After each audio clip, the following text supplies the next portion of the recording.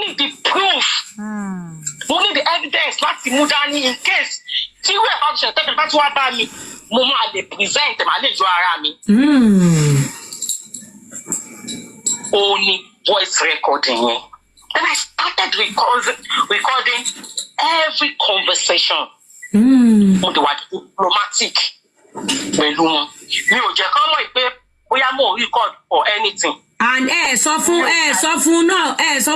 Iyanaduke pé ọkọ ẹ ti pè mí o, ó sọ pé sọ ẹ bá sọ. Iyanaduke o mo fi mo wà diplomatic. Mi ò sọ anything fún wọn. Because mo bá sọ fún wọn, mo rí proof tí mo fẹ́ rí, mi ò ní mú nǹkan tí mo fẹ́ mú jáde. Then, I have so many voice recording on my phones. But we'll try not to protest because even if we feel ilé kan tó tún lè possible kan gbẹ́rù wọn sílẹ̀. Àwọn ọ̀rọ̀ tí kò dá tí kò ṣe máa gbọ́ létí. Yes, tí wọ́n ti sọ, but wọ́n push mi. Wọ́n ẹ̀mí pé téèyàn bá ti súnyàn tó bá súnyàn. Then tó bá léyàn bá súnyàn tó bá wà dí ojú padà. 100%. Ó ní nǹkan tó ṣẹlẹ̀ yẹn. Ṣé wá rí nínú ọ̀rọ̀ yìí náà? After mo bẹ̀rẹ̀ sí ní record wọn. So ìgbà tó wá yá wọ́n wá send picture mi sí woman tó máa bá wa gbàdúrà àtọkùkọ mọ́ mi. Wọ́n wá ní. Ta ló send ẹ̀? Wọ́n wá ṣe delete for you and ẹni ẹ tiri ẹni wá pọ̀ pé Aunty Tayo ẹ send picture. Ẹdúró ta ló send picture yín àtorúkọ ìyá yín sí ẹni tó ń bá yín pray ta ni? Mr. Tayo of course. Okay. Iyanaduke. Okay. So wọ́n wá delete ẹni wá ní ẹ send picture ọmọ Moses mi wọ́n ẹ delete wọ́n ní mọ́ mi mo fẹ́ kẹ́ ẹ bá mi wò ó ṣé tó wọ́n lè dà mí. Tó bá yẹ kó lè dà mí mọ́ mi ìtẹ́ bá lè ṣe pé gbogbo nǹkan táwọn ti sọ fún ti máa kúrò lọ́pọ̀lọpọ̀ ẹ bá wọn ṣe. Then woman yẹn pè mí. Woman yẹn wá sọ fún mi pé nǹkan báyìí níyàwó fẹ́ mi pé àwọn tó sọ fáwọn wọ́n táwọn ò bá play along pẹ̀lú ẹ̀ káwọn gbowó lọ́wọ́ ẹ̀ á lọ ṣe níbòmí. So àwọn gba owó lọ́wọ́ ẹ̀ but we are very careful lórí ọ̀rọ̀ yìí. Then mo stop láti máa pick call wọn. Ní February nìyẹn mo stop láti máa pick call wọn. Then wọ́n wá send message to me tó ń pè ẹ́ ò gbé fóònù kìíní kan mo fi voice recording yẹn náà lọ́wọ́. Mo ń pè ẹ́ ò gbé fóònù. Mo fi send voice note tí mo send sí wọn pé mi ò ní problem pẹ̀lú yín Aunty Tayo. Gbogbo ọ̀rọ̀ tẹ́ sọ fún mi ó save. In fact ẹ bá yẹ̀ ní àtẹ̀sẹ̀ nípa àjọ jókòó pọ̀ tàjọ ń jẹun. Ẹ má ẹ̀fà rò yí pé mo fẹ́ tú àṣírí yín fún wọn. The only ìgbà tí mo máa sọ ọ̀rọ̀ inú mi síta òun ni tẹ́ bá lọ sí online tẹ́ lọ gbọ́ àwọn ọ̀rọ̀ tẹ́ lẹ́ fẹ́ pamọ́ wọn yẹn. Mo ní máa bọ́ síta máa sọ ọ̀rọ̀ mo ní kíkọ́ ẹ̀rí ọkàn ò ní jẹ́ kí n gbádùn. Go and use those chargers. I'm using it. Then the next thing, and now send for instance, Toun, níbo ọmọ àbúlé dá o. Ṣé bí wọ́n lọ máa mú mi lọ ní alájọ mọ́ I was like, apá mi jábọ́. Mo jẹ́ sẹ́ pé, what is this? Then mo tún mọ̀ pé yes, mo tún wà in mess. Then mi ò bá wọn sọ̀rọ̀ mọ́ lẹ́yìn ìgbà yẹn, mo face family mi. Then mo notice nínú ilé mi tí mo bá sọ oúnjẹ fún ọkọ mi máa ní kí n taste ẹ̀. Wọ́n gbé kí ló ṣẹlẹ̀ ọjọ́ òní ẹ bẹ̀rẹ̀. Wọ́n máa taste ẹ̀. There was a day mo wá ní mi ò ní taste oúnjẹ yẹn. Wọ́n ní you this fetish woman. Mo ní fetish. Mo ní lọ́jọ́ tó ti fẹ́ mi. Mo ní òórí gbẹ́rẹ́ kankan ní ara mi rí. Mo ní the only ibi tí wàá mọ̀ ìpín mo máa lọ èmi máa ń gba àdúrà. Tàbádùrà gbọ́dọ̀ yàtọ̀ mo máa ń gba àdúrà. Mo máa ń lọ sórí òkè Muslim ni mí. Yes, Barakat lórúkọ mi but mo máa ń lọ sí orí òkè mo máa ń gba àdúrà. Mi ò lówó tí mo fẹ́ fi ṣoògùn. Àdúrà ni mo lè gbà. Àdúrà tí mo bá dẹ́ gbà ó máa gbà tí mo bá fún olówó kan máa gbà fún mi lọ believe mi nìyẹn. Then kí n tọkọ mi sọ yẹn ó yà mí lẹ́nu. Mo máa rántí pé there was a day tí mò ń drive sí cousin ọkọ mi pé mi pé níbo lẹ́wà ẹ street video call mo ní mò ń lọ church ni kí ló ṣẹlẹ̀. Ó chat sí video call mo sì ó pé mò ń drive àti mo ti dé church ó ti pè mí mo fẹ́ wojú yín. ìyẹn àbúrò ọkọ títí yín. àbúrò ọkọ mi wà gbà ọ̀rọ̀ yìí ti bí cousin ọkọ mi bí ẹgbẹ́ ìtìlẹ̀ wọn ṣá wọ́n ti àwọn fún wọn lágbà tàbúrò wọ́n pé ọ̀rọ̀ yìí ti ń ṣe wọ́n rántí pé ní òru ọjọ́ yẹn àbúrò ọkọ mi send message kan sí mi ó sọ fún mi pé ọlọ́run máa inú kan yín ò ní pa yín ọlọ́run máa bá mi kó yín máa bá mi protect yín but mo kàn ṣe àmì mi ò mọ nǹkan tó mì mo ti bẹ̀rẹ̀ sí ní ìwẹ̀ pé kí ló ń ṣẹlẹ̀ gangan you understand mo wá pè ẹ̀gbọ́n ọkọ mi tàbí mo pè ẹ̀gbọ́n ọkọ mi ní Káyọ̀dé ni mo wà fetish kìnnìkan bẹ́ẹ̀ ṣàgbẹ̀ pé irú ọ̀rọ̀ burúkú wo nìyẹn ó ṣe máa lọ wà fetish kìnnìkan then after then mo kàn sùn ní òru ọjọ́ yẹn ni then ọkọ mi dé bó ṣe wọlé ó discuss business ẹ̀ pẹ̀lú mi pé nǹkan báyìí ló ń fẹ́ ṣe next step òun àdẹ̀jọ sọ yìí fáwọn tó ra ṣàwọn máa wà fún mi lálẹ́ ọjọ́ yẹn mo ní mi ò fẹ́ jẹ ṣàwọn máa pé mo ti ń kùn pé máa jẹ́ lọ́la lẹ́yìn wọ́n ti bá padà wá parí jẹ́ don't get me wrong marriage mi ò wá 100% perfect yes mo kò gbẹ mo kì í ṣe and there is no perfection anywhere. Yes. Then the next thing mo ń pè ọkọ mi àfi gbà látọjú gúgúgú kí n tó lajú wọ́n fẹ́ Fẹ́mi Adébáyọ̀ wọ́n ti fògùn báyé mi jẹ́ wọ́n lóògùn ló fi gba mọ́tò lọ́wọ́ mi wọ́n ní kinní kan ní nínà ìyẹn pọ̀ débi pé ó nà mí wọ kómà ni. Bàbá rọ́ọ̀ṣì mi lọ síta kinní kan ìgbà tí mo máa lajú lóòrùn ọkọ mi fúnlẹ̀ sáájú mi ìyàwó Fẹ́mi Adébáyọ̀ ní for the past 3 weeks tó ti ń bá mi sọ̀rọ̀ òun ló sọ pé òun fẹ́ Fẹ́mi Adébáyọ̀ tó bá ti kúrò lé ọ̀dọ̀ Fẹ́mi Adébáyọ̀ ni ó máa ń lọ. Àǹtí Káyọ̀ wọ́n ní bọ̀ ìwọ́n ọmọ bẹ́ẹ̀ àti ẹ̀dẹ̀ mi ṣe máa ń receive call wọ́n bàbá ń Táyọ̀ máa ń pè mí. I don't want to see you just leave me alone. Then àwọn hospital yẹn wọ́n fẹ́ pọ̀ ọlọ́pàá fọkàn mi nínú family really we are going to sort it. That don't discharge me everything. Ọkọ mi yóò tẹ́lẹ̀ ọkọ yóò kọ́kọ́ wò pé bóyá kò ń bẹ̀rẹ̀ wà tó yá ó dẹ̀ da ogun ẹ̀rú. Kíní kan Àǹtáyọ̀ sọ yìí pé ó léyàn kan tó wà ní UK gan tó ẹ pé tọ́mọ ẹ dé sí lọ́dọ̀ tó ẹ pé ex-boyfriend ẹ tó ń fẹ́ tó ń ṣe kíní kan gbogbo chat wà tìyẹn wọ́n send ẹ̀ sóhun. Subhanallah. Wọ́n rántí pé nígbà tó mọ mi fẹ́ travel gbà yẹn lóòótọ́ ọdún yẹn lọmọ mi dé sí. Ẹni yẹn ò wá fẹ́ kọ́ ọmọ mi dé àjọ Táyọ̀ wá ní kí n máa play along pẹ̀lú ẹ̀ n ti chat sí dọ́dọ̀ àti Táyọ̀ nìyẹn. Ǹjẹ́ mo máa ń fọ́njà pé nǹkan tẹ́ni yìí sọ nìyí kí ni kí n fi dá a lóhùn padà. Then Táyọ̀ fọkọ mi ní gbogbo chat yẹn. Okay. Ó ti yé yín báyìí. No problem. Then mo lọ rí ọkọ mi fẹ́ ṣọ́ra pé ó fẹ́ ọmọ mi lọ́wọ́ mi. Then mo ní láti lọ sí human rights. Àbí Táyọ̀. Affairs. Then wọ́n dẹ̀ bá wa dá sí bàtà dẹ̀ sọ̀rọ̀. Then wọ́n sọ fún wa pé wọ́n need láti dissolve marriage wa. Ipe because gbogbo ọ̀rọ̀ yìí oyè ilẹ̀ ti bàjẹ́ gbogbo ẹ̀yin méjì ẹ̀kọ́ máa nọra yín lọ ni. Kò ní point. Then wọ́n dissolve marriage mi. After then, Táyọ̀ wá send messages ni pé òun bí ní pé òun gbé kọ́kọ́ mi náà mi òun sorry ipò wọn accuse me wrongly àwọn nǹkan tó ń gbọ́ ni mo ní àwọn nǹkan tẹ́ gbọ́ ni mo ní since you have decided to go low I will go lower with you. Mo ní àmì wọ́n ní kí ni nǹkan tí mo ṣe fún yín kí ni mo gbà lọ́wọ́ yín.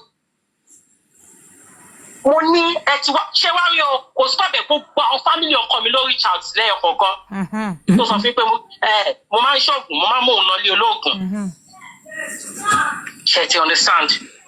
Then àbúrò ọkọ mi wá sọ fún mi pé àǹtí Táyọ̀ dé reach out sóhun òun ló ń fi pè yín ní fídíò call lọ́jọ́ yẹn ipe ó ní ẹwà lẹ́gbẹ́ pé ẹgbẹ́ fm lẹ́wà ẹjọ́ wà lóòótẹ́ báyìí ìgbà tó ń pè yòówù sọ fún ẹ pé mọ́mì fàdù ò sí lóòótẹ́ pẹ̀lú ọkọ̀ yìí chọ́ọ̀chì mọ́mì fàdù wà ó lòun fi dẹ̀ bá padà ó ní then why tó fi lọ reach out sí ọkọ yín ọ̀rọ̀ yẹn ṣàwà mẹ́sì gan mo dẹ̀ fi sílẹ̀ Then over say outsmart me. Nǹkan tó kó bá nìyẹn. Yes, nti mo lè lọ kó bá nìyẹn. Ó wá sáré lọ sọ́dọ̀ àwọn family ọkọ wọn. Àwọn ti tún kà tó ló ń bá àwọn ní gbogbo nǹkan táwọn ń ṣe látọjọ́ yìí. Kò mọ̀ pé mo ní voice recording lọ́wọ́. Then ọkọ mo gbọ́ ọ̀rọ̀ yẹn wá mẹ́sì wọ́n bẹ̀rẹ̀ sí ní mo gbọ́ wọ́n ṣe ń sọ ọ́nù family wọn everything. Ẹsẹ̀ pé mi pé ó ṣe mo dúpẹ́ lọ́wọ́ ẹ̀ o. Then mo sọ fẹ́ fẹ́ mo ní can you please ṣe lè wá bá mi mo fẹ́ rí yín. Ẹ̀yin nìkan ni mo fẹ́ rí. Wọ́n dẹ̀ wá mo dẹ̀ fún wọn ní gbogbo voice recording yẹn. Yẹ́bò. Ẹ wá pé FM pé kọ́ pàdé yín ní ibo lẹ́sọ̀ yẹn. Yes, wọ́n wá sí Ìbàdàn wọ́n wá bá mi. Mo dẹ̀ fún wọn ní gbogbo voice recording yẹn. Ilé mi. Mo ní èmi ò kọ́ ìyàwó yín sí yín o. But ó difficult mi láti máa sọ fún yín pé ìyàwó yín sọ bá ìyàwó yín sọ bá ìyàwó yín sọ bá ṣé dalẹ́rú yín. Ó tó tẹ pè mí tẹ accuse me wrongly. Ó jẹ́ kí n sọ fún yín pé mi ò ṣe but mi ò ní proof láti sọ pé mo ò ṣe.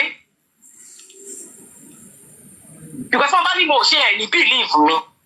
Tó bá mi pé mi àti ìyàwó yín jọ máa ń rìn àdèjọ máa ń sọ̀rọ̀.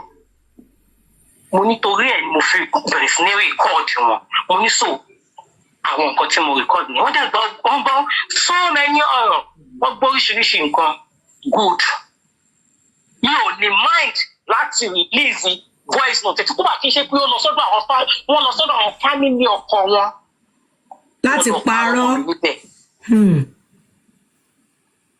Then since then I've been fighting a lot of battle spiritually, physically, mentally. Mental. Kò jẹ́ kí n wà stable. Wọ́n ṣe to the extent pé wọ́n reach out to last born mom sí mi torí pé wọ́n mọ̀ pé yẹn àwọn ọmọ èèyàn lè má níwẹ̀ nínú ẹbí. Bẹ́ẹ̀ni. Get you understand? Wọ́n reach out sí wọ́n láwọn máa fún yẹn ní 2 million naira. Ipe mo ní chat wọn lọ́wọ́ ipe kó lọ mú fóònù mi wá. Kó lọ kọ́ àwọn fóònù mi wá kó dẹ̀ mú àdírẹ́sì mi. Kó fáwọn ládírẹ́sì lé mi. Ìyẹn aládùkẹ́ chat àbúrò ti tẹ̀yìn kó máa fún lówó. Ẹ̀dẹ̀ lẹ́fídẹ̀ẹ́sì ẹ̀ lọ́wọ́. Ọmọ burúkú bẹ́ẹ̀ yẹn láìkó owó wọ́n ti jọ ń fúnra wọn lówó. Ṣùgbọ́n ẹsẹ̀ pé ìyẹn ń gbọ́rọ̀ ó ń rìkọ́ọ̀dù mọ́mì mi ó ń sẹ̀ǹgẹ̀ sí aládùkẹ́. Tó rán ti fún lówó. Pé wọ́n ti fún lówó ọ̀rẹ́ ẹ̀ kan ló wá jẹ́ kémi mọ̀ pé kó dùn ún bọ́ àwọn wà fún lẹ́nu tó mẹ́ pé ó léèyàn kan tó máa ń pè lẹ́kọ̀ọ́ ìyẹn aládùkẹ́ àbí kí ni wọ́n máa ń pẹ́ ní ẹni mọ́mì ìyẹn aládùkẹ́ kó tẹ̀ pé wọ́n tó ń jẹ ó ní ẹni yẹn máa ń fún lówó ibi tó ti ń wó tó fi ń ná lẹ́nu jọ́ mẹ́ta yìí nìyẹn ó dẹ̀ ń sọ̀rọ̀ yín láì dáfẹ́ nìyẹn ó ní ẹ̀hẹ́n then mo sọ mo wá pè wálé mi mọ́mì mi ṣe kàn wá ìṣẹ̀ wá jẹ́ o kò ń ṣe fóònù gbowó lọ́wọ́ wọn bẹ́ẹ̀ yẹn náà òun padà mú fóònù yẹn òun padà ṣe kinní kan mo ní kájíò tẹ́lẹ̀ bá mo consulting tẹ́lẹ̀ bá mo late how far sí àǹtí Táyọ̀ tó bá fẹ́ báyọ̀ tó máa ń dijú báyọ̀ jà ni yes ó máa ń dijú tán báyọ̀ jà ni late tó ti lọ so ẹ jọ̀ọ́ mi ò mọ̀ kò bẹ̀rẹ̀ sí ní drag mi lọ́nà ẹni mo dalé yín rú báwo ni mo ṣe dalé yín rú like how so tí kò àti ṣe pé wọ́n drag mi lọ́nà mo ò ní ever ẹ̀sọ́ ẹni ọkọ yín ò kì í fún yín lówó kò sí nǹkan tó kàn mí o bọ̀ pẹ̀lú nǹkan tí mo mọ̀ pé ọkọ wọn ṣì ń fún ọmọ wọn ní 800,000 naira monthly. Wow. Láti ìgbà tí wọ́n ti jà yes monthly ọkọ máa ń fún wọn. Nígbà tí wọ́n jà yẹn náà gbogbo táìmù orí pé wọ́n jà wọ́n kẹ́rù kó tó gbọ́n bá má rè tèmi náà jẹ mo mọ̀ pé wọ́n lọ sí India mo mọ̀ yẹn.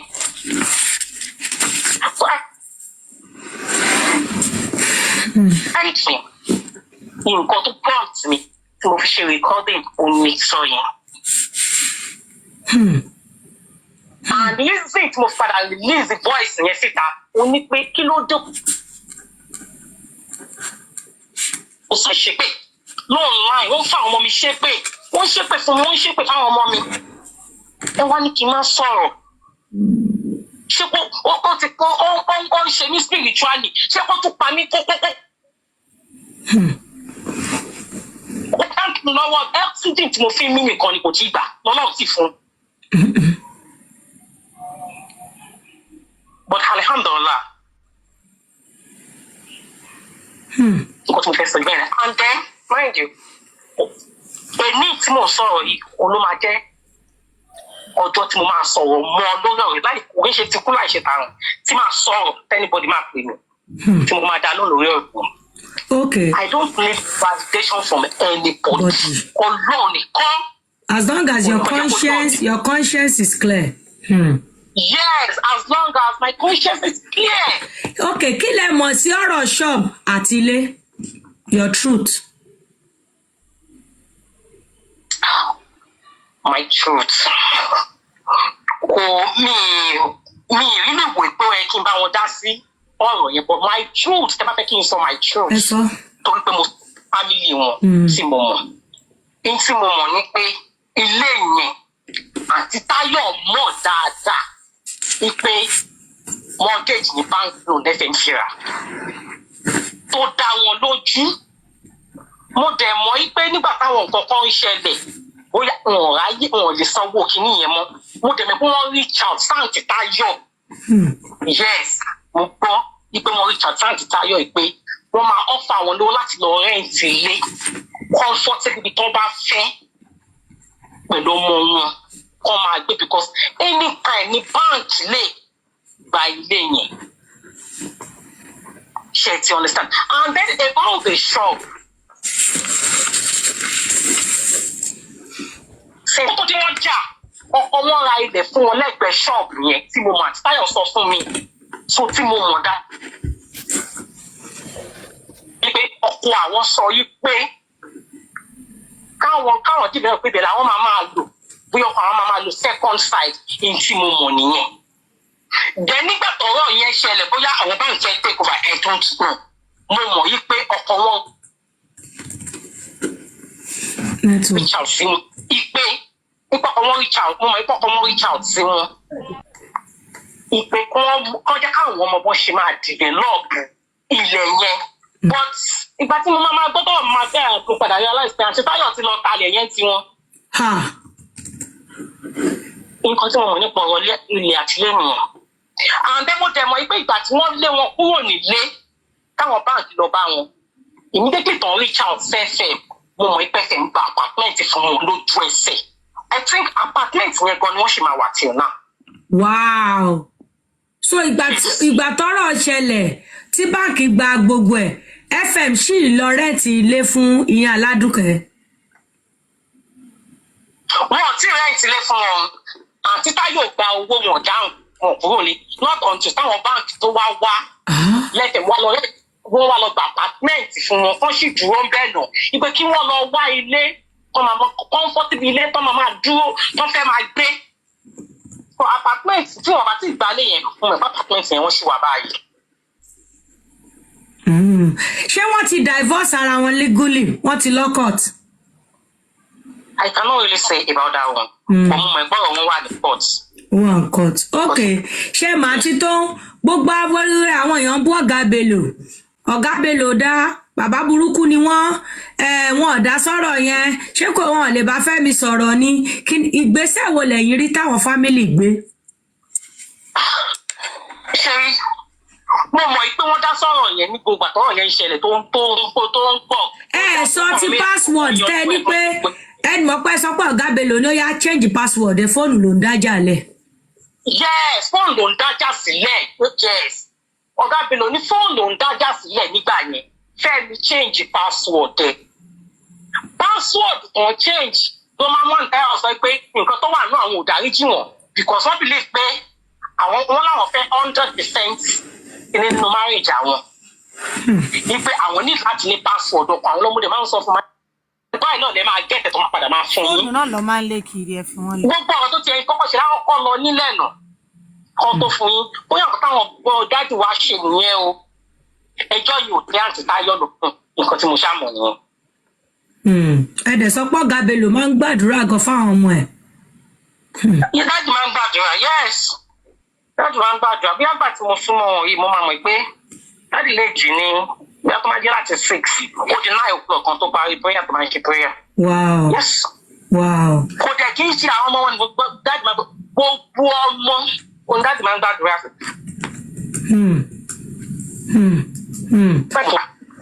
Then ó ní nǹkan náà tẹ́ sọ fún mi tẹ́lí pé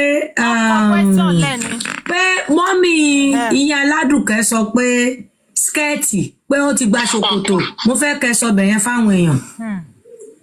Ipe wọn ṣe kí ni. Pé lóòótọ́ skẹ́ẹ̀tì ló wà nídìí Fẹ́mi tẹ́lẹ̀ bó ti gba ṣòkòtò ẹ̀. Yes, mọ́mì because Aunty Tayo accuse mi pé mo dalé àwọn rú. But mọ́mì wọn lè lọ tọ́dọ̀ yọ ọkọ wọn láti lọ máa bẹ̀bẹ̀ pé àlóòótọ́ mo gbà pé skirt ló wà nídìí Fẹ́mi tẹ́lẹ̀. Ìyá ìyàwó ló ń sọ yẹn pé mo gbà pé skirt ló wà nídìí Fẹ́mi tẹ́lẹ̀. Ìyá ìyàwó ló sọ bẹ́ẹ̀ fún ìyá ọkọ. Please, I need to go. Thank you. Okay, ẹ ṣé gan Sato. Thank you. Ọ̀rọ̀ rẹ o. Ẹ ṣé o.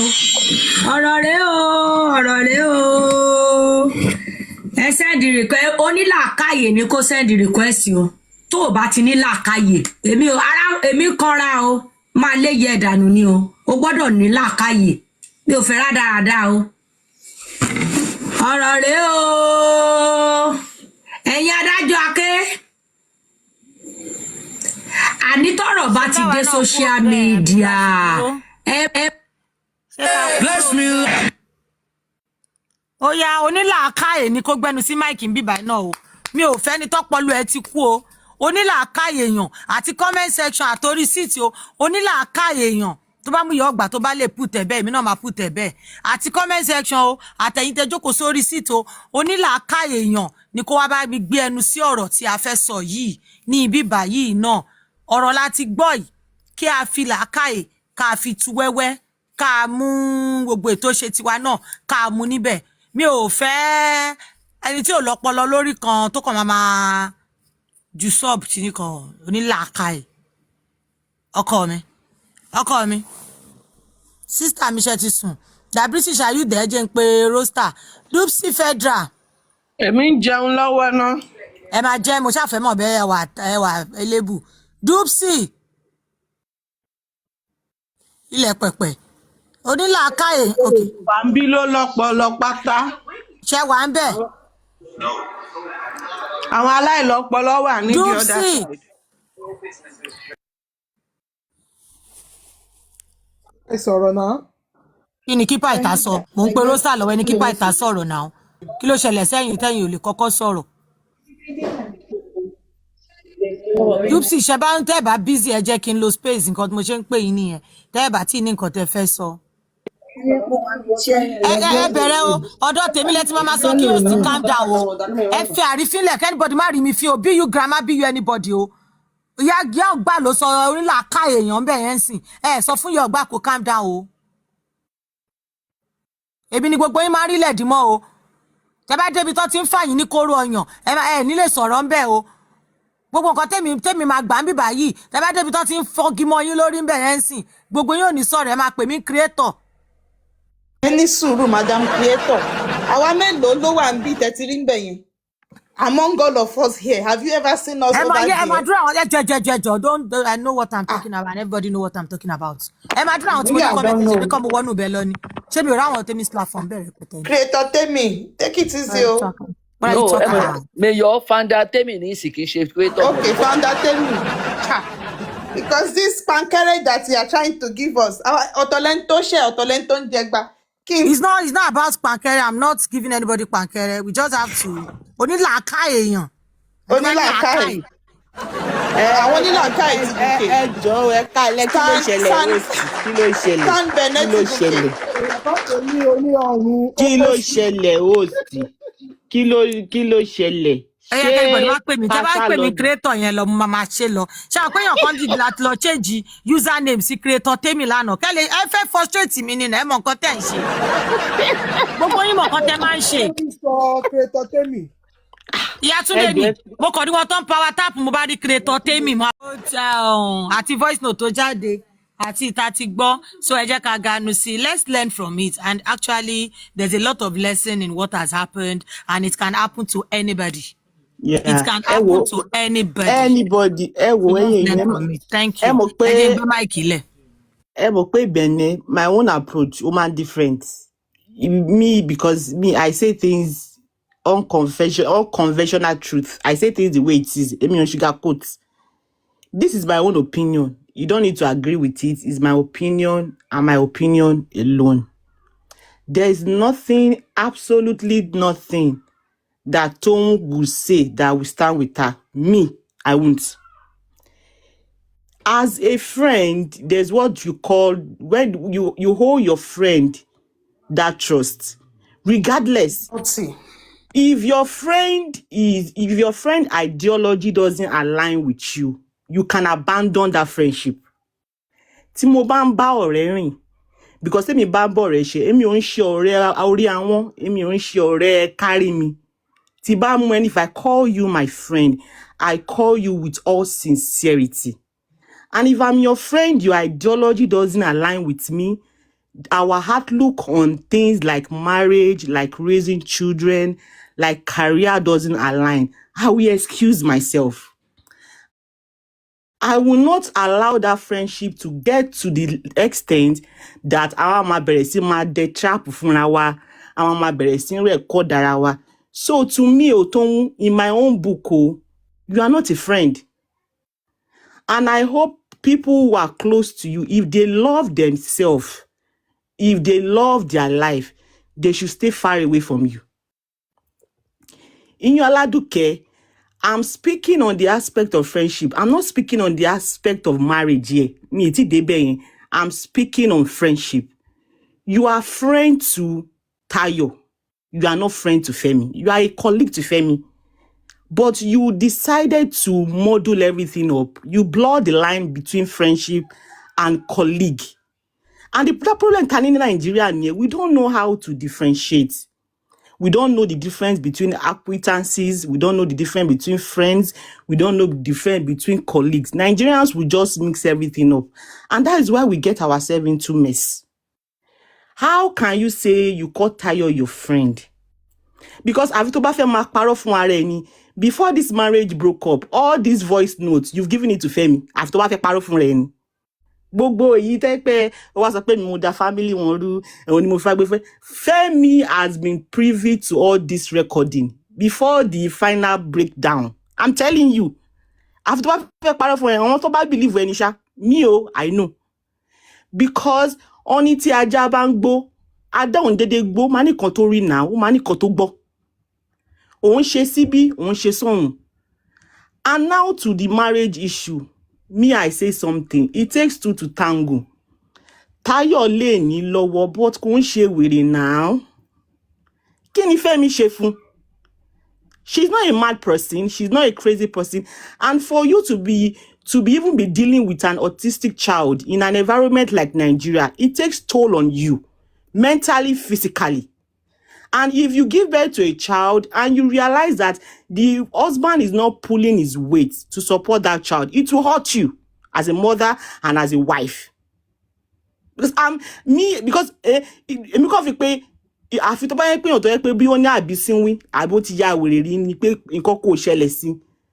we've seen when these people started, we've seen the love, how she cared for her husband, how Femi to reciprocate. And when the child came, we saw the changes, we saw the dynamic change. So if you are saying a woman is insecure, the man must have put himself in that position for the wife to feel insecure. What is Femi doing that is making Tayo to be insecure? That's the question we should be asking. Is he giving her the assurance? Is he giving her the undiluted love? Is he giving her the attention? Those are the questions we should be asking. I will never support all what Tayo said, not in this life or the life to come. But there should be story behind it. What led her to that point? And as for you, Tayo, I hope women will learn from this. women learn self-preservation. I emphasize it all the time. Self-preservation. Learn to decentralize yourself from your husband. You can drag me, I don't care. You can call me whatever it is. That's your business. Decentralize your life. Don't let your life revolve around your husband, because your husband is human. Ẹ̀jẹ̀ ló ń flow lára ẹ̀. You are not married to a perfect person. And if you decentralize yourself, you will not find yourself in this position that Tayo find herself today. Don't allow a man to drag you to a point of no return, whereby you will look in the mirror, you can't even recognize yourself. Learn to walk away in a healthy manner. Don't get to the point whereby you start to cross boundaries. You start to blur the lines. Don't let a man take you to that point. It's not worth it. Don't let friends take you to that point. Don't let husband take you to that point. Not even your children. Take yourself first. Self-preservation, don't negotiate it. Because once you negotiate it, there might not be a comeback anymore. Because Tayo is messed up now. Because when you listen to the voice notes, you could hear the hurt. You could hear somebody who is on the path of self-destruction. She's ready to destroy herself. She's ready to destroy everything in her pathway. And she allowed herself to get to that point when she could have just walked away. So gbogbo wọn ló lẹ́bi o, inú gbogbo kìíní kò sí ìtọ́wọ́ ẹ̀ mọ́. I've spoken about friendship. Toun, on the part of friendship, you are an absolute disgrace. To be honest, you and Tayo, your friendship was built on lies. Ẹ jọ ń parọ́ fúnra yín ni. Ẹ jọ ń parọ́ fúnra yín ni. Tayo was not sincere. Even you were not sincere to her. And that is why ó wá di pé ó ṣàfẹ́rí fáyán, ó wá ṣàtẹ̀rìnà kò fádìyẹ. Ìwọ ni ó máa gbọ́rọ̀ lẹ́nu Tayo. Ìwọ ló máa gbọ́rọ̀ lẹ́nu Fẹ́mi. How can you be fair?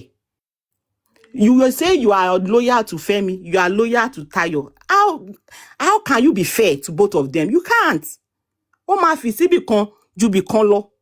So èmi ò fẹ́ mọ story tó fẹ́ sọ. Èmi ò, in my own book, Toun ẹni tí yàn sá fún nìyẹn. And if people that are close to you, if they don't learn from Tayo's story, I don't think they can ever learn. Mi rò bẹ́ẹ̀ o, and tó bá ṣe fún Tayo, if you think you are immune to it, then you are sitting on a long thing. And please, ẹ jọ̀ọ́, Femi, whatever it is you and your wife, whatever nonsense tẹ́ bá jọ ń ṣe, don't involve the children. Don't involve that boy. Ọmọ yẹn wáyé tiẹ̀ ni, don't take it out on the boy. Autistic children, if you can give them the good support, they end up being genius. Academically, they excel. Being an autistic child is not the end. If you give them the necessary support, there will be something you'll be proud of. That somebody is autistic doesn't mean they are dull. It just means their outlook on life is different from the norm. It doesn't mean they are waste products. It doesn't mean they are, no. But you know, in the Nigerian community now, because from what Tayo said, I pinpoint, she said when Femi is taking out the children for traveling, he leaves that boy behind. Which mother is not going to get hurt by that? Now. Considering the fact that there is a stigma from the community, from the family members, from friends, and the father where Tayo feel a child should find solace is leaving him behind. Talo ni react. Come out for a sure arawaro. Who is not going to react? And so pé ma ba gbogbo nǹkan jẹ́, ṣé kò nífẹ̀ẹ́ Fẹ́mi ni? Ṣé bí wọ́n ríra wọn fẹ́ra wọn now? Ṣé Fẹ́mi ó ṣe dáadáa sí ló kọ̀ dédé jí láàárọ̀ tó ní pé òun máa bàjẹ́? Ta ló máa rí ibi tó tutù? Ta ló máa rí ibi tí ọkàn ẹ̀ balẹ̀? Á dẹ̀ ní òun fẹ́ ba bẹ̀ yẹn jẹ́. In all, I wish them well o. I wish them well. Ọ̀rọ̀ tèmi ò jù bẹ́ẹ̀ lọ, ẹ ṣé o. Sister Bene, before I say anything, Thank you. Before I say anything, can I just say to us here that we all don't have to agree on the same topic all the time. Opinions, we differ. We speak on things based on our experiences and the things we've encountered. So let's let's get that right. We're gonna still have other topic.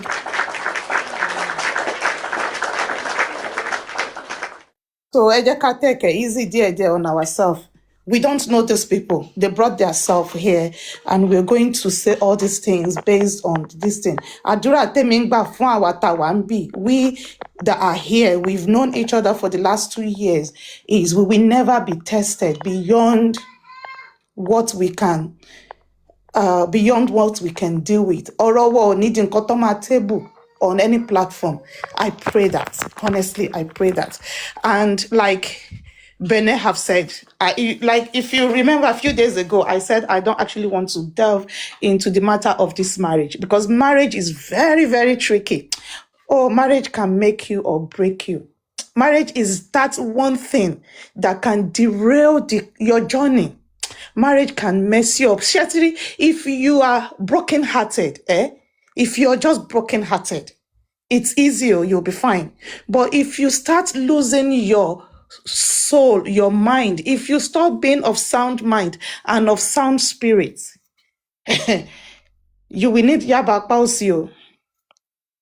That being said, to Tayo, let me say something. And to women that are like Tayo, if you're going to marry into a family like the Bellos, they are an extended family that acts like one.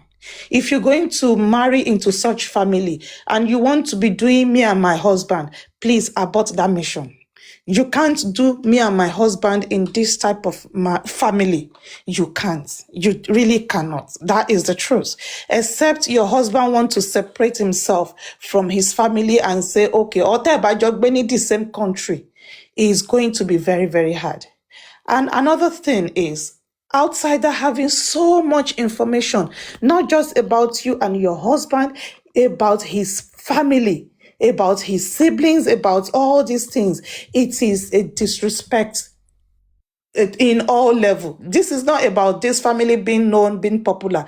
It is a disrespect. And another thing is, when you're angry, please, please, and please, I beg you, if we're not taking anything from all this, and learn lati kurawa nijanu. The tongue is a mad weapon. It's a horrible weapon. When you are angry, learn, breathe in, breathe out. Count 10 to 1. Ẹjọ́ mo bẹ̀ yín ni. Anger will make you do things that when you reflect, Shetrini Loyimbo, one man, I think, go and write a reflection. Reflection is, okay, this has happened, I've acted this way. On reflection, if this happens again, will I have done it the way I've done it? Will have been a way to do it in, just to see if I can do it in a better way. That is what reflection is. Toun was not a good, Tayo is not a good wife or a good woman. It's easy for me to say because I'm talking from a place of privilege. I haven't walked in her shoe. I am not going through what she's going through. So I'm saying it. All the outbursts, all the anger, all the things, misplaced priority. She misplaced her priority. And yes, like my sister said, if we do not deal with the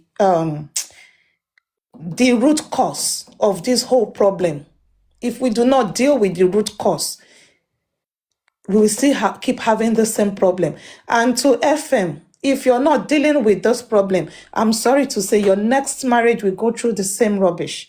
That is a fact. Most women want to be with their husband. That is the truth.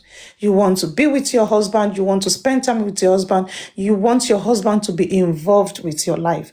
If they are not involved, especially when having a special need child, the time they're supposed to spend to seek for therapy, to look after this child,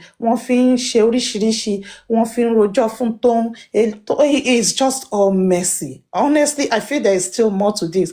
Toun, I beg you, so that Amari Mumi and to Toun, Toun, you are a horrible friend. Oh, you're evil. You're evil. No friend should ever go through this. If, like Bene said, if I'm your friend, if our vision, our orientation, our thoughts does not align, you should not be friend with that person. You don't need to keep receipt. The joy jao. Don't call it friendship. Oh. There is not a must.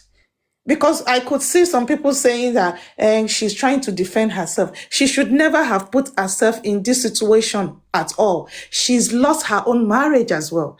She lost her. So this is not one home that has been destroyed. 2 homes have been destroyed because of this foolishness, because of this madness, because we are only looking at Tayo's point of view. Toun's marriage too has been destroyed. She invested so much time in the bellows, and I don't blame her husband. As much I will never ever accept physical violence or any form of abuse. If everything around you revolves around the FM and the bellows, and you are married to me, I will ask you as a husband, Tani ọkọ ẹ nínú èmi àti FM. Because if you have so much, if you're so privy to this family, when do you have time to look after your home? When do you have time to look after your husband? So it's a very, very terrible situation, and it's so sad. And to our ladies, please, look, the men knows what they want to. Femi has moved on. And that marriage, to me, I don't think they should. That marriage is over. Honestly, that marriage is over. Tó bá ti mú orúkọ ọkọ ẹ lọ sí ilé ológun tó ti mú lọ sí kinní, kò fẹ́, ọkùnrin ò fẹ́ gbọ́ nǹkan kan o. Èmi gan ò ní gbọ́ o as obìnrin o wípé ọkọ mi mú orúkọ mi lọ sí ilé ológun tí ò dẹ̀ sọ fún mi. Which PA that is married, Mommy Yemi, there's some things that work should be left at work. When you're at home, if you want to be a PA to another married man, be a PA. Does being a PA involve you taking the wife? Okay, is that part of her job as well? Can we not differentiate our job from our home life, from friendship? And like Bene said, your husband's colleagues are not your friend. And I'm saying it again, your husband's friends are not your friends. Find your own friends. Siwaju, they are not your friends. There is what they call loyalty in friendship. Ejo, my husband's friend, once more over 40 years ago, they are not my friends. We have mutual respect. They are not my friends. Even tán bá blame ọkọ ẹ níṣejú ẹ, tán bá lọ sí ẹ̀yìn, they say something else. Yes, because from Wendy sees, because most of them do not have wọn ò ní ìmọ̀. Tẹ́ bá wo gbogbo nǹkan tó ṣẹlẹ̀ yìí, wọn ò ní ìmọ̀ ni. Mo ṣe sọ pé time tó yẹ kán fi máa seek therapy fún ọmọ tó wà lọ́wọ́ wọn. So that kò ní di nǹkan tí ò yẹ kó dì, because àti kékeré nílùú yìí, ọmọ tó bá ní special needs, you start molding, you start teaching. There are a lot of high functioning autistic kids, a lot and lot. But when they leave, it's time to come and fi wá solutions to problem wọn. Wọ́n fi ń ṣe òṣì káàkiri. Tó bá yá àwọn people yẹn wọ́n láwọn kàwé, mọ̀ pé being neurodivergent is a genetic something. It's not. Sister Temi ẹjọ ẹ má bínú. Ẹ gbọ́ ṣé Wunmi Ayaladuke yẹn ṣó ti marry? Is this not her first marriage? Has she been married before? It's not. Omobola is saying she was married before. I said no. This is her first marriage. She was now. married before, yeah. This is her third marriage. Third marriage. Only ríra mú nìyẹn now. They are both. Yeah, submission, shaky, so that other people too can give submission. Okay, anyone ready to talk? Are you done? Yeah, it's Sis mi gẹ́jọ́ kẹ́ tó lọ, mo fẹ́ receive call ọ̀rọ̀ tèmi ò ní pọ̀. Ẹ má bínú ẹ jẹ́ kí mi sáré sọ̀rọ̀. For my own understanding, faults tèmi ọ̀dọ̀ Tayo ni, which is the wife. Number one, she actually wants that friendship because of my monitor ọkọ ẹ̀ káàkiri. It's a no-no for me. She wanted that friendship with Toun because of my monitor ọkọ ẹ̀ káàkiri. àwọn obìnrin ń ṣe dáadáa. Mo fẹ́ mọ bó ṣe rìn. Tẹ́ bá ti lọ sí location, ta ló wà pẹ̀lú, ta ló ṣe, òun ló wá friendship yẹn. Kò bá ti fi rẹ̀ sí ipò ìyàwó ọ̀gá. Olórí ní ìyàwó ọ̀gá. Ọ̀gá ni o. Òun ló gbéra ẹ̀ wá sílẹ̀. Because nǹkan tó jẹ́ ń wá ni. Ìwàkuwà tó ń wá ló jẹ́ kó rí ìrìkúrì. 1 point. Second one tí mo fi máa sọ ni pé èmi ò tún ní fault Toun tó bá jẹ́ pé ṣàn pé mò ń fi sí o tó rà lè sọ bóyá ó parọ́ o ọ̀tọ̀ọ̀tọ̀ o tó bá jẹ́ pé òun náà ṣe gbogbo nǹkan tó ṣe yẹn ó destroy marriage Toun. Ẹ má jẹ́ ká àti sọ pé mo fà lé Ọlọ́run lọ́wọ́ ó máa le o.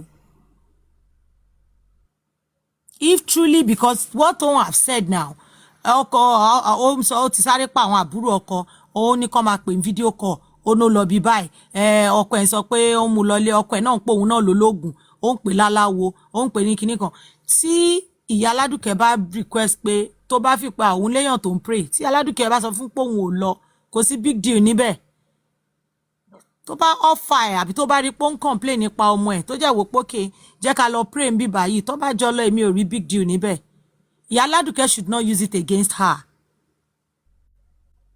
What I know with what she has said, ọ̀rọ̀ tó sọ là ń judge lé lórí o. Tí Aládùkẹ́ bá bọ́ta lọ́la tó bá sọ something different, we might go with that. Help ló ṣe fún ẹ, oore ló ṣe fún ẹ. Kíní kan ṣe mí, mo jẹ̀ ní church kan o, tán ti ń gbàdúrà o, wọ́n wá mú ẹ lọ tán, o wá ń paint as òun ló gbé ẹ lọ, ibi tán ti sọ àṣírí kan fún ẹ, òun tọ̀nà ọ̀rọ̀ upside down. Tó bá jẹ́ pé nǹkan tó sọ o, Ìyá Aládùkẹ́ did all that to her, then I don't think I have any reason to blame her. Thank you, everybody. Who tell you not to clap for Exactly. Iṣẹ́ tó pàtẹ́wọ́ fúnra yín nítorí kò Who tell you not to clap for yourself? Ẹ jẹ́ màmá ní mò ń pàtẹ́wọ́ fúnra mi. Did not clap for me, oh. Did not clap for me, oh. No, na me and Mayor own I join together. Guys, let me quickly give my submission. Please. Yeah. Queen B, I've been here and I waited for you. Queen B, ẹ̀yin máa wá sókè ẹ máa ní F1 to please every time ẹ máa ń busy ni Queen B. Ẹ jẹ́ ká tó lẹ́yọ̀ kọ̀ọ̀kan àwọn náà ló wà ń ń gbàgbé ọ̀rọ̀ ni màmá Paper ẹ kọ́ sí paper. ó dàbò ti gbọ́. Exactly. So Sherry, èmi ọ̀rọ̀ mi mo máa pín láwẹ́láwẹ́ ni ẹ má bínú kò ní wá faster like you expect. And I will take it first from the angle of allegiance. I will talk about loyalty, even this very loyalty we're talking about, and boundaries. First, and I'm going, in fact, Kanimoti sọ̀rọ̀ before saying, no matter big pay àtijọ́ rò papọ̀. I am going by what we have out there on social media. Tó jẹ́ pé bá ṣe gbọ́ la ṣe ń lọ pẹ̀lú ẹ̀. So talking about allegiance, according to Toun, jẹ́jẹ́ ló wà tí Tayo reach out to see on Instagram. That's red flag number 1. Kí ló ń wá kiri tó reach out to see on Instagram. She is not your friend. When we talk about allegiance, she owe allegiance sí FM tó ń bá ṣiṣẹ́ than you. So if you are not sensible enough as a woman to know that there are some certain boundaries you should never cross, then the joke is on you. If we are talking about loyalty, gbà fún múrí mà ní gbà fún gbàdá. How are you expecting a loyalty that you did not give? If you are the first to rattle me out, according to Toun Motunso, you rattled me out to the point that my husband had to lay his fist on me and whatever, yada, yada, yada, yada. At that point, whatever loyalty you think I owe you, cease. Yeah, some people will say they are matured enough. That is on them. Even I, Timon Soroyi, I'm not going to promise you a loyalty that you did not give me. I will not. So it's not enough for us to think that, well, everyone is entitled to their opinion. So I would, let me rather personalize it now. I would not say that, oh, you are not a friend or you are a friend. Friendship goes both ways. Tí wọ́n ò bá ti kọ́kọ́ mọ̀ pé kò yẹ kó bá mi ṣe friend, ìpè ọ̀gá mi ibi tí mo ti ń jẹ màá protect ẹ o. Ibi tí jíjẹ mímu mi ti ń wá máa protect ẹ. So tó o bá tiẹ̀ ti kọ́kọ́ ní sense yẹn ná, o ti gbá 0 against me ná. So if along the line you now moved stupid, ìwọ tó mọ̀ pé o ti ṣe gbogbo nǹkan tó tó yẹn sí mi lọ́wọ́, àtijọ́ ní àṣírí lọ́wọ́ ara wa, ṣé kò yẹ kí ngbà tán bá ní táwo ò bá gbé awo nígbọ̀wọ́, awo máa tẹ́, awo máa yà, nǹkan tó ń sọ nìyẹn, cover me make I cover you. So ìwọ ló ti kọ́kọ́ rátùlẹ̀ out, tóun náà bá dẹ̀ rátùlẹ̀, yeah, all is fair in war. And when it comes to boundaries, kí ló ṣẹlẹ̀ tí àwọn èèyàn ò lè understand, tí wọ́n lè respect boundaries? Dàbí tí ṣe jẹ́ má bínú pé mo interject yín. This rattle me out, rattle you in, I don't understand. Do you think it's proportionate? The one Aladuke has done and the one Toun had done, if you had to do comparison, is it proportionate? Husband and husband. No. I'm talking about bringing their shit to the public.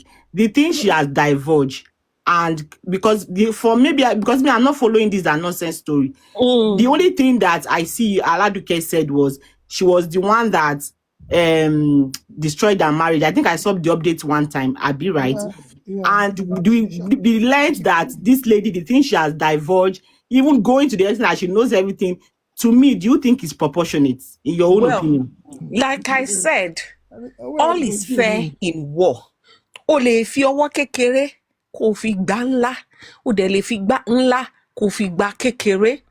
So when women just be when we talk about being proportionate, I am not going to invalidate Olatoun's feelings and experience. Òun ló mọ bí tán ti bá dé, òun ló mọ extent. I don't even know how all of this matter came out to start with. Me mọ bó ṣe bẹ̀rẹ̀ sí ní butter, but I would believe that bóyá láti side your color or thing that whatever it is, I don't know how it came out. Olaladuke ló kọ́kọ́ gbé wá sí social media. Aladuke fúnra ẹ̀ ló kọ́kọ́ gbé wá. So Sherry, I've not even gone into the things that was said in that record, you know. We're still even talking now about loyalty, allegiance, boundaries and all. So, but tí o ti gbé ọ̀rẹ́ ẹ nígbọ̀wọ́, má expect pé ọ̀rẹ́ ẹ máa gbé ẹ nígbọ̀wọ́. You cannot expect your friend to be good to you if you are not good to your friend. So yes, ẹ wo àwọn ọ̀rẹ́ tẹ́ máa ń yàn, ẹ dẹ̀ wo irú ọ̀rẹ́ tẹ́yin náà jẹ́. Don't expect what you don't give. So if for whatever reason o move foolish pẹ̀lú ọ̀rẹ́, expect, in fact, because of this matter, I was telling my friend Money, injọ́ tí mo bá move stupid, jọ̀ọ́ torí Ọlọ́run bá mi move foolish raised to power 2. Because it would never be me. I would never be that one who first goes out to go and, I mean, I'm too mature to settle my shit within the house than go that route. But I told my babe, I said, if ever one day I wake up and I act foolish, then raise it to power 2 for me. I give you that go ahead. But British, don't you think the Bellows family, they were already privy to this voice notes even before the public? That's not my own interest, because I am not going to step out of line of what we have. It's wrong, Sha. It's wrong anyway.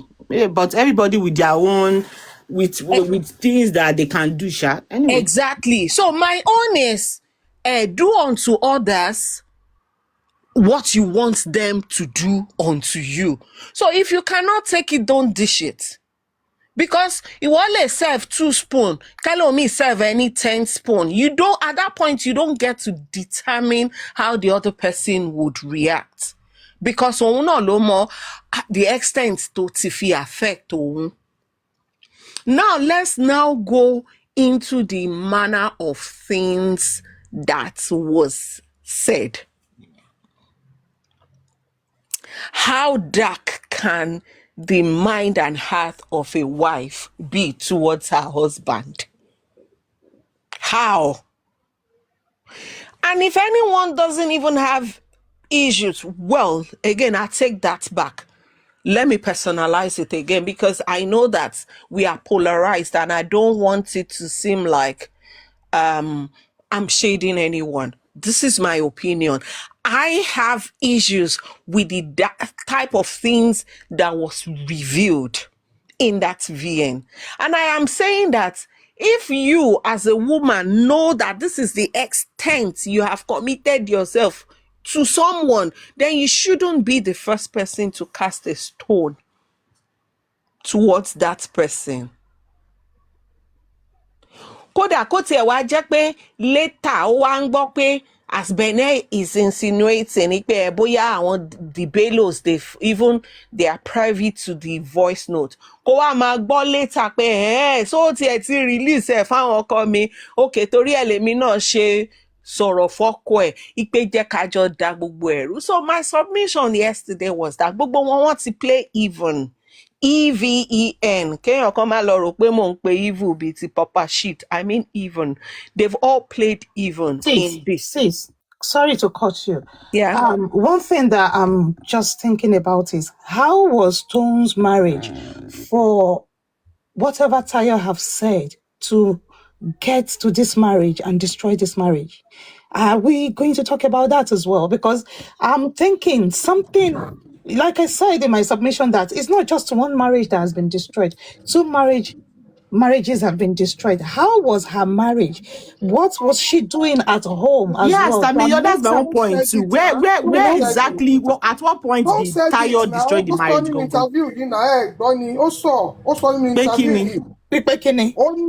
Only Ayaladuke ti reach out sí ọkọ òun. Mommy, hear me? See, there are things that you can never tell my husband that he will ever be from an outsider. This is what I'm asking. Let's take it as Sherry, sorry, Emma Jeka Gbamora Leno. So that it's just a submission. Kelo mi no le soro. Sherry, my own, which is my principle, even with this Mohbad issue, I don't go beyond the realm of what is in public domain.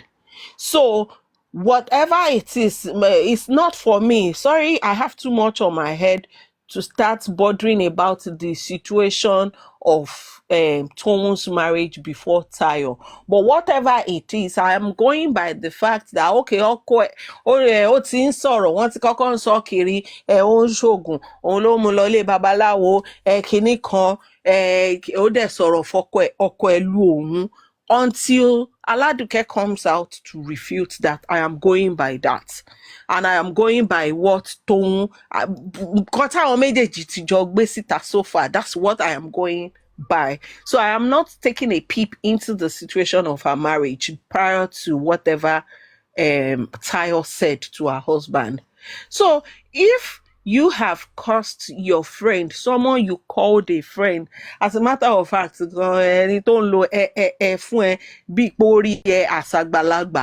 if you are the first to go and cho that it affected her, then you don't get to determine how she reacts.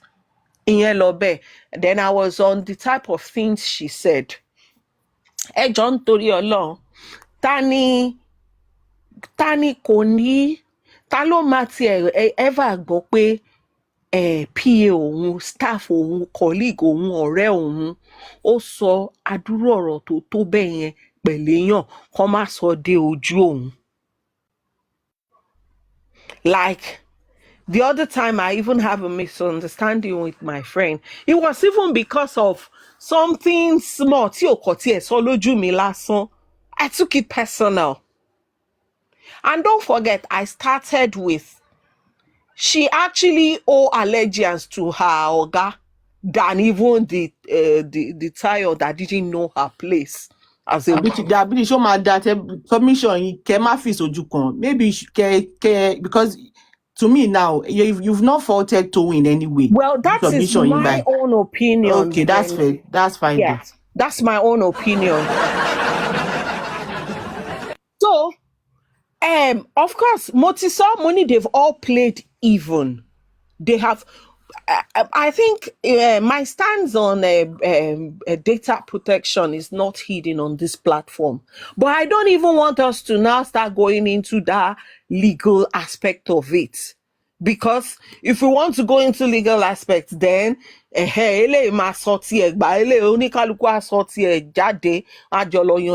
court. But unfortunately, we now live in an era and a time where social media is even the fastest place where people get redress than in the courtroom. So, do I support breaching data as in communication with your friend? I don't support it. But unfortunately, this is the era where we are now. And if she feels that she wants to protect herself until anybody is now taking it up legally, we're talking about the moral, on the moral grounds, the morality of what is on ground. And move with people the way you want them to move with you. That's my submission on that. And on what was said, I find I have every issue, I find everything wrong, everything dark, everything evil about her utterances. Àwọn kan wá ló ń bínú ní nítorí ó ń bínú even in that VN you were saying that rí nǹkan kan pẹ̀lú Fúnkẹ́ Akíndélé, but you came out to make suggestive allegation against her. You would not stop at anything to ruin the reputation of people, ruin their name, defame them, malign them, anything. That woman is suffering from obsession. She's obsessed. She's insecure. And I'm not even going to make excuses for it's because she's having a clinical child, the husband is cheating. If your husband is cheating and you can't deal with it, leave. The last time I checked, cheating is still a deal breaker for some people. But you don't have to go on a destructive mission. Because at the end of the day, you are responsible for your reaction. You are responsible for whatever you do. Bóyá òótọ́ ni, bóyá irọ́ ni, tó bá lóun fẹ́ yanjú àwọn ọmọ yẹn náà lóòótọ́, torí wọn yanjú, tó bá yóò bá mú ẹ, ṣé tọ̀run ò ní mú ẹ, you will now tell God pé it's because he was cheating. No, now, ẹ jẹ́ ká kọ́ra wa ní self-preservation, ẹ jẹ́ ká kọ́ra wa ní restraint, ẹ jẹ́ ká kọ́ra wa to handle situations not from the place of emotions. And if you are not able to do that, then you are not ready for marriage or any form of relationship at all. So inú ló bí mi ni mo ṣe ní mo máa ṣe. Ẹgbẹ́nulé self-preservation yẹn for so that people can really understand it, because to be honest, that if you don't take anything out of this whole thing, you see that self-preservation, diabetes expatiate, so that people at the back they can hear, as a woman, as a wife, even as a husband, go self-preservation. Yes, it's really important, because if you think about that, if you preserve yourself, in fact, you will be mindful of the type of association you keep. You will be mindful of the type of things you say. You would be, it will guide you. It would guide you in so many aspects of life. You will not be the one say, I'm volatile like that. Then we will now be making excuses for bad behavior. Well, thankfully, I don't know any of them, so I don't even owe allegiance to any of them. Even the husband, I think he also moved silly.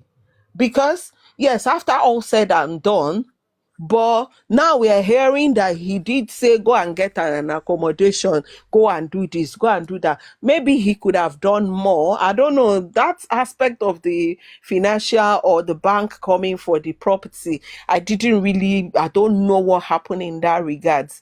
But if we're hearing that he made provisions for you, because we heard because somebody calls him. I mean, how old is she? Is she 22? Because even a 22-year-old will not go about everything you see with your husband. Somebody call, somebody say, and without even trying to go back to one of my sisters who spoke earlier that kò kí ń ṣe wèrè ni. I think tí ìpàdé àwọn obìnrin tó ya wèrè ni o, because I have seen some of them. People who you would wonder that kí la gbé kí lẹ jù. I have not been say reported speech. People that you will be wondering that why kí ló dé tí wọ́n ronú báyìí? Why are you behaving like this? Ọ̀rọ̀ yẹn ò le tó bẹ́ẹ̀ yẹn, calm down. Àwọn tó máa ń dàbí pé nǹkan ń gbé nínú wọn, but of course it is Nigeria. Tó bá jẹ́ pé bí ni irú people who behave like that, wọ́n á ti diagnose wọn. Some of them is anxiety, some of them wọ́n wà bipolar, wọ́n á ti mọrú nǹkan tó ń ṣe wọ́n. Obìnrin, women, I hope you are learning o. Ẹ má jẹ́ kí ọkùnrin kó tì yín dẹ́pọ̀n, ẹ má bẹ̀rẹ̀ sí máa diagnose yín o. Ẹ má jẹ́ kó dé stage yín o. I hope you are learning o. Wọ́n ti ẹ̀jẹ̀ kọ́kùnrin tì wọ́n, nobody, not just. Ọmọ ní pé wèrè ni ẹ́, ọmọ ní bugijẹ ni ẹ́, but ọkùnrin yẹn àwa dúró síbi kan, àwa máa rẹ́rìn, gbọ́dẹ̀ ló máa. Because at the end of it all, is a patriarchy system. Yes. So, see, guys, it's not just about men now. In any relationship, if you can, this is not just applicable to marriage, even friendship. If you cannot be in control, even our ọmọ mi boy ìṣekéré, tó bá ti fẹ́, I'll tell them you have to be the master of your emotions. Don't let your emotions push you into making decisions. So it's not ẹ má jẹ́ kọ́kùnrin tì yín, ẹ má jẹ́ nothing should take away your reasoning. So as far as I'm concerned, they are all even. They've what ti gba draw, bó ṣe máa sọ, gbogbo wọn ti gba draw, so everybody can go home now. Kán dẹ̀ lọ máa leak wound wọn, kò jù bẹ́ẹ̀ lọ. Èèyàn kan ò lu èèyàn kan pa jù kan lọ, gbogbo wọn ti jọ wọ́ pọ́npọ́ mọ́ra wọn lórí, and they all deserve each other. That's it. Thank you. Thank you, Dabuki. Ẹ kálẹ́ o. Ẹ jẹ́ kí mi sọ̀rọ̀ Queen bí ẹ jọ̀ọ́. Àwọn èèyàn wà mí kẹ́ tó gòkè. Thank you. Yeah. Ẹ má bínú. I will start from Eshema. I will start from loyalty. And the British talked about loyalty. In this case, between Toun and Tayo, if you want to say that, I will rather say that Toun is a loyal friend, because she has known Femi, and she has been Femi, I won't say friend, but at least Femi was her boss. Femi was her boss then. And she has known Femi. She has been working with Femi even before Aladuke was married.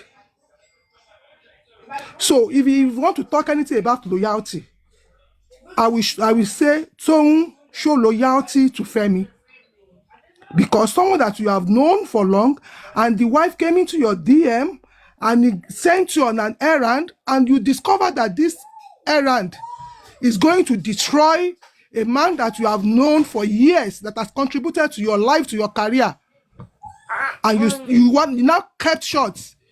That would be the betrayer of the highest order. If she had kept quiet, knowing, being private to all this that Yaladuke had said that she's going to do to her former boss, a man that she has once benefited from. So in that aspect, I will say our loyalty is intact. And also, I'm so sorry, please, Joe, give me 5 minutes. Okay. So another one that I will say is the contents of what was said. Me, I might divert into, who you are is how you talk. Who you are.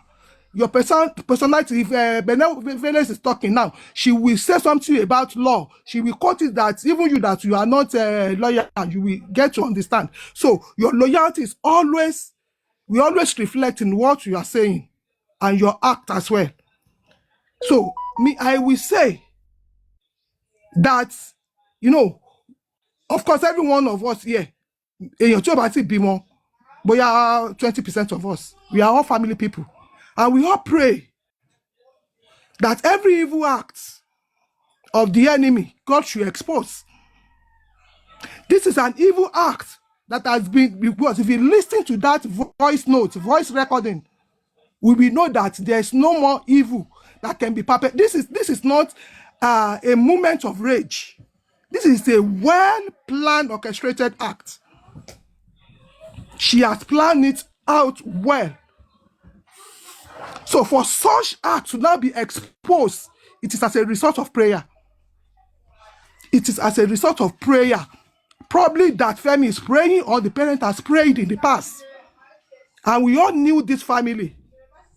As a Muslim, a good one at that, because I've not had any controversy about their faith. So one cannot be so worn out, cannot be so giving out to God. And this will not befall such person. Because if this lady has been able to perpetrate this act, she's not only going to bring down her husband, she's bringing down the reputation that the family has built over the years. So that what God, when God is ready to fight your battle, protocols will be broken. You saying that Toun was recording. When God is ready to fight your battles, protocols are broken. And this is what happened in this case. The Toun lady did not only save Femi, he saved the whole generation of Femi, because it will not kò ní kúrò lẹ̀. Ìkọ́ tí lady yẹn ti plan fún wọn láti ṣe kò ní kúrò lẹ̀. Mo rí àwọn so many pé kò sí nǹkan tí kò sẹ́ni tí ò lè sọ orú nǹkan bẹ́ẹ̀, èmi ò lè sọ, Ọlọ́run dẹ̀ ń jẹ́ kí n sọ.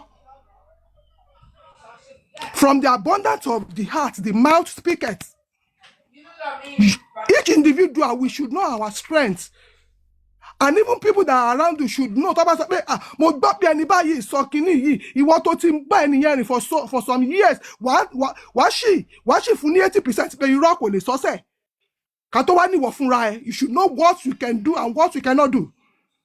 So wípé kò sẹ́ni tí ò lè sọ nǹkan tí ó bá ń bínú, èmi ò lè sọ. Ọkọ mi dẹ̀ mọ̀ pé mi ò lè sọ. Àwọn ọmọ mi mọ̀ pé mi ò lè sọ.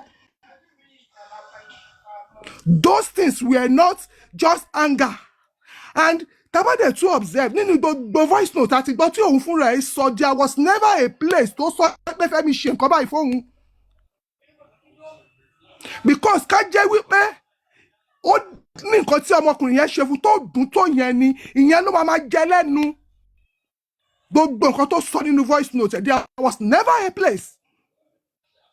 Even ìgbà tí ó tó rò wípé tó tún assume nípe àbí ọmọbìnrin Fúnkẹ́ kó tó fẹ́ Fúnkẹ́ Akíndélé ni gbogbo àwọn èèyàn ti sọ wípé Fúnkẹ́ Akíndélé àti Fẹ́mi fẹ́ra wọn because they once dated and they were in the same industry.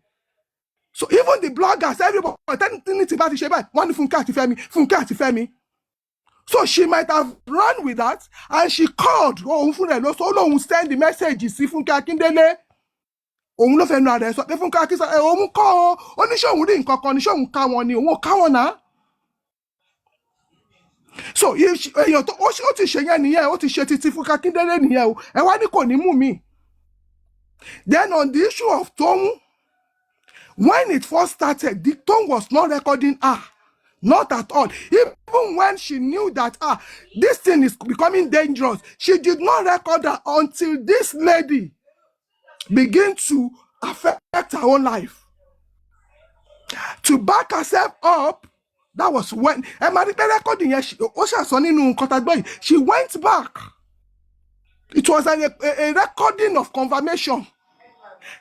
ká jẹ́ wípé out of rage ọkọ ní mind àti ṣe nígbà tí yẹn tún rán létí ó máa ní àwọn màtẹ̀ ti lọ ó ti lọ níbi inú ló bí mi gbà yẹn but kò sọ ó tún àfẹ́ mi ẹ̀ pé that is what I will do ó tún sọ fẹ́ nìyẹn pé àmì ò máa dá bí mo ṣe dá tó ni mo ṣe burú tó mi ò máa dá tí bá ń jà mo máa ń dijú ni she knows what she saying ó mọnú ara ẹ̀ oníkùn ló mọ̀ká ó mọnú ara ẹ̀ everybody knows themselves so tá a bá wá ń kó pọ̀ wípé kò sóbìnrin tí ò lè sẹ́ ọ́ mo ti sọ orú ẹ̀ sọ́kọ mi rí tó bá ti sọ orú ẹ̀ sọ́kọ ẹ rí ó yẹ kọ́kọ ẹ̀ ó sá fún ẹ.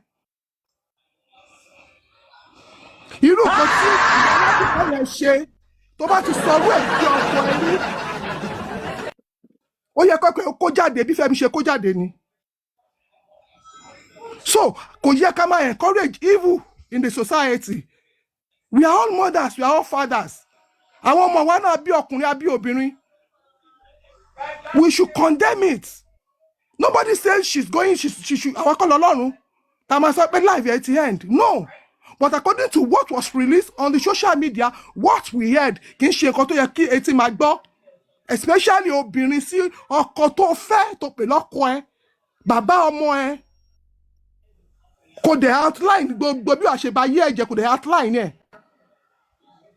Ẹ wá ní Toun àdúrà Bello àdúrà bàbá Adébáyọ̀ ló gbà á pé kọ́lọ́run ó tú àṣírí ibi lórí àwọn ọmọ òun. Ìyá mọ́mí ẹ mẹ́mọ̀ pé ọmọbìnrin mi ò tẹ̀ ní sọ́sítà but èyí tó wà lọ́kàn ó wọ̀ sí ju ti gẹ̀ sọ́sítà ṣé mo ṣá. Ó tọ́ lẹ sọ òun ni mo sọ fún pé mo sọ fún pé from abundance of the heart the mouth speaketh. Àwọn obìnrin míì tí wọn ò ní sọ́sítà wọn lọ́rẹ̀ẹ́ ni wọn lẹ́ni tó fẹ́ sọ fún ni tó bá lẹ́ni tó fẹ́ sọ fún tó bá jọ ń ṣe ó máa jáde because nǹkan tó wà níkùn ẹ̀ ló máa jáde síta. Mọ́mí Yẹmí ẹ jọ̀ọ́ mo tún fẹ́ bí yín ní the same question.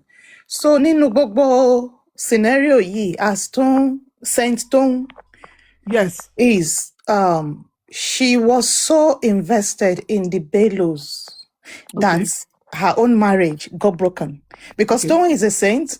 She's protecting the Bellos. Because the prayer of Alhaji Bello on his children ó ń gbà. Ẹjọ́ ta ló ń gbàdúrà fún Toun tí àdúrà ò ṣe gbà lórí Toun. Ẹ ṣe àdá fún yín. So Saint Toun orúkọ ẹ̀ lọ́la kò Saint Toun Adébáyọ̀. Yes. So when she was invested in the Adebayos, she wasn't just invested in the Adebayo. They had a relationship far long before Aladuke came into the story. I have been. Well, don't let me so mad that maybe I don't want to say that. She had relationship with them. Not just with when you have relationship with one. Mommy Yemi, get the question. Mommy Yemi, any suru ẹ question mi dada. Any suru. For me as a woman, and I'm my husband knows I'm a feminist, but lẹ́yìn Ọlọ́run ní ẹ̀yìn Ọlọ́run kò sí nǹkankan tó marriage mi o. Okay, Shema. So mo fẹ́ mọ̀ how invested in Toun in this other family that she now lost her own marriage in the process. Okay, let me get in. So I'm talking. Thank you. So as I was saying, Toun, she was not just friend with Femi, but with the Bellos, because once you are friend with one of them, definitely I should go to their house to do this, to do that, because Femi lives in Ibadan and his parents lives in Lagos. So even if you want to do anything with Femi, is this parents' address that you will go to in Lagos if you want to do it in Lagos. So if you need to go to Ibadan, he has an office in Ibadan, so then you go to Ibadan. So she is closer to the Bellos. Now you say it's invested in their life. Oh, mo fẹ́ mi tẹ́lẹ̀ now Iyaladuke tún wá introduce ẹ̀ tún wá openly ẹ̀ fún Toun yẹn because of what she wanted that iṣẹ́ tó fẹ́ ràn ó do as a mercenary iṣẹ́ tó fẹ́ ràn so ó open fún gbogbo nǹkan tó ń ṣẹlẹ̀ nílé wọn ó sọ fún Adetoun. So Mommy Yemi, you said something about loyalty. Was she loyal to Femi or she was loyal to Tayo? Because exactly. So who was she loyal to? I had said it. I said loyalty is to the Bellos. Is to the Adebayos. That's good. Yes. That's fair. It's to the Adebayos. That was what I first said. So now you're now saying she did it when she was saying, she said, only marriage perfect. She now said there's no marriage that is perfect. Managing, and that is true. But in Koto to Wamukiti, o collapse pata. Òun ni nǹkan tí Ìyáládùkẹ́ tó send sí. So Adétóun bó ṣe wà yẹn, ìyá tiẹ̀ náà máa gbàdúrà fún, òun náà gbàdúrà fún wa, ló dẹ̀ ń gbàdúrà fún àwọn ọmọ ẹ̀. Òun náà ló ṣe jẹ́ kí ọpọlọ ẹ̀ ó ṣí pé ọmọbìnrin yìí máa di ẹrù tí ò kí ń ṣe tèmi lémi lórí, ló ṣe padà lọ bá lédì yẹn tó ń fi ọ̀rọ̀ bèrè ọ̀rọ̀ lọ́rùn ẹ̀ tó dẹ̀ ń rìkọ́ọ̀dù ẹ̀. Tí kò bá ní rìkọ́dìn yìí, gbogbo ayé, even the Bellos, even the Adebayos, ó possible kó tó pé wọ́n tiẹ̀ ti rán lọ síbi tí ò yẹ kó lọ. Even bó ṣe ti ní rẹ́kọ́dì yìí, àwọn tá a ṣì sọ pé rán ló ń pa àṣìwà. Ṣùgbọ́n òun ni Mèyàn bèrè question lọ́wọ́ mi yìí. There are so many people tí wọ́n believe ẹ̀ pẹ̀lú recordings tó níyì.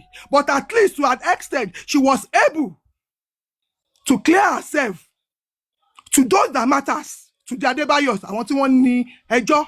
She was able to clear herself. So kí ló fà á tí kò fi record Fẹ́mi náà? Ó yẹ kó record Fẹ́mi Adébáyọ̀ náà náà. Ṣé Fẹ́mi náà sọ̀rọ̀ ni? Tí Fẹ́mi náà bá sọ nǹkan tí ó lágbára tí etí ò lè gbọ́ náà, tó jẹ̀jẹ̀ pé ó ti wá affect life tiẹ̀ náà, the same thing tó ṣe fún Aládùkẹ́ náà, á ṣe fún Fẹ́mi náà.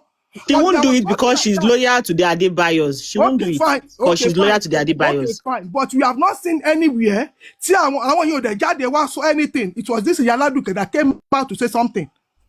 Even bí Fẹ́mi ṣe accuse ẹ̀ wípé ìyàwó òun sọ pé òun ló mú òun lọ sí ilé abaláwo tí wọ́n ti reveal pé òun fi ìyàwó òun àtọmọ òun ṣe oògùn owó, which Ìyáládùkẹ́ said in her voice note pé òun máa sọ wípé Toun ló mú òun lọ sí ilé aládùúrà ibi tí wọ́n ti reveal everything fún òun ní Toun ní irọ́ o, ẹ bá kó bá mi o, tí ò tiẹ̀ mọ̀ pé ó ti lọ sọ already. So Ìyáládùkẹ́ ló sọ yẹn. Ká pé Fẹ́mi náà ti wá jáde wá ti sọ orú nǹkan bẹ́ẹ̀ yẹn ni. Àbí kó ti wá another thing láti fi robe ẹ̀, ọ̀pọ̀ lórí ẹ̀ náà máa wà bí Ọlọ́run tó ń sin náà máa fún lọ́gbọ́n tó máa fi deal pẹ̀lú situation yẹn. But on this issue, àdúrà tó ń gbà ló fún lọ́gbọ́n ẹ̀ láti deal pẹ̀lú situation yẹn, because she wasn't recording that before. It was after tí ọ̀rọ̀ ti di yánpọnyánrin ló ń wá nǹkan tá fi back her up ló ṣe lọ record. So bá ṣe lastly kì í má take other people's time. Lastly, nǹkan tí mo kàn máa sọ.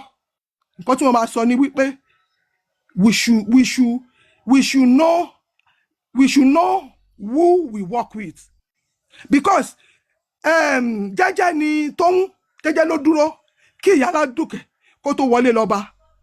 Bóyá toro sọ pé ó máa fún ní nǹkan, toro ó máa náwó fún yẹ, wọ́n sọ ní reverse note yẹn, ó máa fún ní nǹkan dáadáa. Bóyá tẹnujẹ náà ló jẹ́ kóun náà ó ṣe àgbákò Ìyáládùkẹ́ tó àgbákò ni. That could come across Ìyáládùkẹ́, God will use another way to save the Bellos. God has so numerous ways to save people, but He chose to save them through Aládùkẹ́ this time around. If Aládùkẹ́ had run and refused to associate with Ìyáládùkẹ́, ọ̀rọ̀ tí wọ́n sọ káàkiri yìí kò ní wá sórí ẹ̀. Marriage ẹ̀ bó ti yẹ pé one leg in one leg out ni ó ń ṣe ó ṣàṣùmọ̀ pé òun lọ́kọ. Àwọn bàbá àwọn ọmọ ẹ̀ wọ́n sì jọ wà sí family. Marriage ẹ̀ ò ní break bó ṣe break yìí. So we should learn who to mingle with, who to talk to, who to talk with. So that's my submission. Thank you, everyone.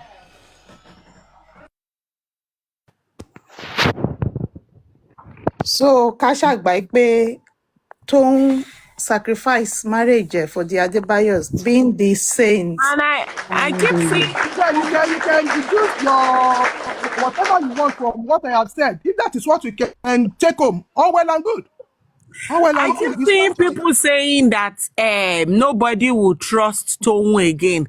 So people will now trust Tayo as well for the type of evil that both of them, nobody will trust both of them. No, both of them. Baby soft life. Tayo is gone. Queen, she should forget that marriage. I don't even know why they are begging. Queen Biola, so the perfect Toun John Tori Ọlọ́run o. May my generation not come in contact with your friendship. Saint Toun Adebayo. My generation not come in contact with friends like Tayo as well. I don't want. Yeah, so everybody should say their own prayer. Me, my own generation, may you not know Saint Toun Adebayo Bello. Please. Perpetrate. Àwọn èèyàn sì fẹ́ give submission. Ẹ jẹ́ káwọn èèyàn finish submission ẹ jọ̀ọ́. Thank you. Ẹ jẹ́ káwọn èèyàn tó kù náà sọ̀rọ̀ ọ̀gbẹ́ni tí máa tó yá ẹ ṣe. A sì máa gbogbo a sì máa fapá tara wa ẹ má wọrí. Nǹkan tí mo fẹ́ green àti pink náà bá ṣe jọ fàtúrú pọ́ngbà yẹn nìyẹn. Ó yá mute. nǹkan tí mo fẹ́ sọ ni pé a lot of people tí wọ́n wà lẹ́wọ̀n lọ́jọ́ èní wọn bá má sí níbẹ̀ ta ni wọ́n ní irú oore ọ̀fẹ́ tí Toun ní. Wọ́n ní pé Yorùbá ní tí Ọlọ́run bá tó bá lọ́lọ́run rí ẹ jẹ́ kí èèyàn rí ẹ jẹ́ kí èèyàn náà rí ẹ. Years back nígbà tí mò ń ta ọjà ní garage Bukky lórúkọ mi ìyàwó ilé kan ń tajà ní opposite mi ọmọ ó fẹ́ ọkọ like ọkọ ẹlẹ́ẹ̀kejì ó kọ́ ọmọ wá síbi ó tún bímọ fún máa so àwọn ọmọ yẹn jẹ́ 6. àṣé ìyàwó ilé yẹn ó ní boyfriend ní Ìbàdàn tó ń jẹ́ Bukky.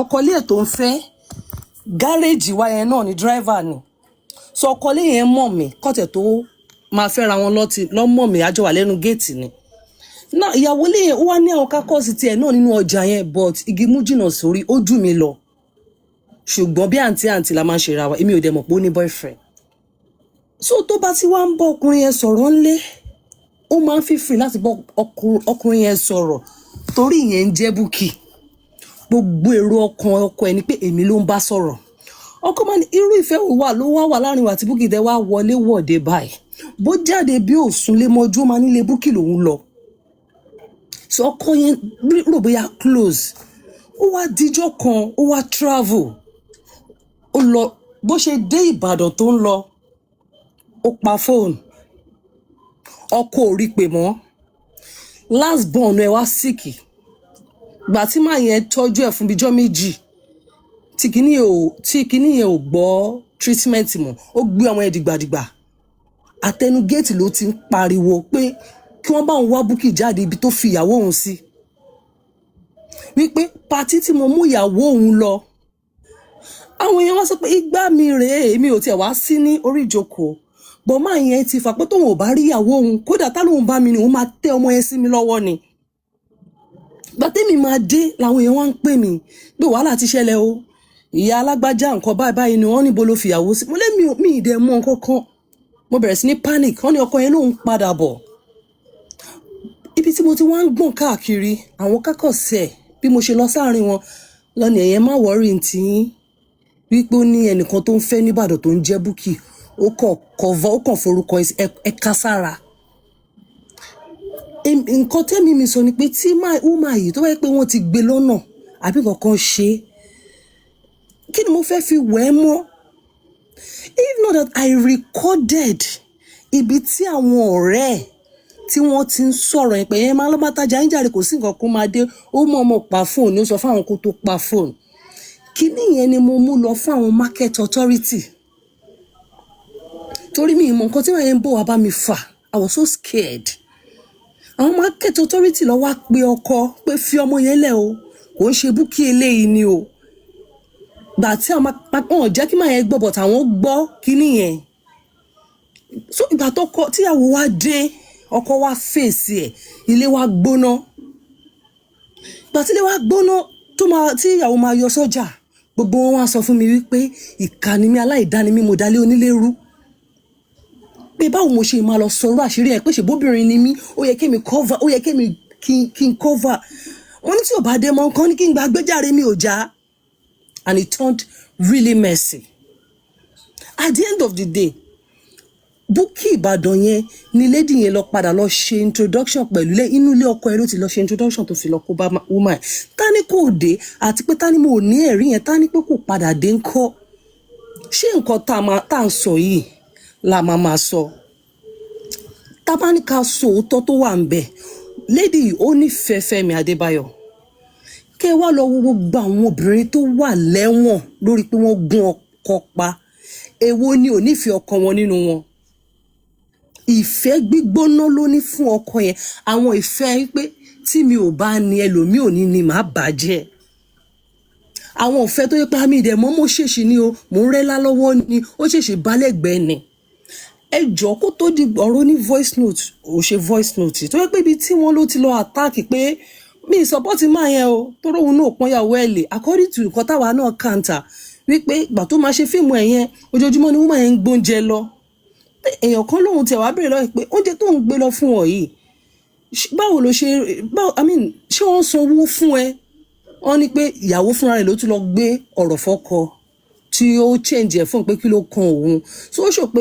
ìyàwó tó wà supportive ni ó dẹ̀ nífẹ̀ẹ́ ọkọ ẹ̀ gbogbo content wọn ni a máa ń wò lórí íńtánẹ́ẹ̀tì nígbà tí góyìn yẹn tó ṣì dà but so ọkọ yẹn náà pé kó wà bẹ́ẹ̀ yẹn àmúdẹ̀ ti wù bó ṣe wù nìyẹn ẹjọ́ torí náà ìbínú tó bí tí ò ro tàwọn ẹbí ọkọ tí ò ro kinní kan nǹkan tó fọ́ tó bá mú pieces ẹ̀ tó bá fi gun lẹ́gbẹ̀ẹ́ ṣé nǹkan tá à ń sọ yìí náà la ṣe máa sọ àkótí ẹ wá àzún pé àwọn fámìlì ọkọ ò sí lórí ìdúró ní ọjọ́ yẹn pé bọ̀bọ́ yẹn pé àwọn èèyàn ò sí ń bẹ̀ àṣà ti rírò ẹ̀ dáadáa wọ́n máa ní kó má bínú náà ni ṣùgbọ́n òun náà ni president wa tó ti ń fún wọn ní presidential pardon káàkiri yìí wọ́n máa sọ ọmọ ní ìbínú ni náà yẹn ti wá lọ bẹ́ẹ̀ yẹn this other lady Toun yẹn ó máa ń ṣẹlẹ̀ dáadáa àwọn ìyàwó ọ̀gá wọ́n máa ń dọ́gbọ́n bá pa ṣe ọ̀rẹ́ ó ń ṣẹlẹ̀ dáadáa tèmi mọ̀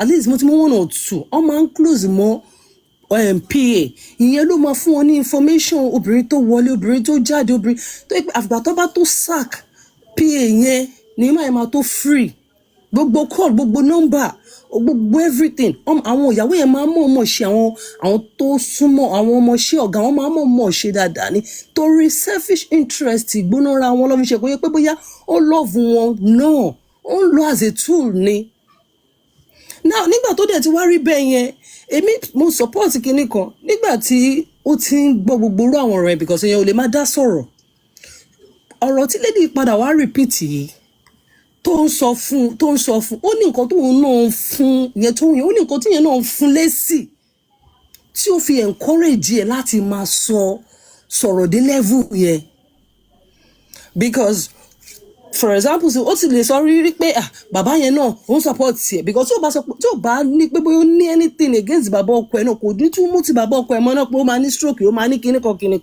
ìyẹn náà máa ní ẹ má dá lóhùn bóyá má ṣe ni because kò lè dá ọ̀rọ̀ lẹ̀ bẹ́ẹ̀ yẹn kí yẹn má fèsì kó dẹ̀ wẹ̀ encourage láti máa continue so nǹkan tí ò dá ti pa wọ́n pọ̀ dáadáa àbòsí ti pa wọ́n pọ̀ dáadáa eléyìí ń sọ̀rọ̀ loyalty mọ́ but ó dé tẹ́ bá gbọ́ voice note ó lóun máa sọ pé wọ́n ló móun lọ síbi tí wọ́n ti gbà tó bá ń follow some of these bloggers ọ̀rọ̀ yìí ti ń jáde wọ́n ti ń push narrative yìí long before now tí mi ò tiẹ̀ gbọ́ orúkọ tí Toun yóò sọ̀rọ̀ ìfọ̀ nǹkan táwọn akọ́kọ́ gbọ́ ni pé Fúnkẹ́ Akíndélé lọ́ka ọkọ ẹ̀ mọ́ pẹ̀lú ní òtẹ́ pé ó fẹ́ tẹ́lẹ̀ bọ̀ wọ́n sọ wípé career àwọn méjèèjì career people ni wọ́n kò lè work ìpá family bọ̀ wọ́n ò fira wọn lẹ̀ I sat down I read that story then so a lot of lives brands ló wà involved lórí ara gbígbóná lady yìí so kò dẹ̀ sí nǹkan tí anybody lè sọ létí mi tó máa justify nǹkan tó sọ because nǹkan tó lè ṣe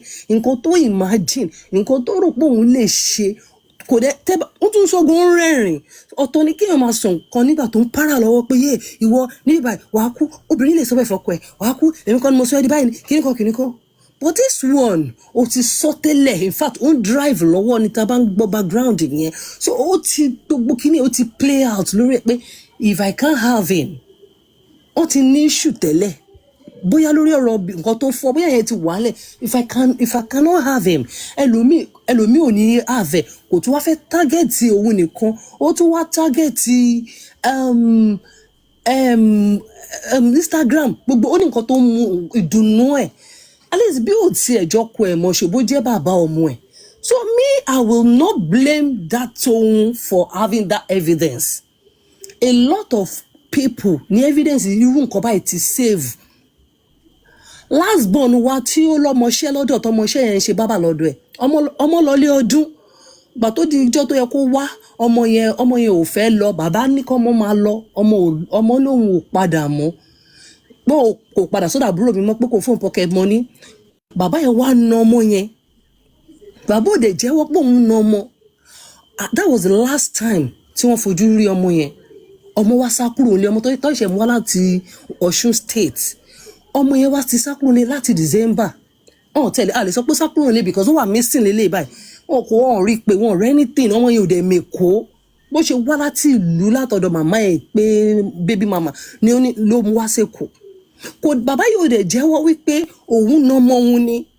Ìgbà tábúrò tèmi wá ń retí tí kò rí pé kọ́mọdé ló wá ń pe bàbá pé ṣé ọmọ yìí ṣì ń faramọ́ yín ni ọmọ ni bàbá ni aṣẹ́kù ti wà ní. Àwọn òròbó ti wà ní tí ò bá ti wọ ẹ má wọ́ọ̀rì ó yìí máa wá. Everybody bẹ̀rẹ̀ sí ní worry. Ó di pé grandpa ọmọ bẹ̀rẹ̀ sí ní pe àbúrò mi. Everybody bẹ̀rẹ̀ sí ní pè wọ́n pe mọ́mí wa drag wọn lọ́tún lọ́sí pé ṣé ẹ ti gbúrò ẹ̀ ṣé yẹn lóun ò gbúrò ẹ̀ àwọn òtí ẹmọ bí táwọn fẹ́ wá sí. If not for ìyàwó second wife tí àbúrò mi pè tó wá sọ fún àbúrò mi pé ẹ má dá lóhùn láì kí bàbá ẹ ṣe ń treat ẹ bàbá ẹ na ọmọ yẹn ni. Bó na ọmọ yẹn lọmọ yẹn fi sá jáde ńlé ipò ti ní ìṣù pẹ̀lú ọmọ yẹn pọ́mọ yẹn ò dọ́dọ̀ yín rárá kò ọ̀rọ̀ tó wà lẹ́yìn yóò kàn yín. Ìgbà tábúrò mi sọ kinní yẹn fún mi nǹkan tí mo sọ fábúrò mi ni pé tún pè lẹ́lẹ́ẹ̀kejì kó tún pè kó rìkọ́ọ̀dù ẹ̀ kó tọ́jú ẹ̀ mo nítorí tó bá délẹ̀ wọ́n á deny tó bá rò bóyá ọmọ yẹn máa wálé tí ọmọ yóò bá wálé mọ́ tí àwọn fámìlì ìyá ọmọ yìí bá bẹ̀rẹ̀ sí ní fún wọn ní pressure mo ní bàbá yìí máa wábi yìí mọ́ ó yìí ń la gidi ọkùnrin sí pé ọmọ boy ni pé ó máa survive anywhere tó bá wà. Ọmọ àbúrò mi láti tún pè lady yẹn wá farabalẹ̀ ó wá sọ̀rọ̀ sí lọ́wọ́ dáadáa ó dẹ̀ send ẹ̀ sí mi bó dẹ̀ ṣe send ẹ̀ sí mi mo ní I think you should go to the station because it's our family undisturb àbúrò mi people were just calling her from everywhere àwọn ọlọ́dọ̀ yìí lọ́mọ bọ̀ mo ní bẹ́ẹ̀ kó lọ report mo ní bọ̀ kí ló wọ́n fẹ́ sọ ọmọ òdòdó ẹ̀ mo ní well it's still pending pé bóyá ó máa lọ report bàbá ọmọ ogun ò tiẹ̀ kí ẹ̀ but everybody focus lórí àbúrò mi ẹjọ́ tó bá di lọ́la ṣé ẹnìkan máa wá blame mi pé mo ṣe encourage àbúrò mi láti record ìyàwó bàbá ẹ̀ àbí tí ó bá dé station tó di pé ó fẹ́ di gbùrù tí gbùrù bá fagbó tí ọkọ bá wá gbóhùn ìyàwó ẹ̀ lórí fóònù ní nǹkan tó máa save àbúrò mi from ẹ̀wọ̀n ó máa wá sọ fún mi wípé kò yẹ kó record ẹ̀ wípé ṣèbí yẹn sọ fún Mommy Queen B. Ẹ jẹ́ kí n sáré sọ nǹkan fún yín. Mr. Pythagoras is here and he probably can enlighten us more on that. Recording against the other person's consent is actually against the law. Any suru and any recording that is not done with the person's consent is not admissible in court. So That's not applicable in Nigeria. Okay, well, if it's not applicable in Nigerian law, that's fine then. Even in the UK, there are some situations that you record. Even in the UK, yes. If you have been expressly told you cannot record and you record, they will never accept it as an evidence. Never. If you have been expressly told, you can use that. You see that Next person, people are still waiting. Next person. That is all. Thank you so much. Mr. Pytha. I think Mr. Pytha is next. Okay. Okay, Mr. Pytha. Mr. Pytha is landlord. Only fair, relax. You know. If you come along, so Mr. Pytha. Yeah, I can wait if the next person will promise not to spend more than 5 minutes. The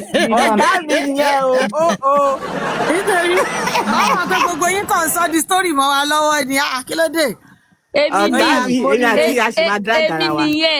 èmi nìyẹn mi ò ní pẹ́ lọ sùn mo kàn ní question mo fẹ́ béèrè. Please let Ejo. Okay. You know me, I'm British. I don't take forever. Okay, no problem. Just a personal note. My own view is so different in all of this. I don't even care whether she could, she would, whatever it is. My own take is all three of them, Femi, Tayo, and Toun. Nobody is a saint. They're all just as bad as each other.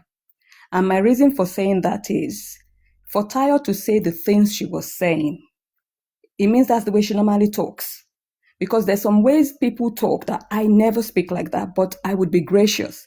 And I think it's important, all of us, that we're gracious towards each other. I find Nigerians can be a bit too judgmental and bring emotion into things. Because because I know I don't have context, but I've been reading comment section and I've heard some people saying Tayo was really never like that. Herself and Femi were lovey-dovey. So what changed? And I don't want to repeat what people already said.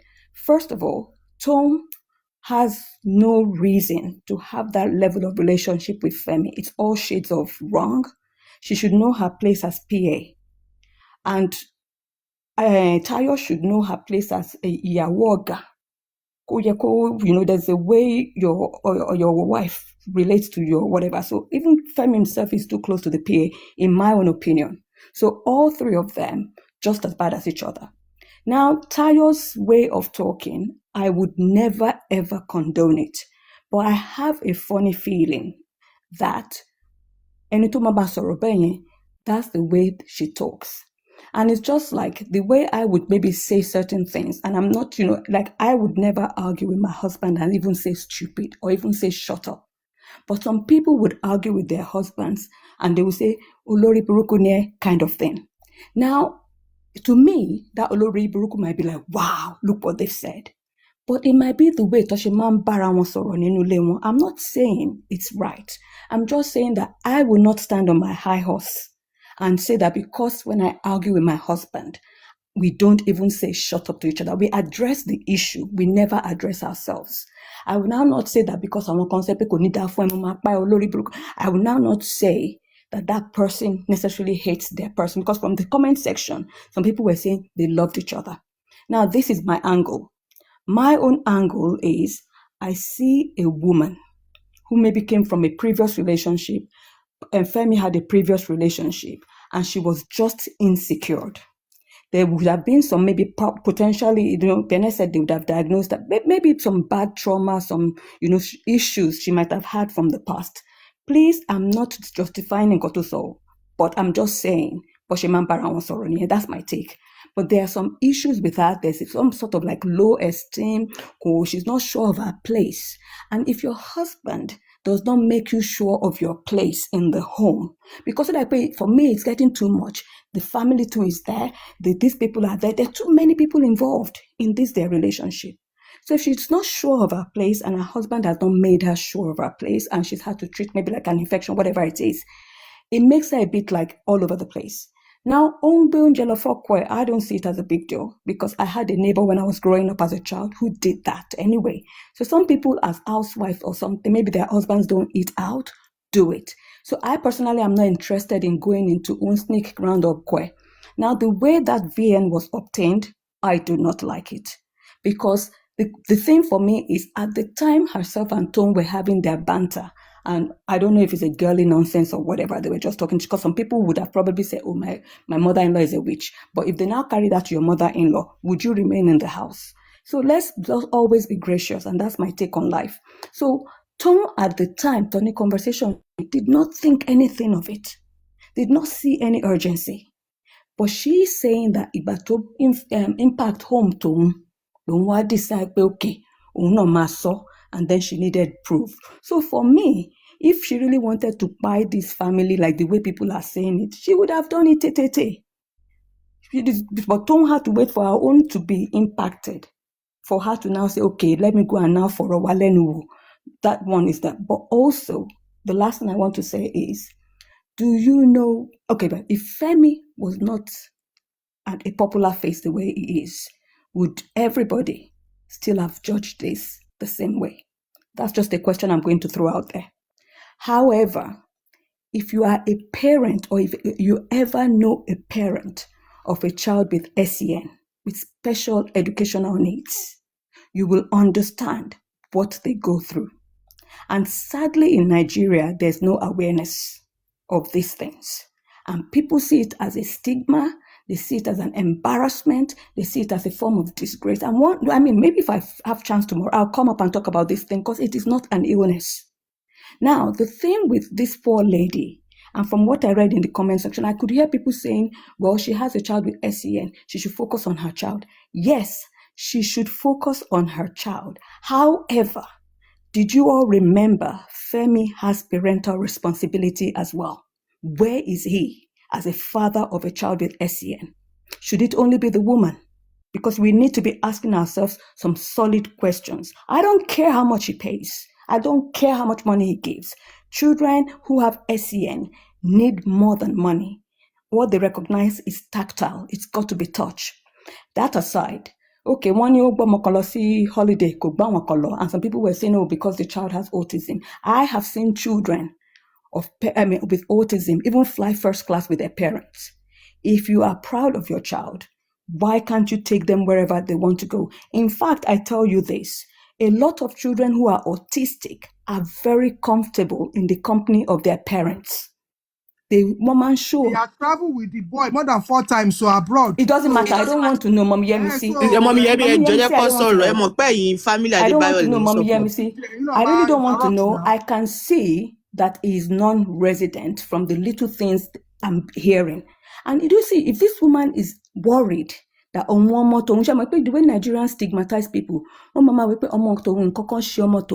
the other children are okay. And all of that. I'm just telling you it is difficult. If her husband made her feel comfortable and protected and supported her in the way he ought to with the special needs boy, she probably won't do some of the things, and that's just my personal opinion. But it's not easy to be a parent of a child with SEN. So there's added pressure. I wouldn't be surprised if that woman is even depressed or has anxiety issues. But there's something there, because I know Nigerian people, my in-laws don't like my child. Everybody leaves me alone with the child. I can't move this way. I can't move that way. He looks like he's not proud of the child. There's so many things there, and I don't want to waste people's time. But it doesn't matter if he's traveled with the child 4 times. But is he a resident father? And is she a resident mother? Because a lot of what that child might also be going through is as a result of the parenting that may worsen it. But that's just where I'm going to stop today. I don't want to go too much. Eshigo. Thanks, Mr. Pytha and Morire. Thanks, guys. Thank you, baby soft life. Eshigo. Eshigo.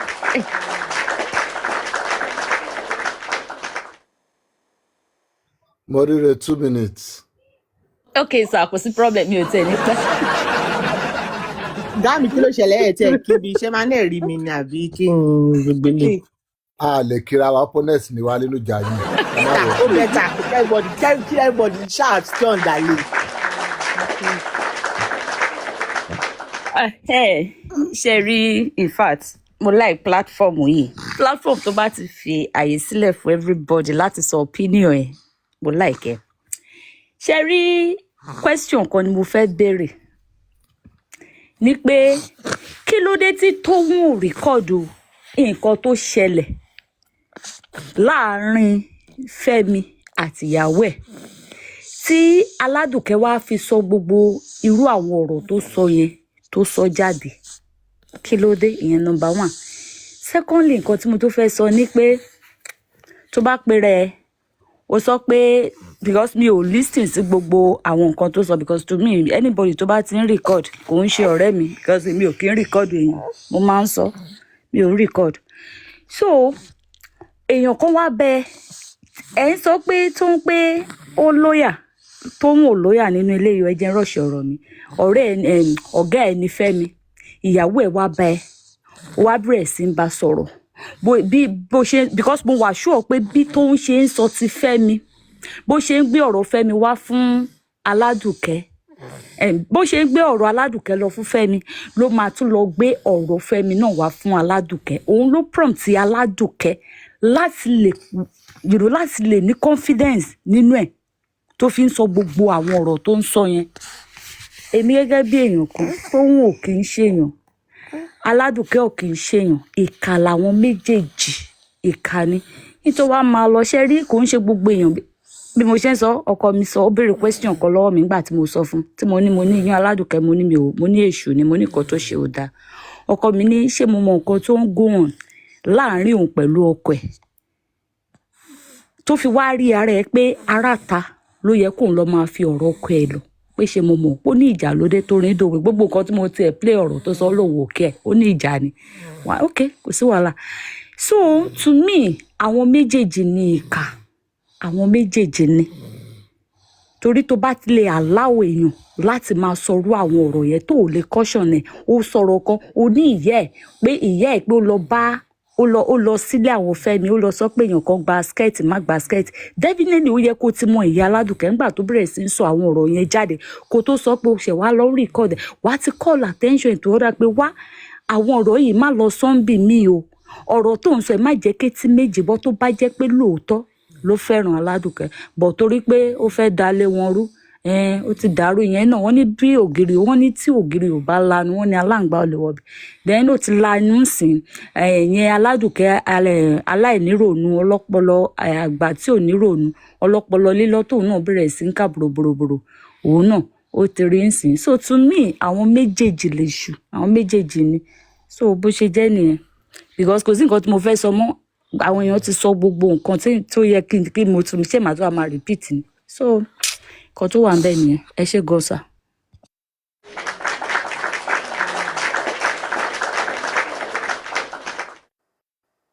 Ẹ ṣé màámi. I greet everybody once again. Ẹ káàbọ̀ sórí ètò yìí. To quickly answer a question first. Yes, in Nigeria, there is no law, specific law, against one-party recording. If you are part of that call, even if you've not gotten consent from the other people, there is no specific law stating that you cannot record that call. Yes, you might have some civil and maybe sometimes some criminal liability when you now publish that recording, depending on the situation. Was it published to bring other people to disrepute or to put them in danger and things like that? That's where you now talk about your civil and criminal liability. But recording it alone and you're part of that call, there is no specific law making it a crime. Yeah, that being said, on this issue here, I will take some. Pythagoras. Thank you.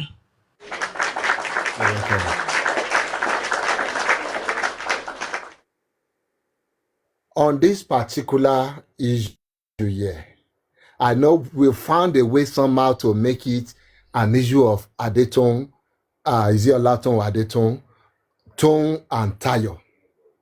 When the issue itself should have been about Tayo's utterances, a conduct, a plan, a manipulative tactics, and an end game. But fine, since we've made it about Toun and Tayo, let's talk about it. Some people are saying, oh, it's a betrayal of friendship and things like that. And I'm glad some people have already ironed this issue out. They were never friends. That's Tayo and Toun.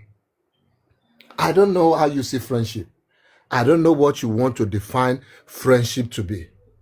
But number one, if we're standing on that moral ground that, oh, for friends should not record each other or one another.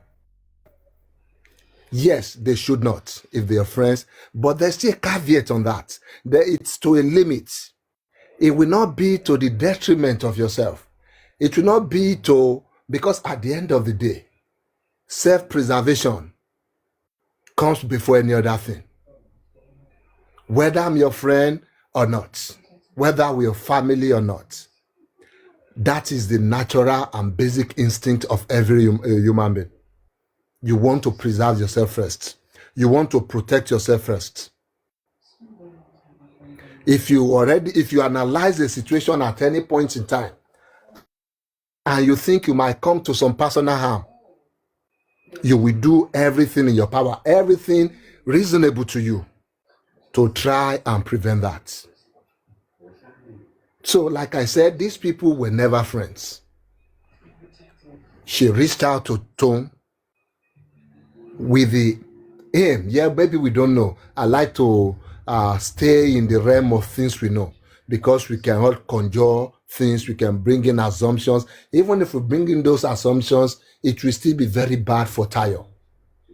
Because yes, you can bring assumption that, oh, Tayo was a very good friend to Toun and things like that. And we can also bring assumptions that, oh, Toun has seen the handwriting on the wall. That if Tayo what's the word now? Attack Funke Akindele the way she did, without any evidence, any fact, any reasonable whatever at all excuse that when it will come to her one day. So she has seen this handwriting, and at that point, she needed to protect herself. But let's not bring in assumptions here. Let us deal with what we have in the public. The recording was released. Why was this released? Why did all this become a topic or an issue for us to talk about? Because there has been, yes, at least to the public, an unprovoked attack on Toun by Tayo and her cronies. A sustained attack. So, I don't know what we're saying here. That Toun should take it lying low.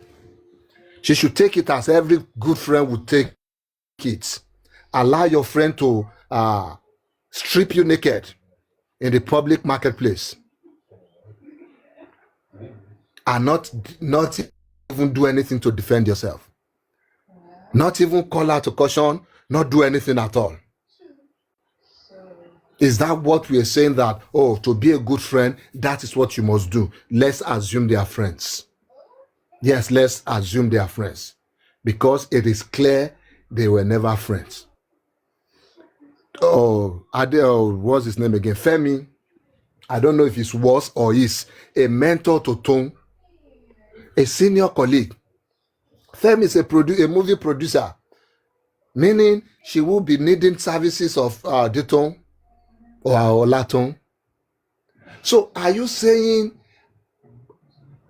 to put herself in peril, professional peril, just to satisfy somebody who is insecure?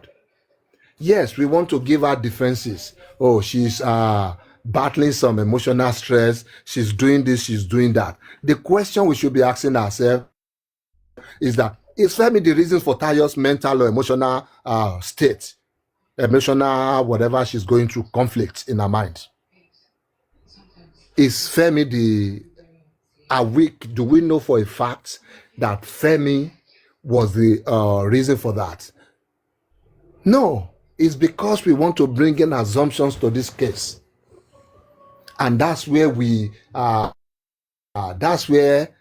get these lines blurred. If we want to bring in maybe our personal experiences or some things we know and things like that, we will bring in some assumption just to try and make it look nicer for Tayo. Ogami, you said maybe, so maybe is actually the cause. So myself and you, there's a maybe there. It might be the one responsible and it might not be. No, I said the question is that, do we have the fact out there that Femi is the reason for it? No. And do we have the fact that he's not the reason for it? No, we have to be, it has to be something in positive, not in negative. To hold somebody liable for it, it has to be positive. You cannot say, oh, maybe they are not. You are not sure. You have to be sure before you can hold them responsible for it. It has to be in the positive, yeah. So we don't have that fact, meaning we cannot hold him responsible. Or should we say because we don't know whether he is or is not, we should hold him responsible? That would be unfair. That would be against natural justice. So not knowing that, meaning we cannot shift the blame. The blame still rests on Tayo. Yes, let's say that's the issue, that she's going through emotional, mental breakdown, things like that. But Mr. Pythagoras, I disagree. From all the complaints she has been complaining, the voice record, what has been the center of the whole breakdown, the whole topic that she has been rambling about, the whole thing, it still boils down to Femi. So if you are saying that there are no evidences to prove, all our complaints, all our plights in the recording that has been published is all about Femi. No complaints about Femi in our recording. Hold on. Sister Yemi, all what she has been talking about still centered about her husband. No, let me tell you what it's centered about. It's centered about her plan to make her husband's life miserable for him. That is what the recording centered on. Let's not infuse another thing into it, because we did not hear where you were saying, oh, Femi did this to me, Femi did that to me. All we are hearing is what she will do to Femi. But she said something about STD, or maybe she a record pé Femi gave her You know, STD. record you, boya keba wa play and Femi phone less TD. Code them evidence here, daddy. Oh, send evidence. Blood boys come. Go send this. And Mr. Mr. Pythagoras, are you another for me? thing, Where's sir. the evidence? Do you see the evidence? Oh, send this blogger and post here. Where's the evidence? That's what I'm saying. That's what I'm saying, that we are being unfair if we believe the part of Toun because she recorded a part where this lady spoke. Let's play it then. Do you understand, Mr. Pythagoras? Just say me gbọ́ èèyàn méjì at the same time, please. So if we are believing the part of Toun, and Toun, Aduke has not said her own part. So why can't we believe Aduke that was actually in the marriage? Yeah. Hold on. You're mixing the issues of benevolence. Now, briefly, we have moved to Femi Adebayo and Tayo. That's Aladuke. So this one has nothing to do with Toun. We have heard where Aladuke has penned down the details of how she wants to make Bayo's life miserable. We've seen that, we've heard that, and we've seen it in place. She has put it into action. Many people were saying, no, it's because she was hot. She could have said a whole lot of things, but how about putting it into action? Ogami, you were saying something about our mental health, that how are we so sure that the mental health is because of the husband? And I am saying that from all the mental breakdown that she has had, because from the recording, you could see somebody who is having a mental breakdown. All the mental that's an excuse. Continue. All the mental breakdown still boils down center about the husband did this. I know they said even there's nothing as free as the scorn of a human. I don't know, maybe an angry woman. And for every reaction, there's an action, a pending action. Or do you think people react without an action starts first? Yes, people start action. That's why you see a reaction. So the reaction and action started it. So an action will start the chain. Okay. So action Aladuke lo start until we see the action of Femi. So kilo for breakdown, because what we had is reaction that's from what we don't know. That is what is not in the public domain. Okay, that's fine. Breakdown is looking for what is not lost. Don't fear yourself. Bene, you know when you were giving your submission, nobody they drill you. Now so you drill me, may you drill me. No. You are allowed to drill me. This is a forum whereby people are allowed to now. That's what makes it interesting. I mean, Mr. Patel. I know me and Mr. Patel will definitely drill ourselves. I was waiting for you. That was how you still asked me as well. So and people learn from it. You were able to say your own and hold your ground, which is applaudable. And people learn from it. Concerning the action, she went to the hotel and destroyed things. On getting back home again, she destroyed things without seeing anything or any lady with her husband. That's the action that triggered the husband to leave the house. Thank you, Dupsy. Because somebody, I think it was Beneno Lomberenpe, maybe for a reaction, there must have been an action. So on that part, it was not a reaction, it was an action. On a chain of this event somehow, because from what we have in the public domain, she admitted herself that any excuse accused the Funke Akindele for nothing. And we saw the aftermath of that. She went to the hotel, she messed up their plan, she destroyed stuff, created death to her husband. She got home again, according to the testimony of what's her name again, Toun today, that she still inflicted some injury on Femi Adebayo. She was an abusive woman. People keep leaving that out of it. At least, yes, she can come out to debunk that, but at least from what we are today, how can we sit here and condone that?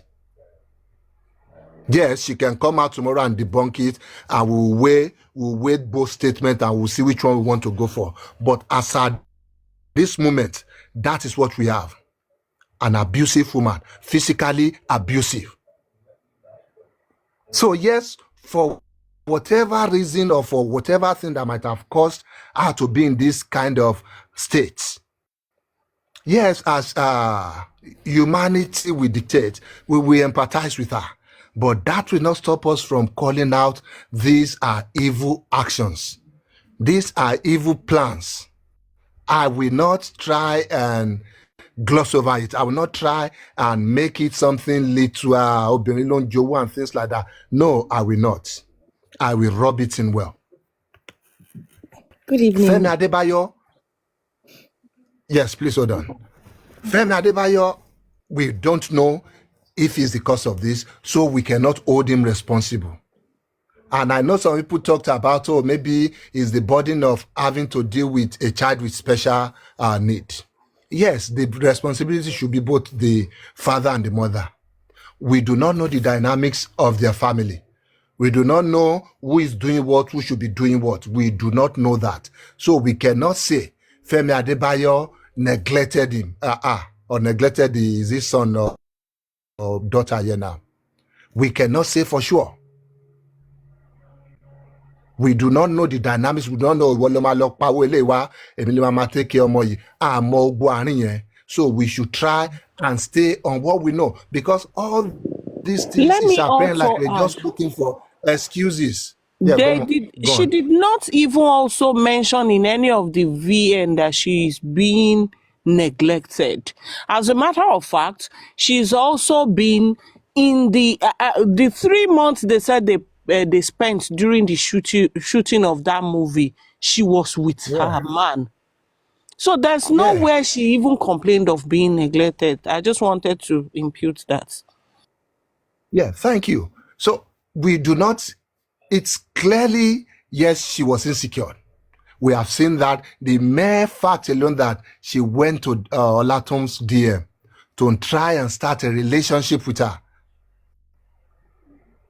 Start a relationship with your husband's mentee. It's a red flag on its own. Yes, the husband knowing maybe or trying to calm the situation or trying to manage the situation. Okay, let me be transparent. Come around, Lore. Yes, otherwise the husband could have stopped that immediately. And that would have been it. But the husband knowing and another thing we keep leaving out of this thing. Another thing we keep leaving out of this, all these things came at a personal cost for Toun herself. And we are trying to make our own pain, our own issue, we're trying to reduce it to nothing.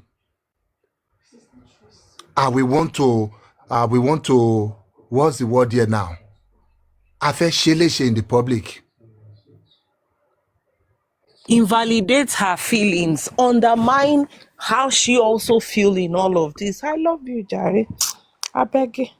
Good evening, ẹ má bínú mi ní pé bọ́ sílẹ̀ ẹ má bínú. Good evening, everyone. Sorry, Dina. I'm still having. Pythagoras is still talking. Emma Binu, Dina, you just came in not quite long. Emma Binu. Yeah. So, how can we try and tear down another woman just because we want to do a makeup for another one? Is that fair?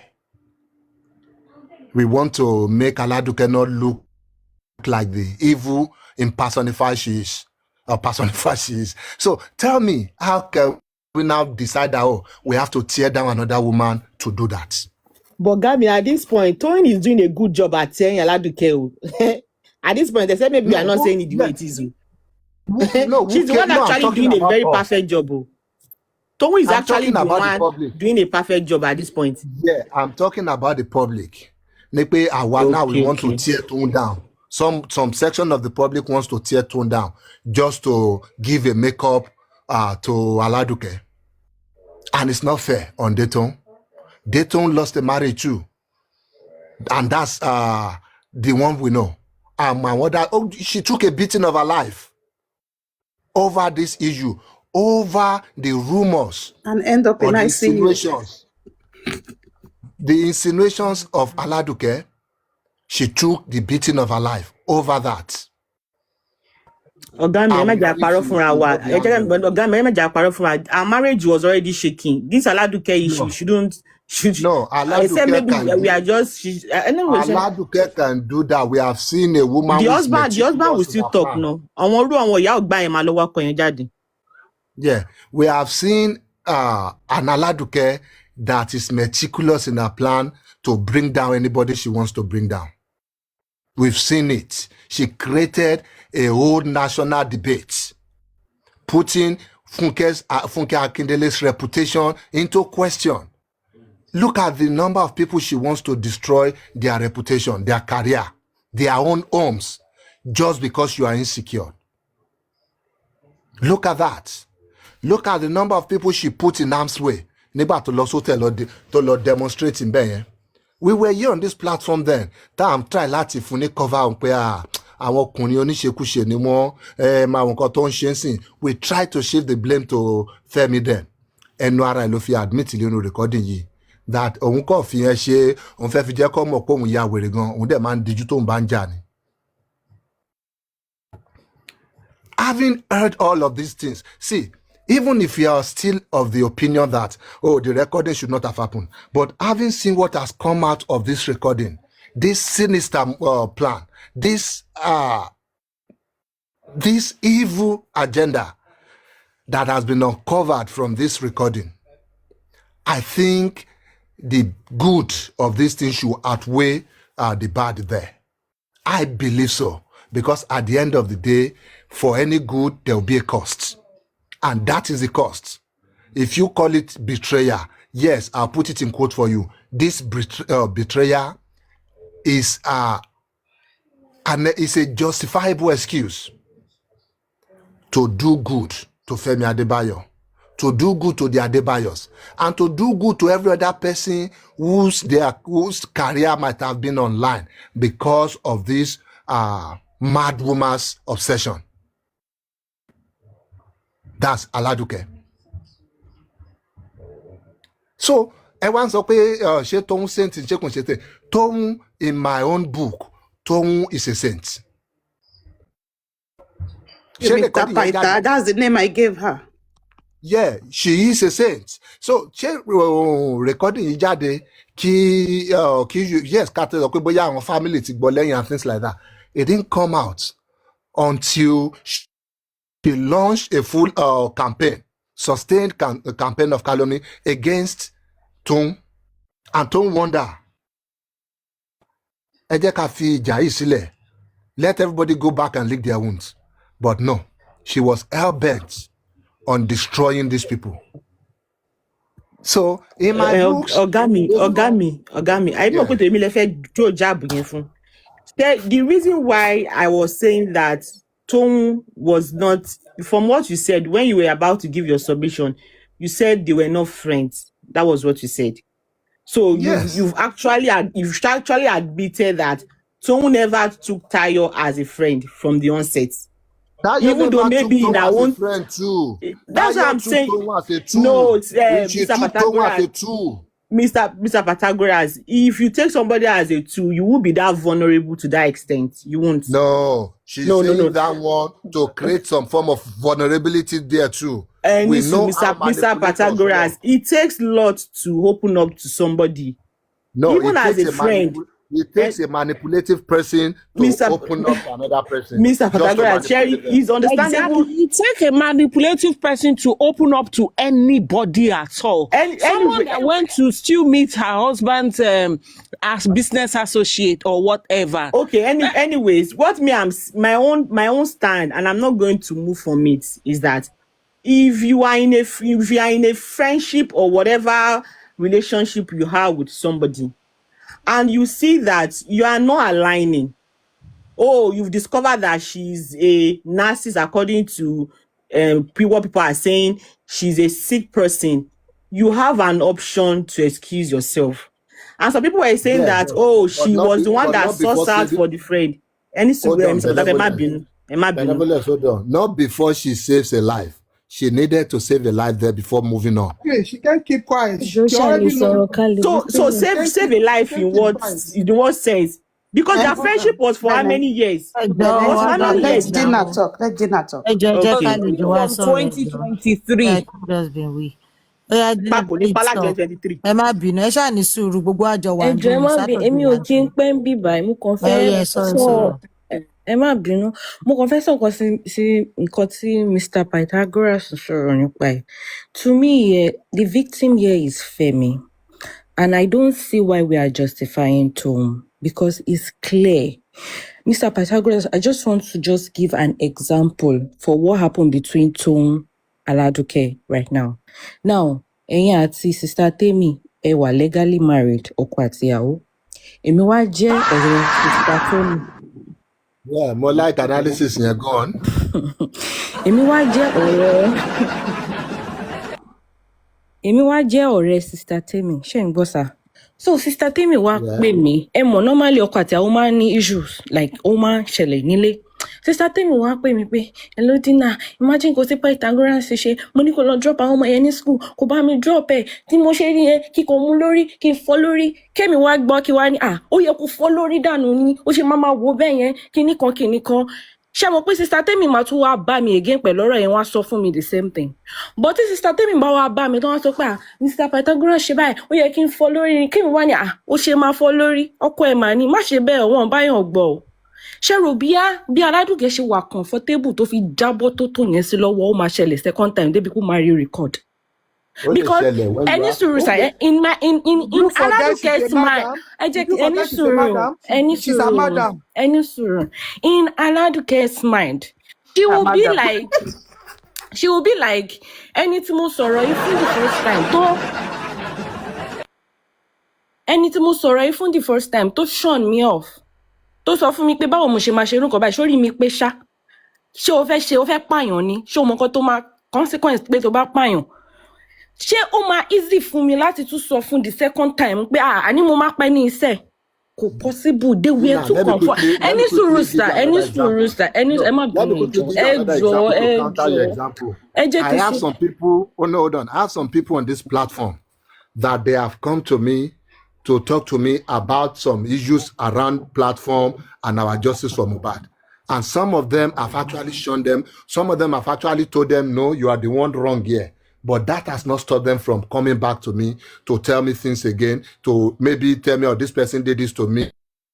Yeah, he's going to be another person with another instance. They will come not the same instance. Tell them if they are right in no, Mr. Pythagoras, it's different. If Benevolence should come and say, that Bridget called me foolish, you told her to stop calling her foolish, that's different. Mommy Yemi came and said, that Bridget's mayor said this. It is different instances. I am talking about the same instances coming and see, what I'm trying to put here is that both of them, they deserve each other. They were too comfortable in doing evil things to each other's hand. So it was not like if she was not supporting, what I'm saying is, sir, try that's you like bringing assumptions in. Continue with your assumption. I'll counter them. Continue. Katun audio yẹn gbọ́ sà. Girl yẹn sọ sílẹ̀ ẹnu ó tún sọ fún pé pé gbogbo nǹkan tó dẹ̀ sọ yìí fake ni o fake na she was actually she was pé tẹ́ bá gbọ́ ìtọ́jú yẹn dáadáa mo sọ kò deny ẹ̀. Ó ní mò ń sọ kan tún ọ̀rọ̀ wọn sọ. So Sister Temi wọ́n try láti sọ ni wípé ẹ ti jọ mọ̀ pé fake ni. Ó ti jọ mọ̀ pé wọ́n fẹ́ parọ́ fún. Kí ló sọ fún nígbà yẹn? Tó bá jẹ́ o correct ẹ̀ ńgbà yẹn, ìgbà tí second audio máa jáde, nǹkan tá máa gbọ́ ni pé ṣèbó ti sọ fún mi pé kí n má ṣe. Nǹkan tá máa gbọ́ ní second audio yẹn ni pé ṣèbó ti sọ fún mi pé kí n má ṣe irú nǹkan báyìí. Èwo ni madam tó ti jọ ń lò ó fúnra wọn. Kò lọ́wọ́ fún o. It takes even pẹ̀lú bó ṣe ń sọ̀rọ̀ lẹ́ni àǹtí ló ń pè é kò ló ó fún. So to me they are not friends. Sister Temi, any sùúrù, ó ń pè láǹtì, but you will know that they are very very comfortable around each other. Madam, no, ó kàn believe pé ó gbóhùn sọ ọkọ òun kiri ni. Okay, so I think we are all missing something here. Okay, ó sọ lójú ẹ̀ ipe òun á sọ pé òun ló mú òun lọ sí church tó mú òun lọ ni wọ́n ti sọ XYZ. and lóòótọ́ ó dẹ̀ ti bẹ̀rẹ̀ sí ní execute nǹkan tó lóun máa ṣe yẹn ó ti bẹ̀rẹ̀ sí ní sọ.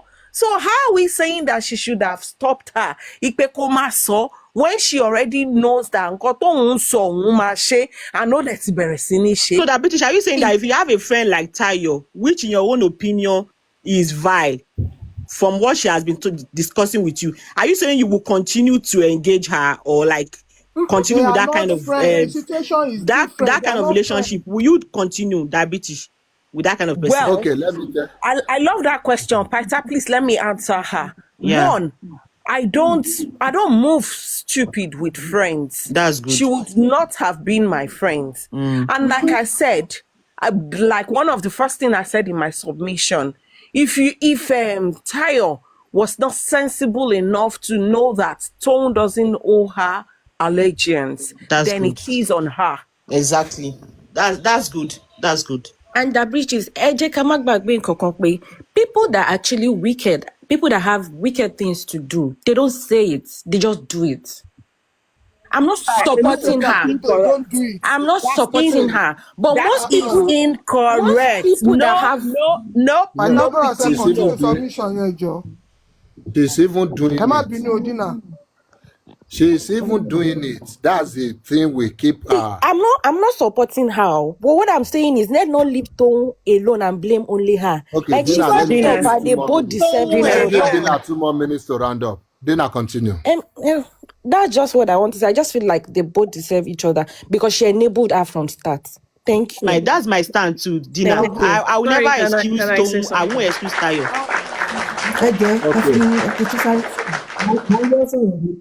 In all of this, a ti gbàgbé pé Toun gan ti jìyà iṣẹ́ o. Kò tó ti sọ marriage nù.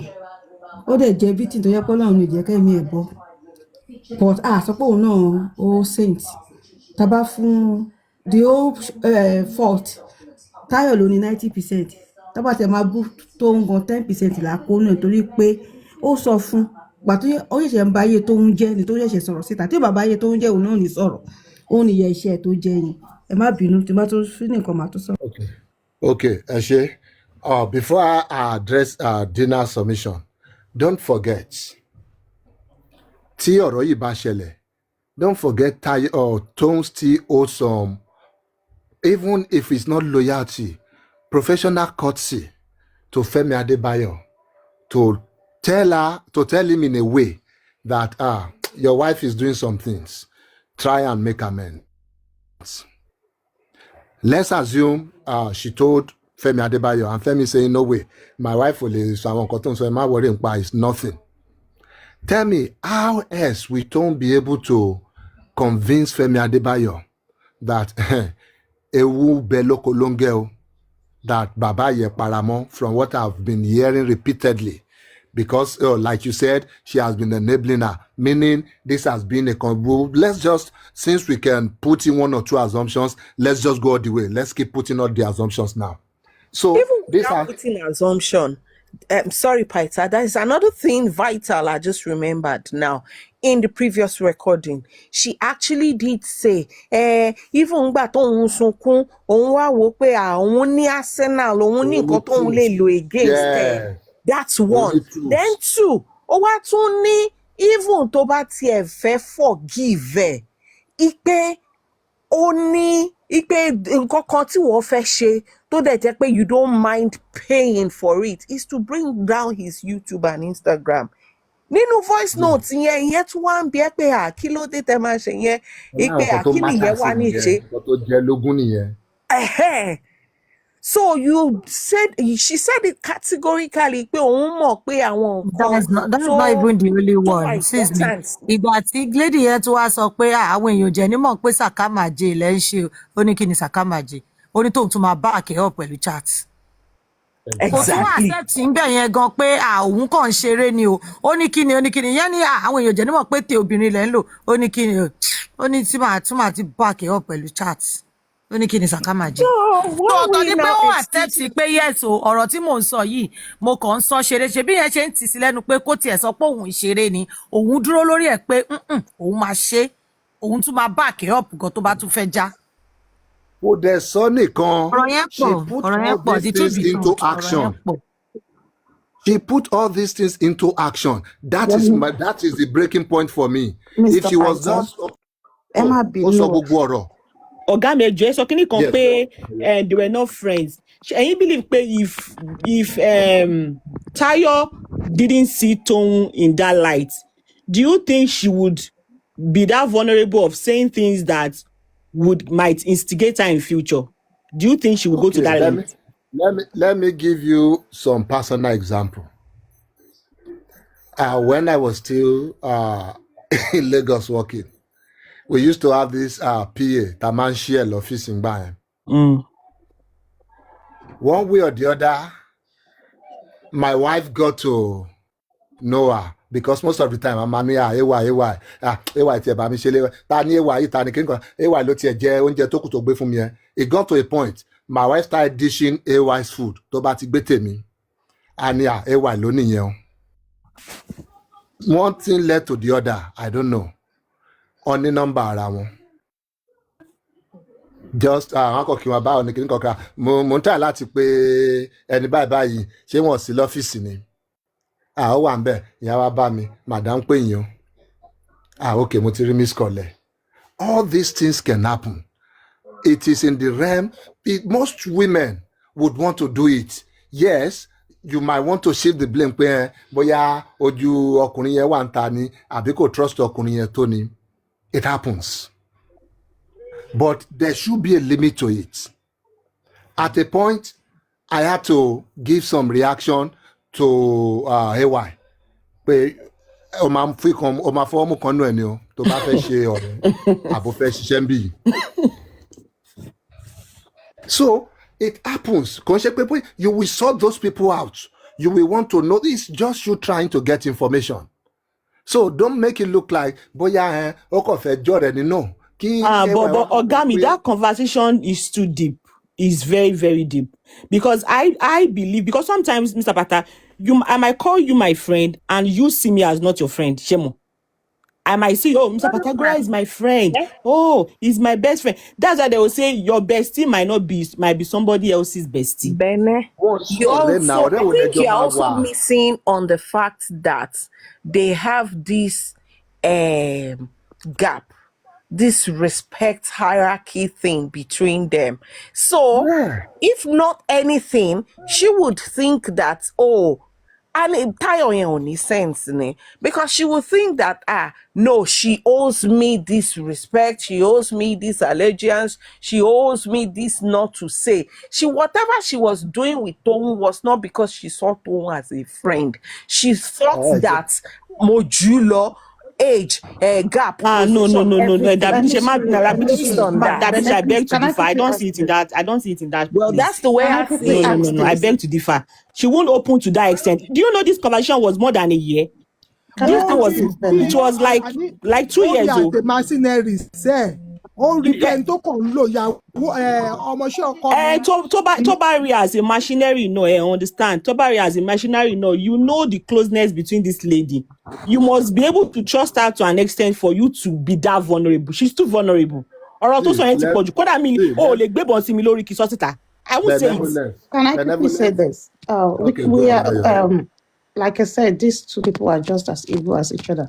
But the question is, when we say Toun is not friend to Tayo or Tayo is not friend to Toun, but what was the relationship that got them to the extent of taking each other to Orioke?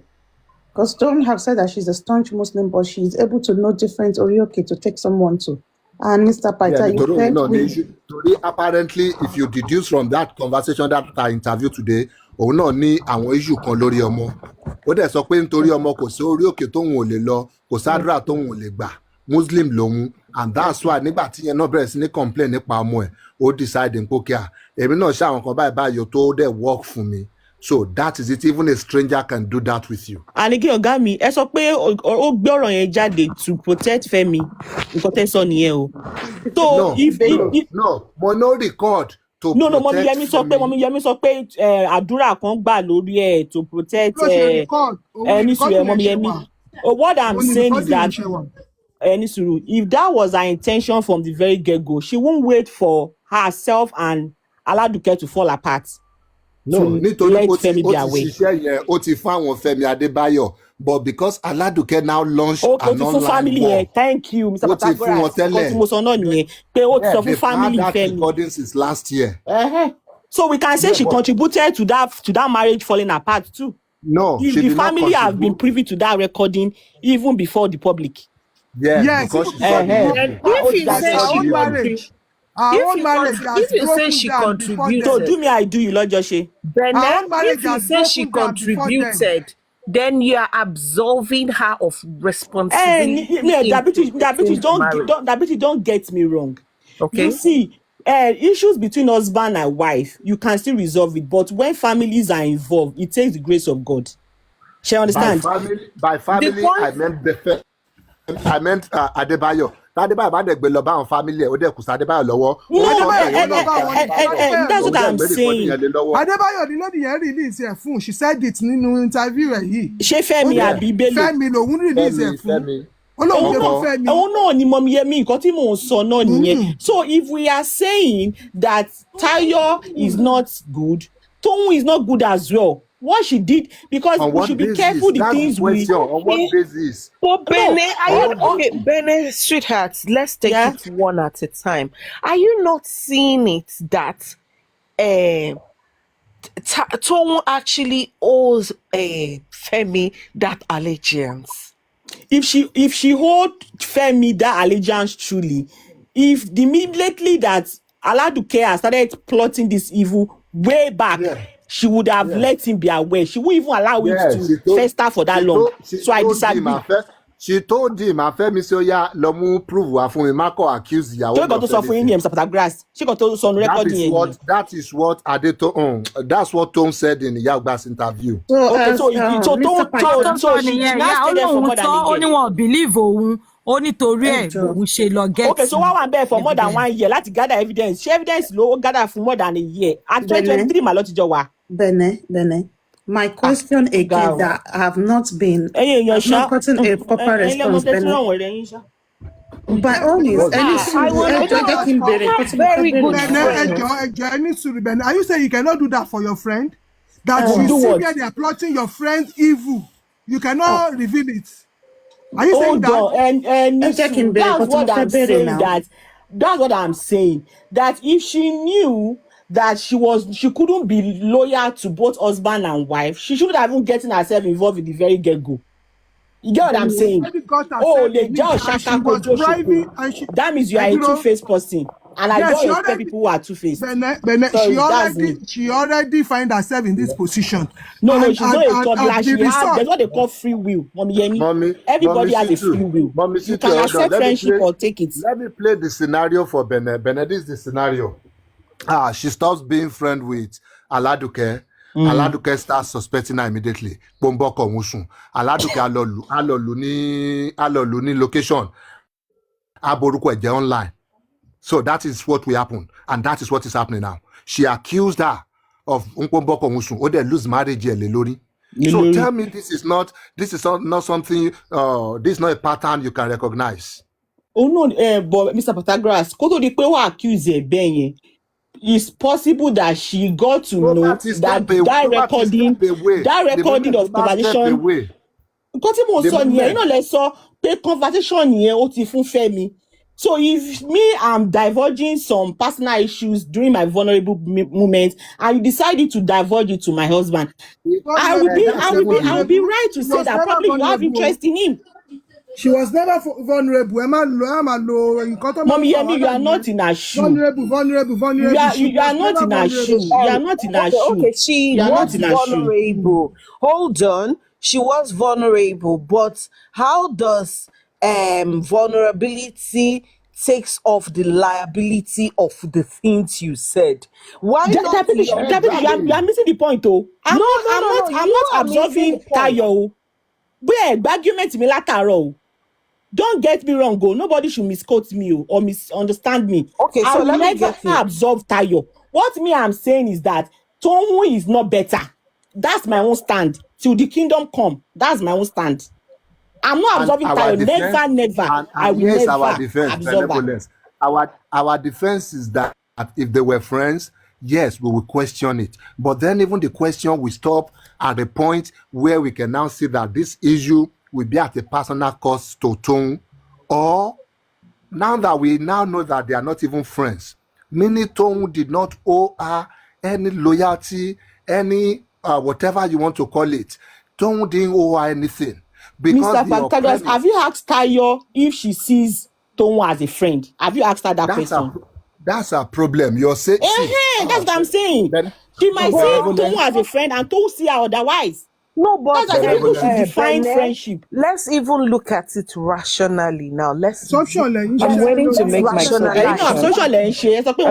I'm waiting to make my own submission. Why should he? Okay, didn't you just say it, Bene? Even you said it in your submission. You said not even your husband's friend are your friends. And you said she was stupid, which I agree with you. Exactly. That's what I'm saying. And again, if you still think that she was ever a friend, if she thinks that she was ever a friend, have you not been in a friendship that you will see somebody and you feel, oh, this person is my bestie? I've seen, okay, don't let me say you because you are a smart person, so you won't even get yourself involved in it. But I've seen situations whereby people label somebody as their bestie, and unfortunately the bestie doesn't see them that way. It happens all the time. Sometimes Bene,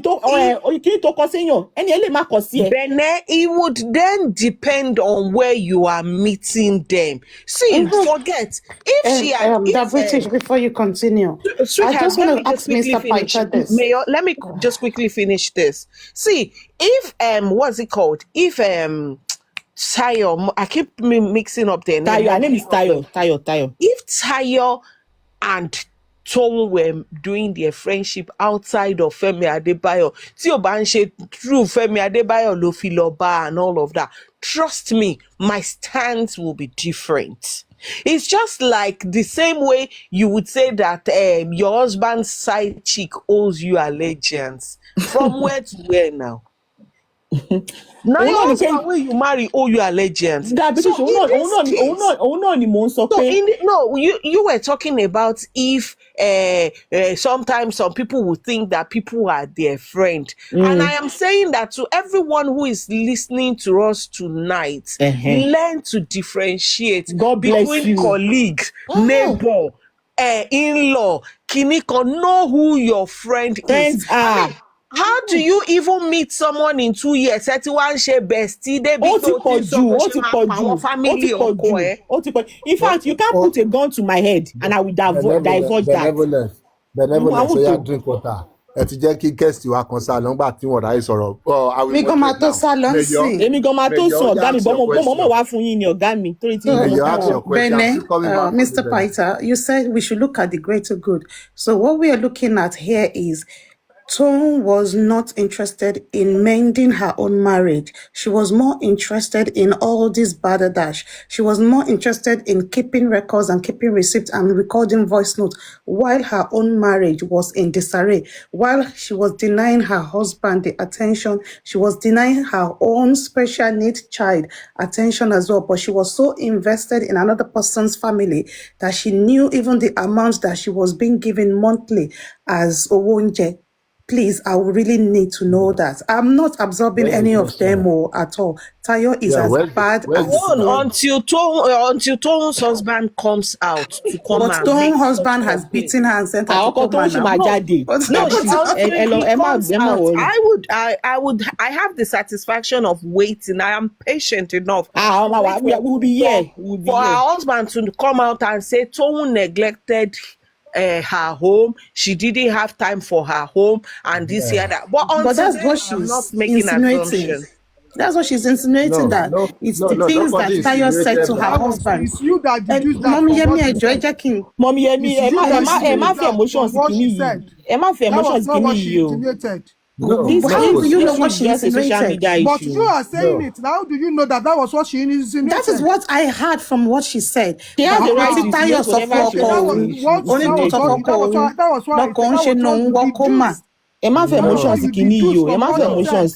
No, nobody is putting emotion. Hold on. We're only defending our Mommy ground. Yemi is friend to Saint Tom, so she will Everybody will defend their ground. The same way Okay, they are friends, Abby. the same way Benevolence has been could defending be. their grounds this morning. Oh. So everybody will defend their ground. Now let me answer your question, Mayor 25.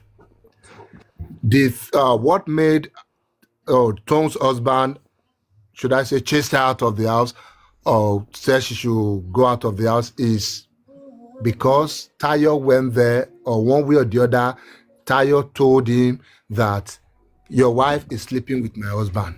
That's why they are always talking and things like that. She did not say because your wife neglected you. That would be stupid for her to say to the husband, because the husband would know if the wife actually neglected him or not. So the bone of contention, ìyàwó ẹ̀ ń bọ́kọ mi sùn gbogbo ọjọ́ ń ṣeré tó rọ̀ bí wọ́n ń ṣe yẹn ọ̀gá àtọmọṣẹ́ irọ́ ọ ń bára wọn sùn ní o. ìyẹn náà lè wá fi eníkún kan pé òótọ́ ni wọ́n máa ń bára wọn sọ̀rọ̀ lóòótọ́. In that case, nǹkan kan gbọ́dọ̀ wọlé tó tún jáde láti. Insinuate ni àbí sure. No, that is what Toun said. Ní pé nǹkan tí Aládùkẹ́ sọ fọ́kàn òun nìyẹn ní pé òun bá Báyọ̀ sùn. pé àbúrò ọkọ ẹ̀ náà tún pé ó ní Tóun ní òun wà lọ́dọ̀ Fẹ́mi. Ó dẹ̀ pé ní video call kó lè rí ibi tó wà. Àbúrò ọkọ Tóun. But let us put this matter to rest now, because the truth is that we should be discussing issue of Aladuke and her evil plan. Hold on. Issue of Aladuke and her evil plan and our issue with Femi Adebayo. That is what we should be discussing. But somehow we've gotten into the issue of Dayton and the Anamorals. So let's put that to rest once and for all. So I'll put a question to all of us. When do you stop considering somebody as your friend? Let's say they are friends, because you're not shifting ground, we are not shifting ground. When can you stop considering somebody as your friend? Once I notice you are recording me, that's the end. Bene, that's me. Because this thing is not an epidemic. This thing is not an epidemic, because if you don't trust somebody, you have no business being friends with them. And if your views doesn't align, you have no business. Bene, hold on. Put yourself in Toun's shoe. When would you stop considering Aladuke as a friend? At what point? Let's say you're friends. So if you cross, good. That's when you will stop considering them as a friend. I'm telling you. That is great. That is great. Enable this foolishness. It is no. Let me now probe further. So if you stop considering them as a friend, if you now record them after that, are you breaking any morals? Since you now know they are evil person. Let them say, okay, if you cut off somebody and you make it clear that you've cut them off, they will even open up to you. How much more you will even record them?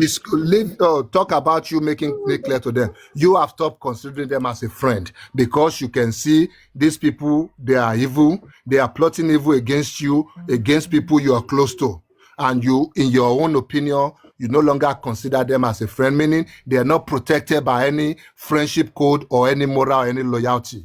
So tell me, what ground will you now have to say they've broken moral? Do you know why it will even get to the point of recording? Because once I make it clear that we are no longer friends, I would make it a point that she must never involve me in such discussion. So she will even involve me. No. How much more I will have to record that? Good. You have broken friendship with that one, but then that doesn't mean you are breaking friendship with the other person. You've broken friendship with the wife. That doesn't mean you want to break friendship or relationship with the husband. So will you not protect, or will you not act to protect your friendship and this other person that you're still friends with? How would you protect something that you are not privy to? I don't understand. If you've cut her off and she's not involved in anything, how would you know whatever she's planning? Bene, that's why I'm saying the recording. See, Bene, you avoided the question. No, I'm not avoiding it, Mr. Pythagoras. Okay, Tipa sọ fún yín sí pé ma gbé kẹ̀kẹ́ lọ mi ìbẹ́ ṣeré mọ́, we are no longer friends. You only pay me more now. We will even call ourselves anymore. I shall blocking now. So bad you pay me. Not when will you stop telling them, or when will you start telling them we are not friends? See, you and I can be talking. Oh, Bene, we are talking, right? Do you consider me as a friend? No. You understand? Yes, you can see me as a TikTok friend. Do you consider me as a friend? Bene, no, what me I'm saying? I'm saying, no, what I'm saying, I understand. Once I can smell it, that she says something about get negativity, I will cut her off and I will block her. So how is she going to contact me to engage me more about her plans? Like, let me on her plan when I've cut her off from the very, very get-go. Hey, get got him also. No, what I'm saying is this. You have stopped considering somebody as your friend. That doesn't mean yes, and I've cut all avenue of communication because that's how I roll. If you're not my friend, I cut you off. May you hold on. You can be friends with somebody, that doesn't mean you are enemies. I'm sorry, you can not be friends with somebody, that doesn't mean you are enemies. Of course. You can just be cordial acquaintances and things like that. So if you stop considering somebody as your friend, that doesn't mean they are outrightly your enemy right away. Of course. You can still be cordial. You just know that, oh, this person, I don't like the energy. That is what we timo. At that point. But Mr. Pythagoras, if she has made her stand clear to Aduke or what I show the responsibility and no any suit, Mr. Pythagoras. You know, let's so pay a tobacco cutting off. About me, I'm saying if she has made her stand known to Aladuke, this is your presumption that you are giving now. I am sure Aduke too, read that's a signal. So she will even engage her more or even divulge because she has made her stand. But she can engage another person. But she can engage another person. So that means I will absorb myself from it. That means Toun is not loyal to Femi then because before they keep. Okay, so mommy, me 2 years. Back and forth. So you so fun to ba fe àwọn kò ní àwọn do you know how many days it no but ọjọ́ 2 years to láti àmìyàn how old are you ogbalasha ma ku bo mommy emi ẹjọ ìgbà mi lọ fi àmìyàn ọjọ́ kò tí tó náà ẹ ma tonra yín be 2 years tó bá ṣe pé jà tó ṣẹlẹ̀ ní ṣe máa gbọ́ gbogbo ilé ó kọ àwọn instrument yẹn jọ ni. Bene, are you putting into consideration the timeline? You keep saying 2 years. They started being friends 2023. We are in 2026. And 2020, one lọ́rọ̀ yìí ti ń ṣẹlẹ̀ láti 2024. They have not been friends. Kẹ́míbẹ̀ sá kúrò lé láti January 2025. So it's like 2024. Titi was 2025, so they still have about a year and some months. No, hold on, Benny. Wait with the calculation. Aladuke and Aladuke reached out to Tayo, to Toun in 2023. Ọ̀rọ̀ tí wọ́n sọ yìí ó bẹ̀rẹ̀ sí ní ṣẹlẹ̀ ní 2024. And 2025 ni kíní ti kúrò ní. Fẹ́mi sá kúrò lé.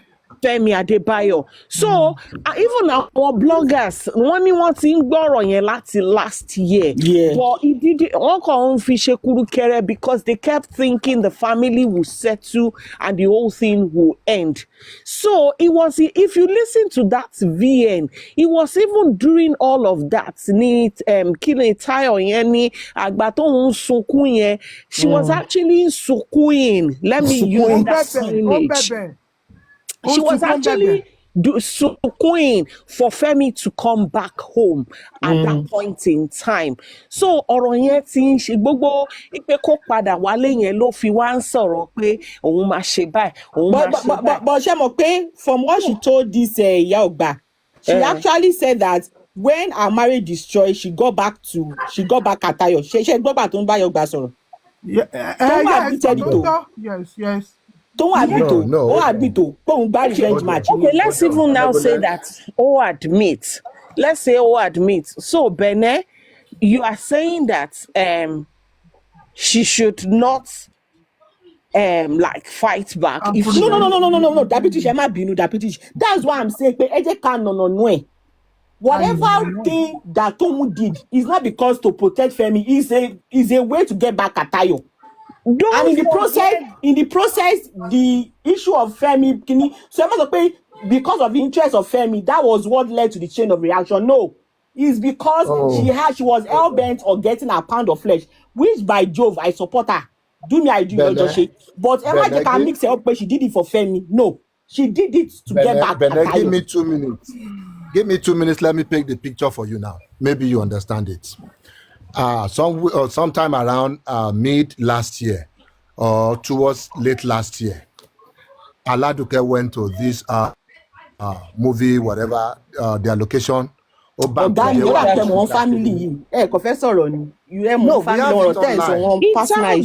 it's out there, Bene. We have it online. For him to know this thing. No, I don't know, Sha. Only be not so hold on, let me paint it for you. So middle last year, late last year, all that happened. And don't forget, Dayton to lose the marriage year before that.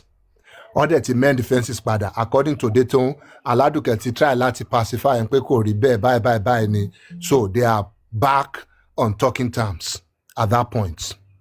So issue ṣẹlẹ̀, ó balẹ̀ jẹ́, ó bọ̀nà jẹ́, ó kì Fẹ́mi mọ́lẹ̀, ó lu Fẹ́mi nígbà tí Fẹ́mi délé padà. After that, we're painting picture now. I believe girl no Femi would need retaliate. See what is on you. That's what we have in the public domain now. Ono Lufemi. My dad is a lawyer. Inspector Paita ó tún sọ pé ìyàwó náà confirm ẹ pé òun gbá etí ẹ̀. Ó ní Táyọ̀ náà sọ náà pé Holland Táyọ̀ náà sọ fún mi fúnra wọn pé àwọn gbá etí ẹ̀. Olóhùn ìsàtẹ́ni ṣó gbá etí àbónú. Superstar wa Táyọ̀. Ẹni sùn ṣó gbá etí àbónú. Olóhùn gbá etí ẹ̀ mi ò gbọ́ lílò mo gbá etí ni mo gbọ́. Ọ̀nà ọ̀nà báwo ló ti ṣe ń lùyànjú pá gbá etí èèyàn lọ.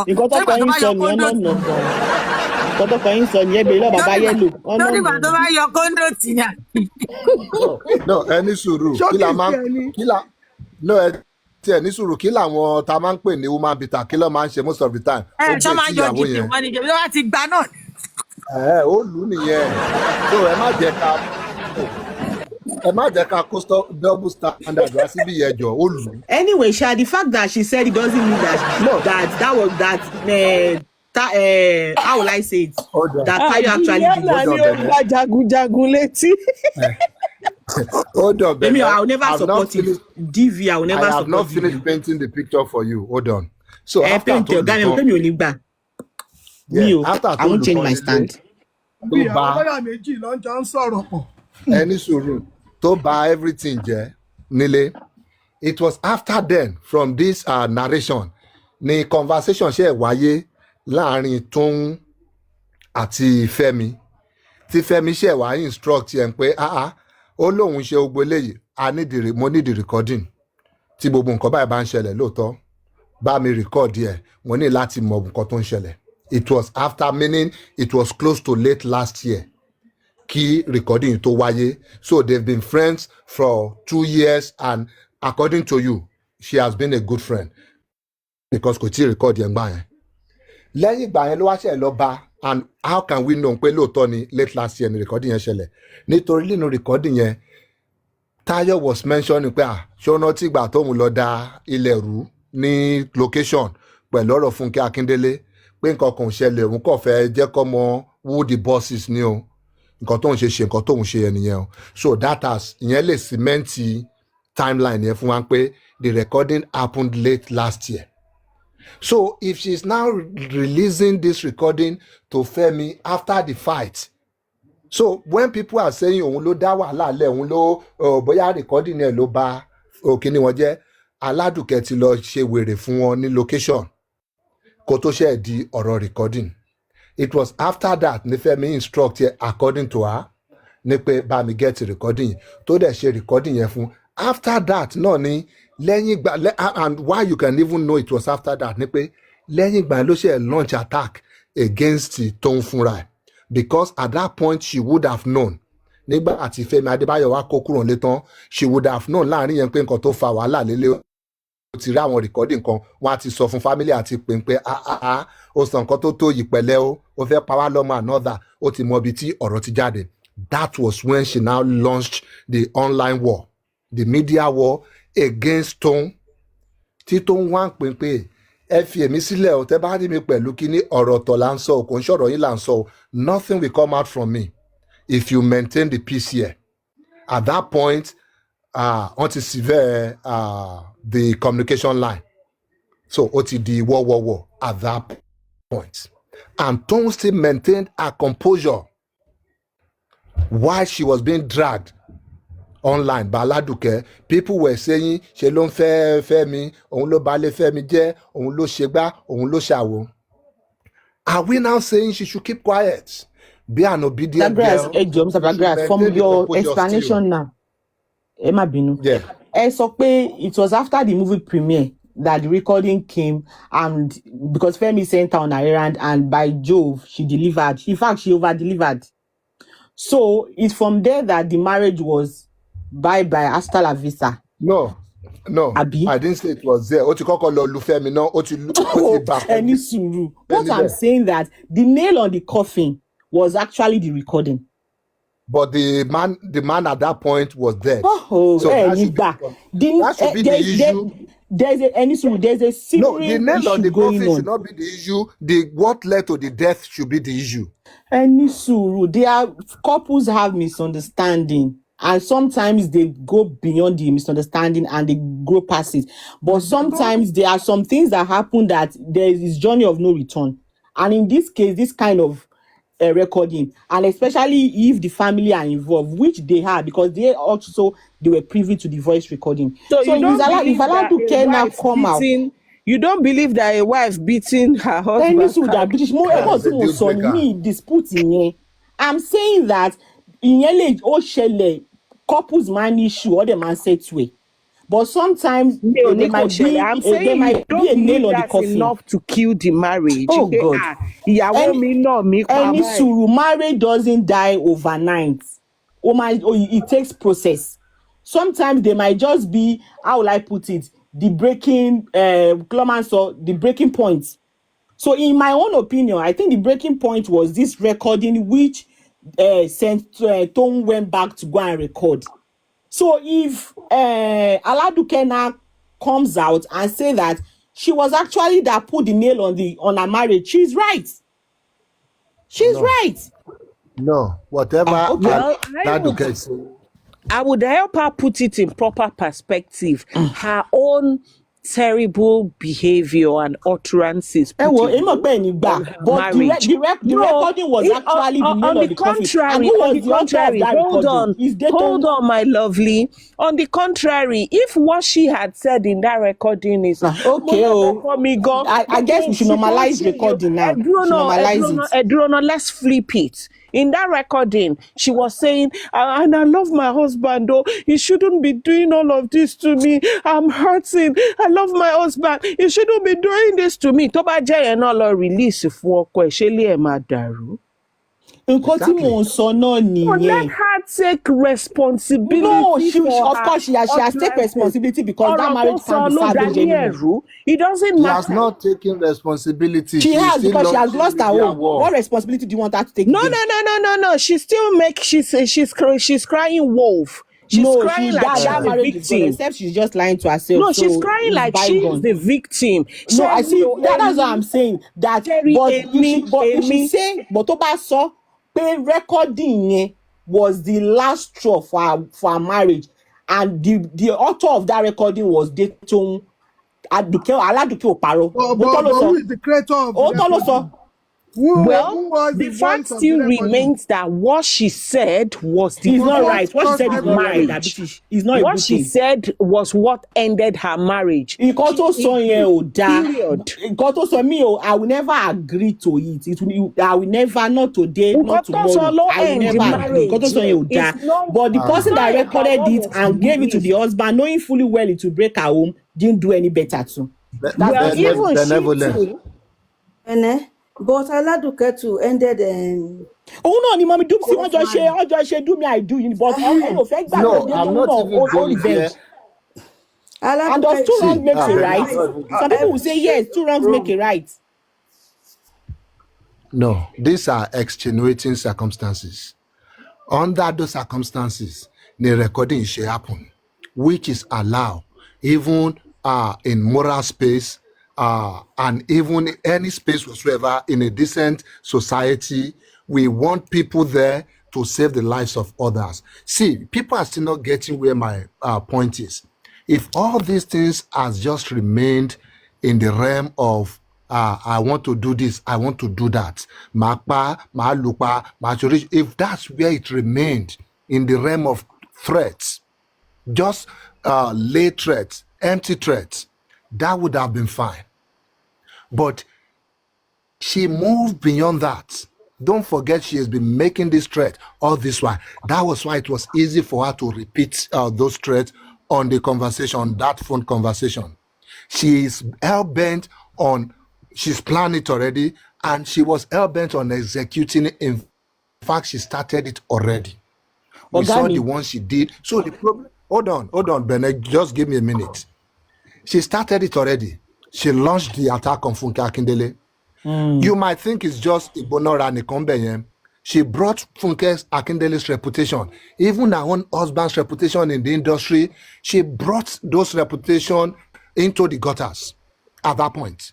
And don't forget, in the recording that later go, ó lóun máa bá kanlẹ̀, òun mọ àwọn nǹkan tó jọ lójú, òun máa gba gbogbo followers ẹ̀ lọ́wọ́ ẹ̀, òun máa parọ́ mọ́, òun máa ṣe oríṣiríṣi tó yẹ pé gbogbo brand ẹ̀ máa fi sílẹ̀. And she started executing those plans already. So it was no longer threat. It was more like on ṣe báyìí fún. Ó ti manifest. Ọ̀gá mi, Sherry, gbogbo nǹkan tẹ́ sọ pé gbogbo plan yẹn, myself and yourself, we are still on the same path. That behavior is unacceptable. So not just behavior, those actions. Those actions is unacceptable. To be honest, we are on the same page on that too. Because me, I will never see blue and call it white. But the fact that Toun has come out this evening, láti wá sọ pé our action was actually for revenge. That was not the only thing whatever our intention has been. Nullify. I'm sorry, in me, my own opinion. No. So whatever she decided to go back to go and record was not also So whatever her intention was out of malice, not because she cares for Femi. But nǹkan tí Toun sọ nírọ̀lẹ́ yìí, Toun ní ìgbà tí ó ti lọ tó yẹ ó pe òun tóun ò gbé kọ̀lẹ̀. Toun ti wà pissed off about it, tó ń pe òun tóun ò gbé kọ̀lẹ̀. Tó wá fi voice note lẹ̀ fóun. So ló ti rí bódà pé òun ti ń sún sẹ́yìn fún òun. Ló ṣe lọ ṣe nǹkan tó ṣe tó fi lọ ń sọ ọ̀rọ̀ nípa Mọ́mí Yẹmí ó sọ lọ́dọ̀ ìyá ọgbà àwọn comment section náà wà ń bí báyìí, gbogbo aláwọ̀ à ń bí báyìí. Ó sọ pé òun lose marriage òun. Ní sùúrù ló ṣe lọ sọ nǹkan tó sọ fún ọkọ ẹ̀. Ó lóun sọ fún pé àǹtí Táyọ̀ tí pé security pé ṣe rò bóyá òun fẹ́ sọ̀rọ̀ yín fún anybody pé security yín safe pẹ̀lú mi tẹ́ bá ti fi ọwọ́ síbi tọ́wọ́ ń gbé. Is that not a threat? Is that not a threat? Mommy Yemi, your own opinion, is that not a threat? So we are still saying, Mommy Yemi, we are still saying the same thing. Emma sọ pé nǹkan tó ṣe ó ṣe láti protect Femi. No, she did it to get her own pound of flesh. No, that's what my own point is. You're picking another argument. So let's now try to align with you. Let's say she has a revenge. Are you saying there's no justification for it? If she has actually lost her marriage because of the lies of Aladuke, you're saying she's still in the wrong. Mr. Pythagoras, you are missing the point. Ẹ̀gbọ́n tí mo sọ ni.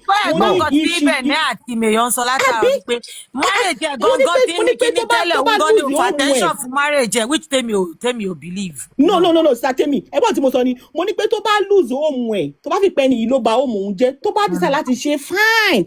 But ẹ̀yin ò fẹ́ gbà pé nǹkan tó ṣe yẹn ó ṣe out of revenge. Nǹkan Temi wà against ni. Revenge lè mi sọ revenge mo sọ láti. No, Mr. Pythagoras sọ pé kò ṣe as revenge, ó ṣe láti protect Femi. Mo dẹ̀ ní that's a lie. Apart from the marriage, ó tún ti lọ sọ fún Femi pé òun ló mọ òun lọ, ibi tó mọ òun lọ ló ti sọ pé òun ló fún òun ṣe owó, ó ti ń fẹ́ gbaṣẹ́ lẹ́nu ẹ̀. Ẹ̀hún náà ni mò ń sọ, tí Toun ò bá release gbogbo yẹn, ṣé Femi máa gbọ́ ni?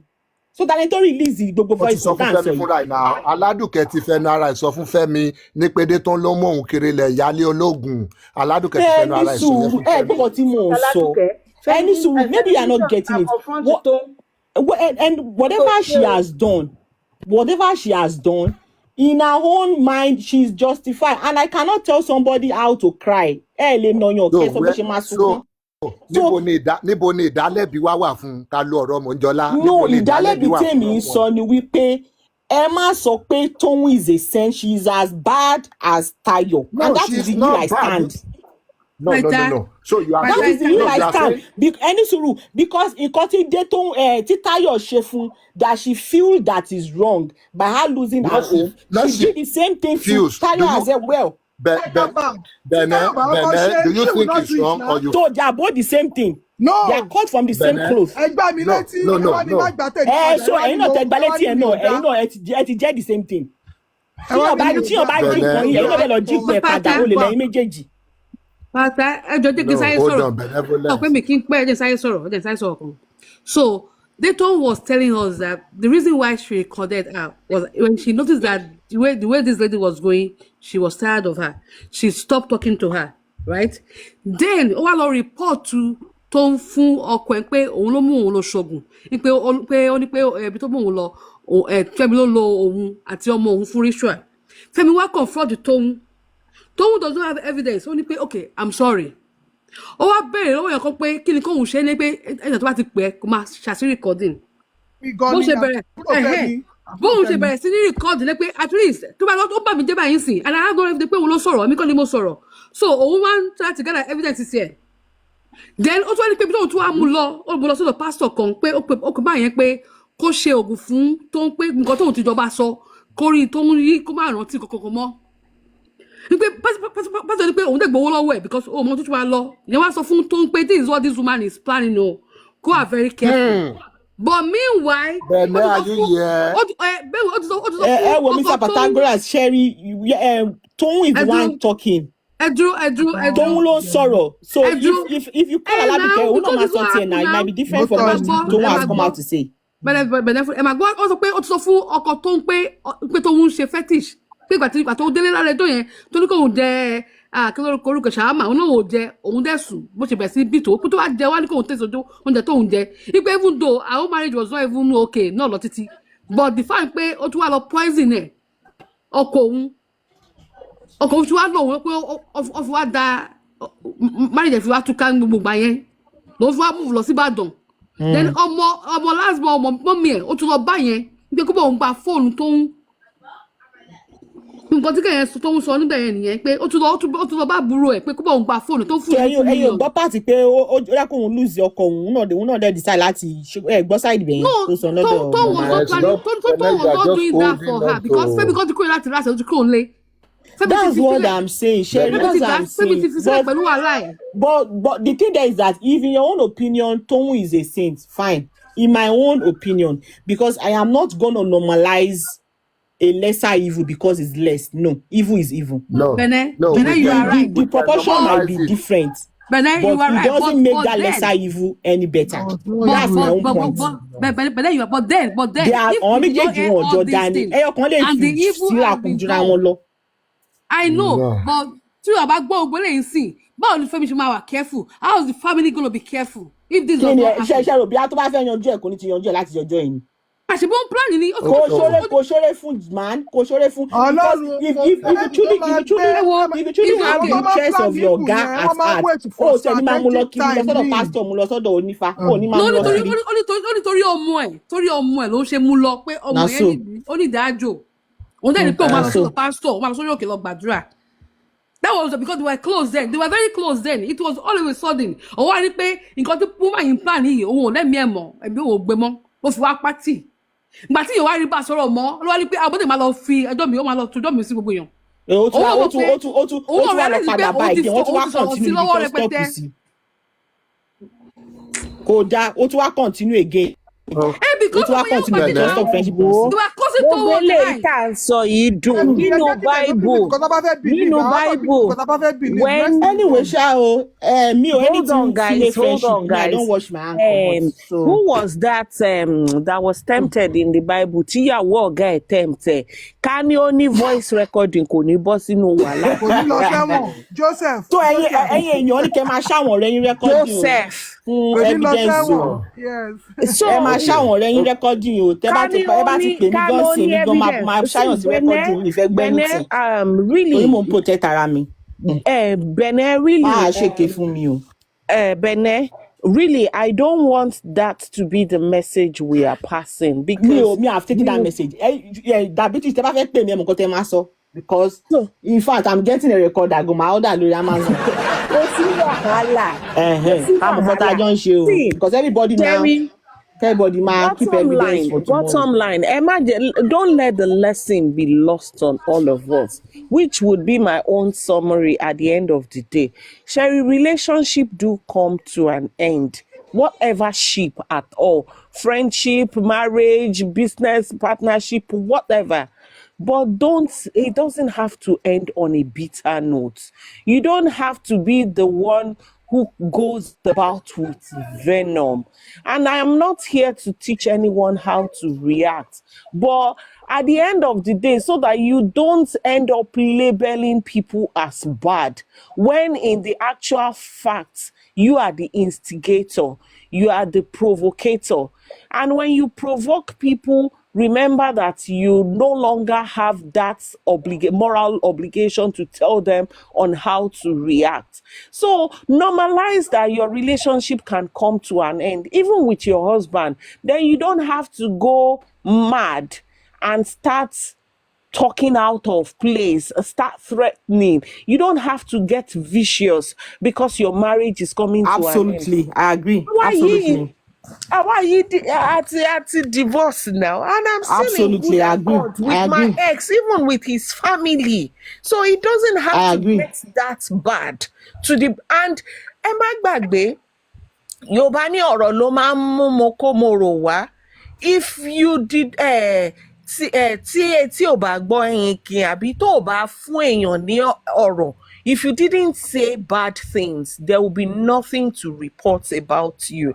So don't let us be that narcissist who would forget that it was what we did that triggered the reaction, but rather we would focus on the reaction, forgetting our own action that triggered the reaction we're getting back from the other person. Do not let us be that person. So before we say that friends are evil, ask yourself, how are you moving with your friends too? How are you rolling? Because o lè rò pé o fẹ́ gbá etí Bẹ̀nẹ̀ ọ̀tún kí Bẹ̀nẹ̀ ní òun ò fẹ́ dàbí Jésù, òun ò ní yí tòsí fún ẹ. So be mindful of what you give out, so that at the end of the day, if you did not give it out and they are giving it to you, people can stand up in your defense and support you.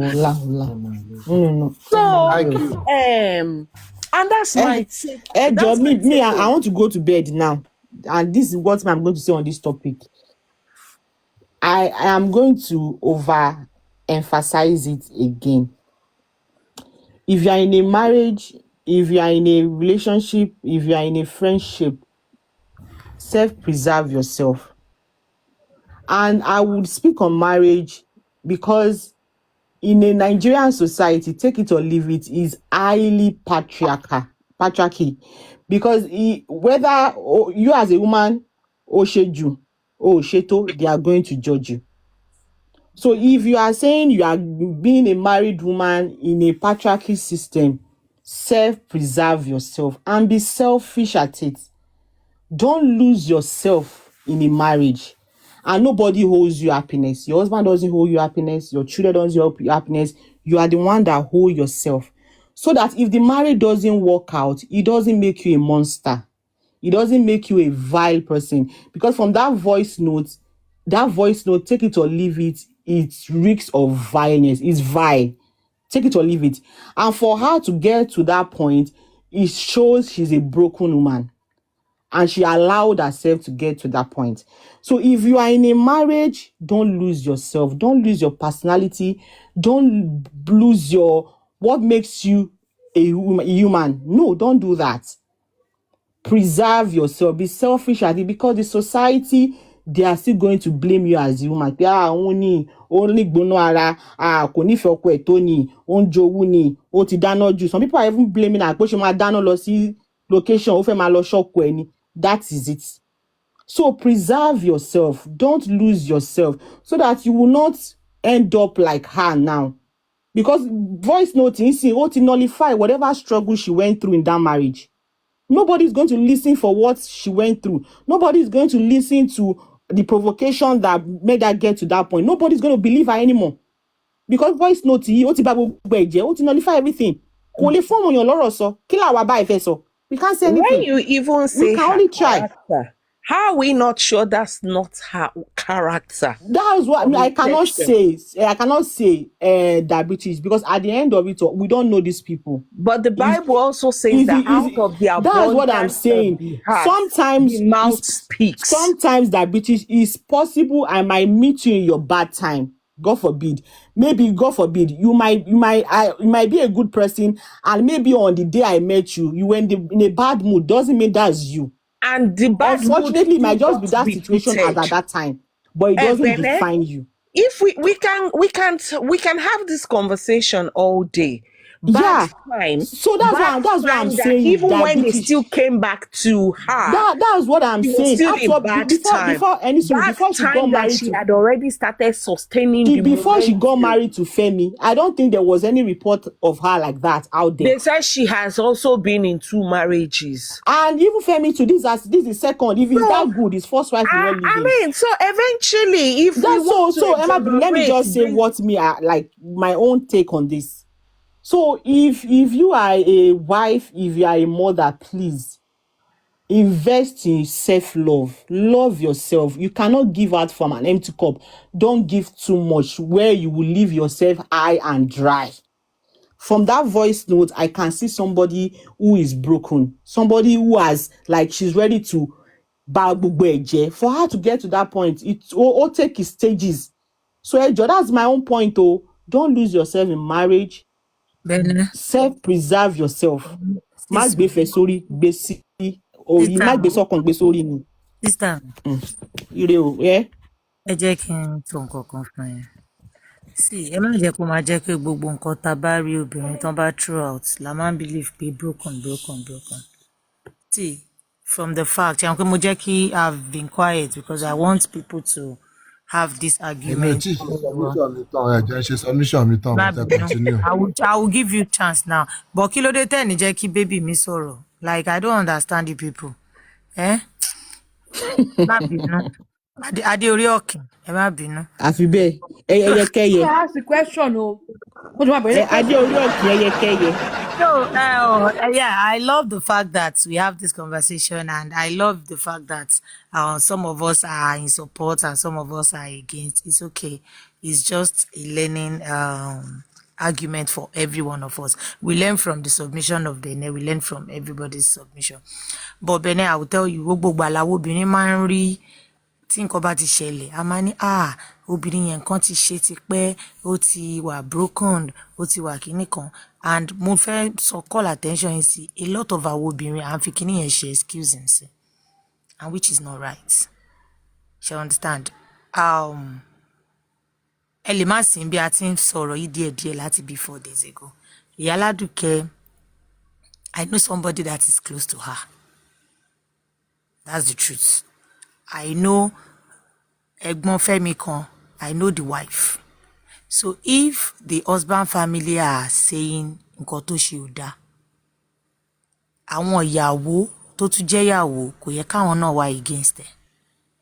Tó tún jẹ́ ìyàwó kò lè, gbogbo àwọn ìyàwó lé Adébáyọ̀ kò lè sọ pé Iyaladuke ò dá if there is no nǹkan tó ń ṣe. Little òun náà ní sátẹ́mì ìfẹ́ àfẹ́jù náà ni. Ìfẹ́ àfẹ́jù ni. Please, it's not everything la máa pè nífẹ̀ẹ́ àfẹ́jù. obsession okay. da ní marriage Oh Ọlọ́run no, ni obsession ni. Obsession fọkùnrin ló pè ní fẹ́ fẹ́ jù. obìnrin Is obsession love? ọkùnrin is not love and those things are no longer Obsession is not love love. now. Okay, Love okay, mọ́. just tell me kí ló ń jẹ́ obsession ní Yorùbá? Èmi ò mọ̀ o. Ìfẹ́ àfẹ́jù ló ń jẹ́ bẹ́ẹ̀. But it's not love. It's not love, of Wọ́n máa course, ń it's sọ not. kinní kan pé Yeah. tóbìnrin bá ti táraba àtọkùnrin náà tó bá ti gbóná bó ṣe wà lọ́kùnrin ló wà lóbìnrin ẹ má get it wrong. Yes, Bó kò ń ṣe ṣe wà pé yìí it's not love. gbàdún ọkùnrin tó ẹ pọ̀kùn náà báyìí ó máa ṣe gbìgbìgbìgbì báyìí ìyàwó mi ò gbọ́dọ̀ Yeah, jáde ó ti pọ̀ jù, ìyàwó mi ò gbọ́dọ̀ ṣe. Kí lẹ wí? Sister Temi, sorry. Obsession in Yoruba is káwo kankan mọ́ nǹkan kan ṣe fi àfẹ́jù. Ẹnu ọ̀gá mi fẹ́ gbóná lọ́n pé mo ṣe get it. Ìfẹ́ gbóná ni ọ̀gá mi ẹ̀gbọ́n You Yorùbá can fẹ́ gbóná. love and not this God to be obsession àwọn means aṣọ being ọkùnrin abnormally or intensely Mọ̀mí preoccupied Yẹ́mi ẹ jẹ́ with a sọ̀rọ̀ o person. bó ti jẹ́ Ẹ má kẹ́kọ̀ọ́ Mọ́mí Yẹ́mi ti di Adébáyọ̀ family. ẹ má bínú. See, we can love. This is just us learning. Obìnrin ló dà pé ó fẹ́ pọ̀ jù ń bí báyìí. We can love, but kàmábàdé mi ò lè sùn, mi ò lè wo, mi ò lè Ó ṣe. lágbára o. Tó bá pa ara ẹ nítorí ọkùnrin, ẹgbẹgbẹ̀rún Ó dàbọ̀ obìnrin nìyẹn. àkọlé. Rest Tó in bá peace. pa ara ẹ nítorí obìnrin, ẹgbẹgbẹ̀rún ọkùnrin, agun orí ẹ̀ á lọ. We need to calm it down. And ìwọ tó bá ti mọ̀ pé o ò ní ẹ̀mí sùúrù, kò ń ṣe o sì lè fẹ́ èèyàn ní abẹ́lé kẹjọ máa ṣe o. When you go for celebrities, you have to o ní láti build the patience yẹn. Like o ní ṣáwọn tó máa lọ fún location tó máa lọ months 2 months 3 months. You need to build it. Ó bá ti mọ̀ pé o ò lè lámòjú kúrò díẹ̀ kò ń ṣe gbogbo ẹ̀ náà o díẹ̀díẹ̀ má tiẹ̀ try ẹ̀ because ó máa fuck ẹ up mentally. But ṣé mọ̀ pé torí ìlara yìí náà ni first wife lọ. So Fẹ́mi too need to check himself. Ìlara kọ́ lọ̀rọ̀ first wife. Nǹkan tó ṣẹlẹ̀. First wife ẹ já wa sí. Nǹkan tó ṣẹlẹ̀ kọ́ nìyẹn. First wife èèyàn kan tọ́lá náà sí wọ́n nítorí religion ni pé first wife ló sọ pé òun fẹ́ lọ máa borí ọ́nẹ́lẹ́hà ló ń ṣe ibi tó wà báyìí.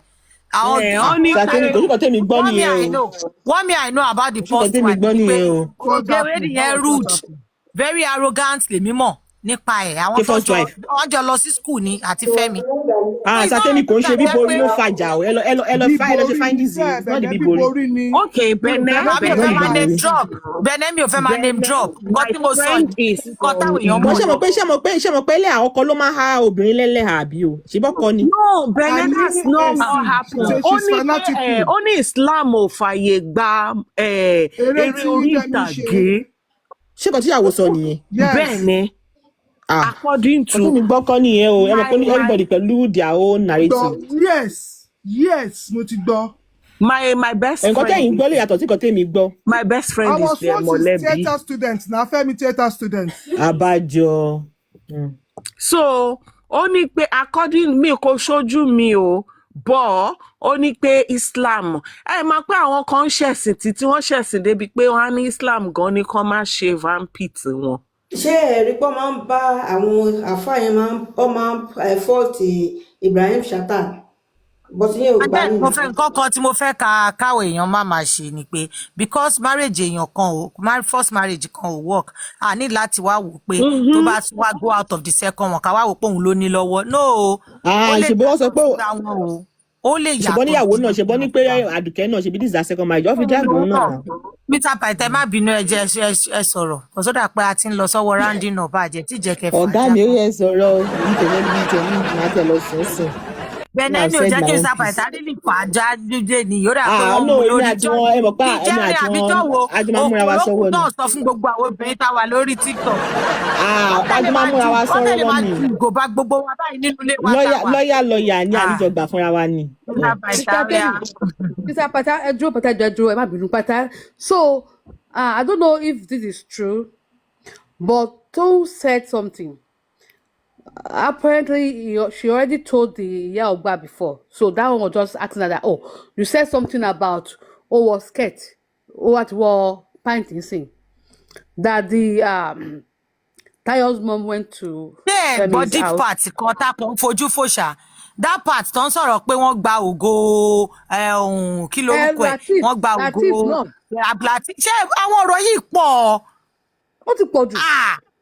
àwọn ọ̀rọ̀ Wọ́n yẹn tún ní pọ̀ ẹ gbọ́ tí ò wọ́n tún bá ní sí pé nǹkan tó jọra wọn àbí ní àjò tó ń súnmọ́ra wọn why would you say this? say that exactly. relationship àárín Abdulateef àti Fẹ́mi náà family Fẹ́mi náà àwọn ìyá Fẹ́mi gbogbo wọn náà bẹ̀rẹ̀ sí ní máa jáde pìtàpìtàpìtà á di pé à ń gbórúkọ ara wa káàkiri. Sátẹ́mi òun náà ni mo sọ pé tí Aládùkẹ́ ò bá rí gẹ̀wọ̀n yẹn àsọ̀rẹ́ ṣó máa lè divulge àdúrà nǹkan yẹn fún. a sọ o a máa sọ ó dẹ̀ máa ṣe. those are not even secret ó kàn fẹ́ fi ni mo ti gbọ́ sẹ́.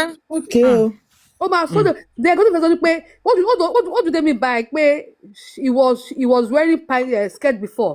now he's wearing pants. ìyàwó ẹ̀ ló jẹ́ kó máa wọ ṣòkòtò. no wọ́n ní pé pint ló wọ̀ skirt ló wọ̀ tẹ́tẹ́lẹ̀ skirt.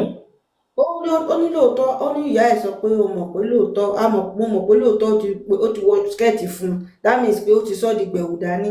exactly ó ti ṣogun fún ọ̀gá mi ẹ give submission yìí mi fẹ́ lọ sùn submission yìí mo dúró dé round up yín kí n lọ sùn. ìtàkẹ́ ló sọ̀rọ̀ ẹ̀yẹ́ mi sọ tèmi àsọ náà máa close sí i kó tó mo fi pé gẹ́ẹ̀ yẹn ti ṣe kankan fún Fẹ́mi kó tó fẹ́ ni this is my own opinion I'm not me more but from what we are seeing that this guy cannot do without him he's looking maybe ọ̀sán pé tó bá ti fẹ́ mọ́ kò lè rẹ́ni tó máa fẹ́ mọ́ because nǹkan tó ṣe fún ó ní repercussion and bọ̀bọ̀ dẹ̀kẹ̀dẹ̀ ó ti kírun Ọlọ́run ti kájú ẹ̀ ó ti rí light bí àwọn kan lánàá kò yé ó lè ti rí pé eléyìí kò ní bí tóun lè lọ. I'm thinking she probably did something to this boy that this boy was all over her at the beginning. Now that the boy now sees himself like ó tún lóògùn fún ní báyìí. I said my opinion. That's my opinion. Okay. Aládùkẹ́ wọn náà ló kúkú fà ẹni tí wọn náà. According to nǹkan tí ìyá ẹ̀ sọ ìyá Táyọ̀ sọ pé Fẹ́mi was wearing skirt now Fẹ́mi is wearing pant what was that supposed to mean? Pytha, help me out please. That's my question. Okay, thank you and thank you all for the passionate and very thoughtful debate. For you tell you so, I will step away from the realm of assumption. Àwọn Pytha money àwọn Benin ló gbé assumption wọnú case yìí. I like to deal with the things we know, things that are out there. No, ẹ má yọra yín kúrò. Ẹ̀yin náà àjọ for assumptions ni o. Ẹ má yọra yín kúrò. Nígbà tí ẹ gbá assumption yìí wọlé. Àjọ assumption for assumption ọ̀rá fọ̀ra. Let's just go the full length then. Ẹ má yọra yín bẹ́ẹ̀. So I will still take us back to what this case should be about. About that evil woman, Tayo IyanaladukeFebruary. That is what this thing should be about. Because at the end of the day, we have 2 victims in this case and we have 1 perpetrator. And the 2 victims are Toun and Femi Adebayo. As at this moment, it can change tomorrow if we have more information. If something else comes out tomorrow by way of interview, voice note or anything, yes, that position can change. But as at this evening, the 2 victims in this case, they are Femi Adebayo and what's her name again? Toun. And the perpetrator, this evil planner, not an event planner, this evil planner here is Tayo IyanaladukeFebruary. Òun ni perpetrator. And what I was trying to point out the other time to Benin and Mayor was that friendship stops at the point where you start incurring personal harm to yourself. At the point where your reputation is now being dragged in the marketplace. Friendship stops at that moment. And once friendship stops, there is no obligation anymore. There's other than our humanity, our moral obligation to every other human beings. So if people are still insisting, after knowing the trend of things, after knowing how IyanaladukeFebruary sorted this lady out, Toun, targeted her to use her as a tool to manipulate her husband, Femi Adebayo. After knowing all these things, after knowing everything, at least even through this voice note we've heard, if we still want to believe conveniently, just to be able to lay some blames at the doorstep of Dayton, if we still want to conveniently call them friends, it is good. We are free to do that. It is our opinion and I'll respect them. But now let's continue with that assumption that they are friends.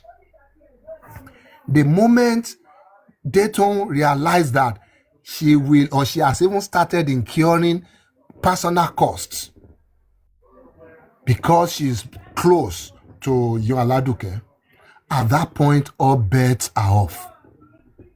And you will say, what point, or when did they get to that point?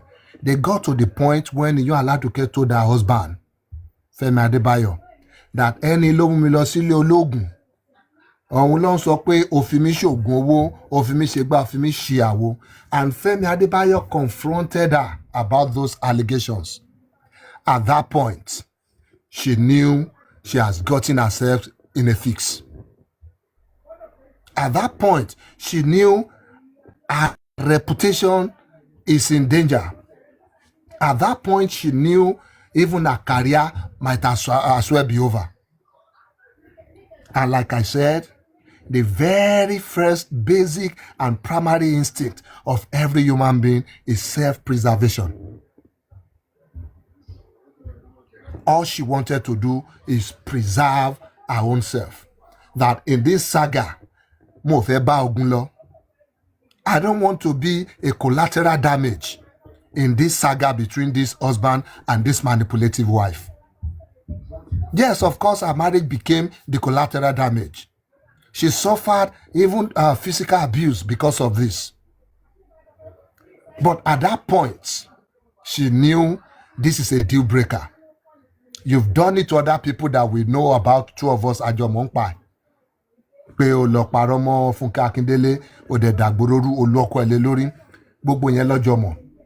Now seeing herself the victim of this woman's manipulation, of her evil machinations, seeing herself as a victim at that point, it was a deal breaker for her. If that's not a deal breaker for anybody here, I will say you are reassess how you consider threat to yourself. We should all reassess ourselves. If you believe when your so-called friend start going about to other friend or other people and start ratting you out, let's even say you did whatever you've done with them. Let's say let's see all that happen. At the point, totally lost of at that point, they have stopped being friends.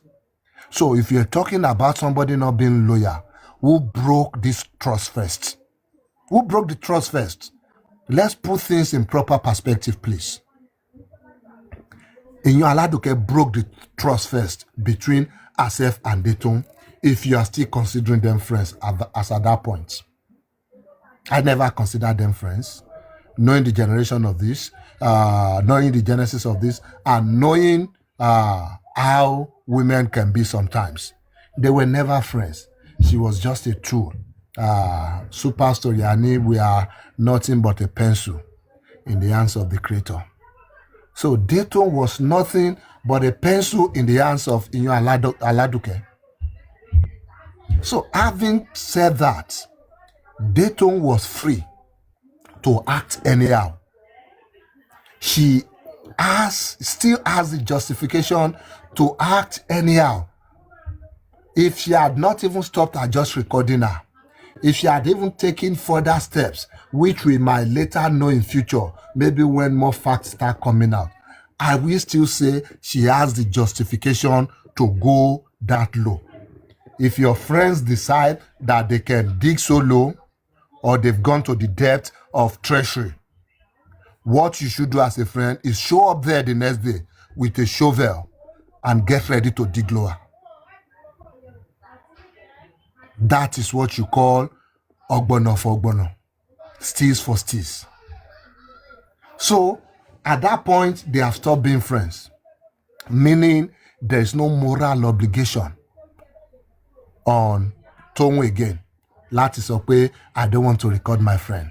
I don't want to tell my friend what, I don't want to tell my friend's husband what my friend is doing. How else will she defend herself? How else will she be able to even defend herself to the whole world? Now look at what is happening. The voice note didn't come out. Aladuke went ahead on this campaign to defame this young lady, to throw her to the wolves of the social media, to tear her down, to vilify her. How else would she have at least even gotten a little sense of defense in the public, in the court of public opinion? If she didn't, even up to now, people are still trying to tear her down. Even after we've heard how evil, how manipulative, and how dangerous this lady Iyanaladuke is now.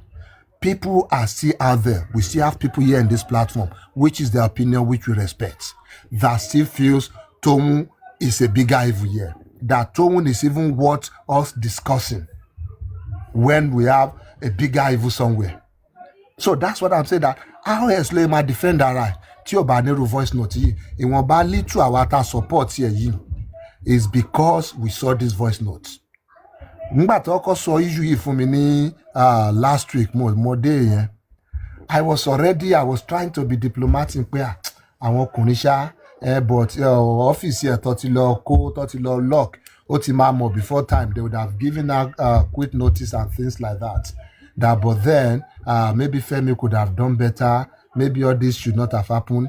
I was already on her side when she came out trying to manipulate the whole public. Tí ó bá ń ṣe voice note àgbẹ̀ máa sọ pé that even myself, I can be manipulated this way by emotion of this evil woman. So look at that. Imagine if she can do that to our Tariri, and we can pity her this much. Imagine nǹkan tó máa ṣe fáwọn tó ti ń show love fún nínú ilé tó ní personal relationship pẹ̀lú, tó lè fowó rà wọ́n, tó lè fi ẹkún rà wọ́n. Imagine how much she would have destroyed some things nínú kíni wọn environment wọn. So Toun in this case, the bad evidence mi jáde lọ́la, I might change my mind. I work with what I have in the public.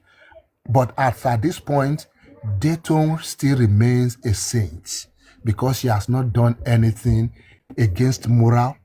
She has not done anything against justice. She has not done anything against the law. She has not done anything to put her into question in the public, to question her loyalty or to question her sincerity.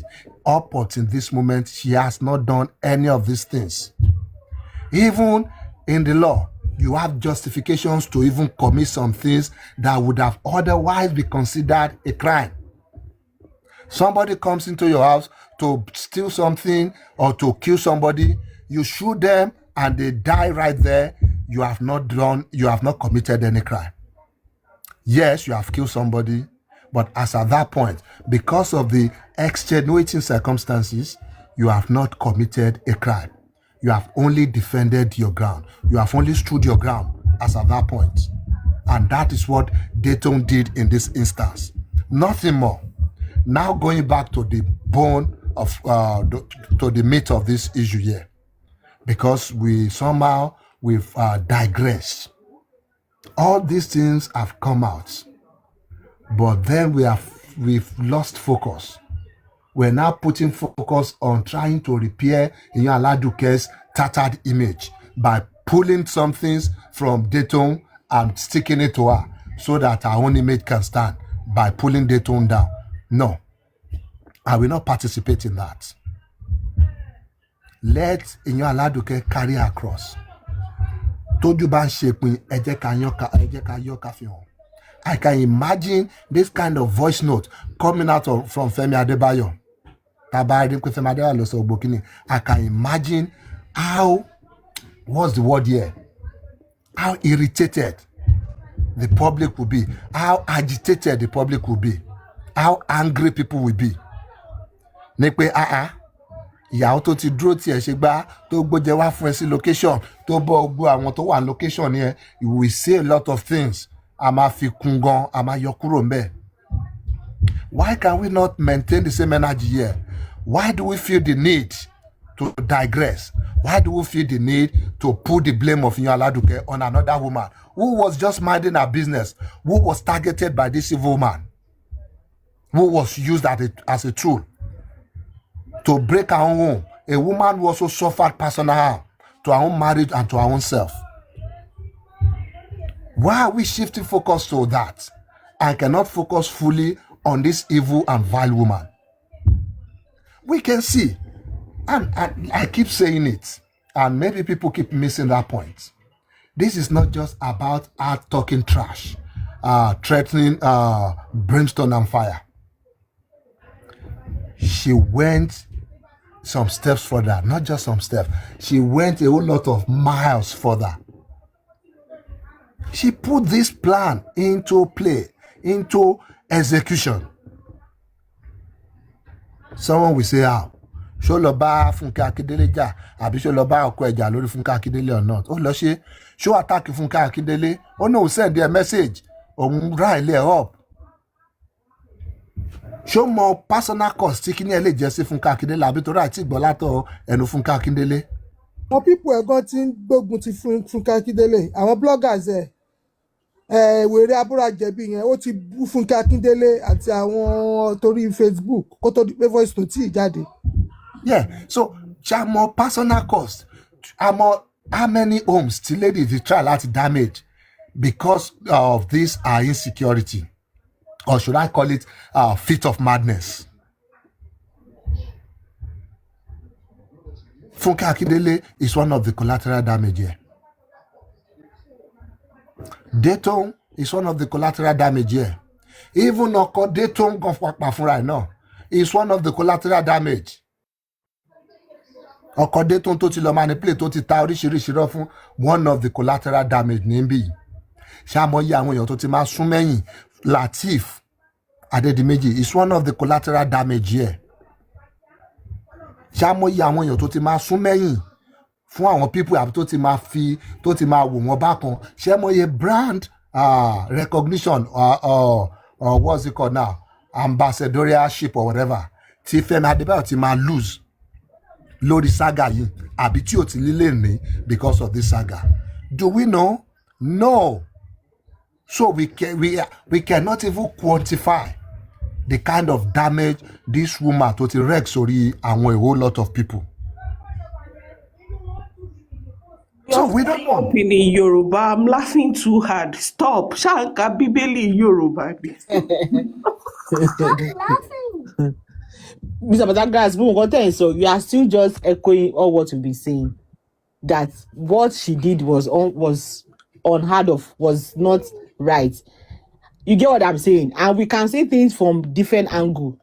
If we are speaking on a topic, you can see it from different angle. See it from different angle of friendship, of relationship. It has different shapes. So it doesn't erase what she did. Or what everybody agreed that what she did was not good. She's fine. Nobody's disputing that. I feel we're not. And nobody's not going to excuse it. You get what I'm saying? And there's no amount of bashing that is going to change anything. It has happened. Yes, you get what I'm saying? And she has lost her marriage in the process. Yeah, but personally, what the issue? Okay, sorry, Pytha. And another thing, tí a tún wá wò ni trauma tó ti give Fẹ́mi fúnra ẹ̀. Ẹ̀rù á máa bá gan àti remarry. Ẹ̀rù á máa bá àti súnmọ́ obìnrin. Ìyẹn Nigerian man. Oh, yeah, no, that one doesn't come to play. So, what I'm trying to also include is that where I think why this is being prolonged or why it seems like we're having this back and forth is the struggle to still pull Toun into it and blame her. Yes, like I said, it would have been different. Tó bá jẹ́ pé ọ̀rẹ́ láti gbà or àtijọ́ ń ṣọ̀rẹ́ wa, but if it's not an orchestrated friendship, it was an imbalanced relationship from the get-go when she reached out to her. Only purpose, only mission. So some of the trying to now paint Toun as equally bad is why I think we've had this divide. Well, some of us thinking that no, Toun did what she should have done or what she should do, while some don't agree. And yes, I think that's where the opinion differ, and everyone would be entitled to whatever their opinion is. But Of course. yeah, Because this needle was on the I floor. stand resolute on the fact that Tayo should be liable for whatever she has caused. Yeah. She's paying for it now because everybody's dragging her on social media now. Yeah, So and that's why I am intentionally dragging this, making it about Tayo Iyanaladuke. I want to magnify even the minute details of her plan, of her evil. I want to try and see that we're no longer talking about Dayton in this mix. If tomorrow we decide the topic today is how you can be a better friend, how you should not be a bad friend, and things like that, then we can now start bringing the issue of Tayo and Dayton, looking at that dynamics and seeing who has been a bad friend, who is not a bad friend. But I feel this is the way social media is going to sweep this case under the table, under the carpet, under the basket, as Omosuccess said. If we continue making this issue about Tayo and Dayton, we will continue. Of course, we will have our own different opinions, but I want us to talk on areas we have agreed on that it is bad for our society for a wife to behave in this manner, or even anybody to behave in this manner. We should join hands to condemn these things. We should magnify it. We should bring out every aspect of that thing she has said, those things she has said. We should try and see which ones has she put into actions. Because from what I'm hearing from the grapevines too, there are still plans going on the ground that this IyanaladukeFebruary is still putting together. Yes, some people think, oh, she has lost, hands up. But from what we are hearing from the background, this lady is still doing a lot. And somebody with her resources and her capability, she can do much more damage if she's not contained. If we don't find a way to contain her, Bened, you're mute. If we don't find a way to contain her, to condemn her actions, to send her packing, and to make sure we put a stop to her evil plan, she will do. Sorry. Yeah. You know, also, I have seen in the comment section where people, and I think it's also a teachable moment. Ejo, Emma, Eja Kama, wa mindful. Ṣé wọn kọ́ wa ńgbà tá à ń dàgbà pé ẹyin lohùn tó bá ti já bọ́ọ̀lù lẹ̀ kò ṣeé kó mọ́? Ẹ má jẹ́ ká wà flippant with what we say and hide it under anger. Ẹni tó bá need láti go for anger management, go for it. Ẹni tó bá need the therapy, go for it. But we should not have a society where we endorse misyanning and applaud it under the guise of being angry or I don't mean everything that I say. I respect the fact that we are all different individuals. We react differently to situations. But can we normalize reacting without saying things that we don't mean? Because you could eventually toba saw certain things and a boomerang against you. You are not going to say that, oh, I didn't mean it. My British. Yes, sorry, sir. my British. What did you call me before? My British. Oh, no, you're allowed tonight. Everything you've said tonight has renewed the love. I shall be allowed tonight. So, see, people should also, when discussing this case, maybe now, later, anytime, let's not stop at saying Tayo missioned. She said things in anger. No, yes, let's say she said things in anger. They should do them in anger too. Anger predicated on words. Because Nkoto she moved beyond just saying things. So that's why I was correcting, I was telling Bennett the other time that not just her attitude, her actions. Because if she had just said these things and could put anyone into action, or action about damages to the cause lórí kíní through her actions, àbá sọ pé ìbínú nìkan ló kàn fi sọ̀rọ̀. Àti rí èyí tó ṣe fún Fúnkẹ́. Àti rí bóyá ń dráàgì ṣe bóun ló gbẹ́jọ́ wá síta sórí social media tó tún fi di kíní báyìí. Àti rí nǹkan tó ń ṣe fún Dayton, àti rí nǹkan tó ń ṣe fún Báyọ̀ náà, invariably. Àti rí bóyá wá fi ọmọ ẹ̀. Yes, go on that, British. I said, someone, I think it's Sabil, wrote in the comment section that you met someone in 3 years and you have gone this far to expose who you are. And I am saying that who even does that against your husband? So imagine, tó bá jẹ́ between friend and friend, what extent will she go? Because I would think that as a woman, your husband, you should be the colony and protectorate of your husband. So what if somebody else is now plotting evil against your husband before you? Will she sit comfortably with it?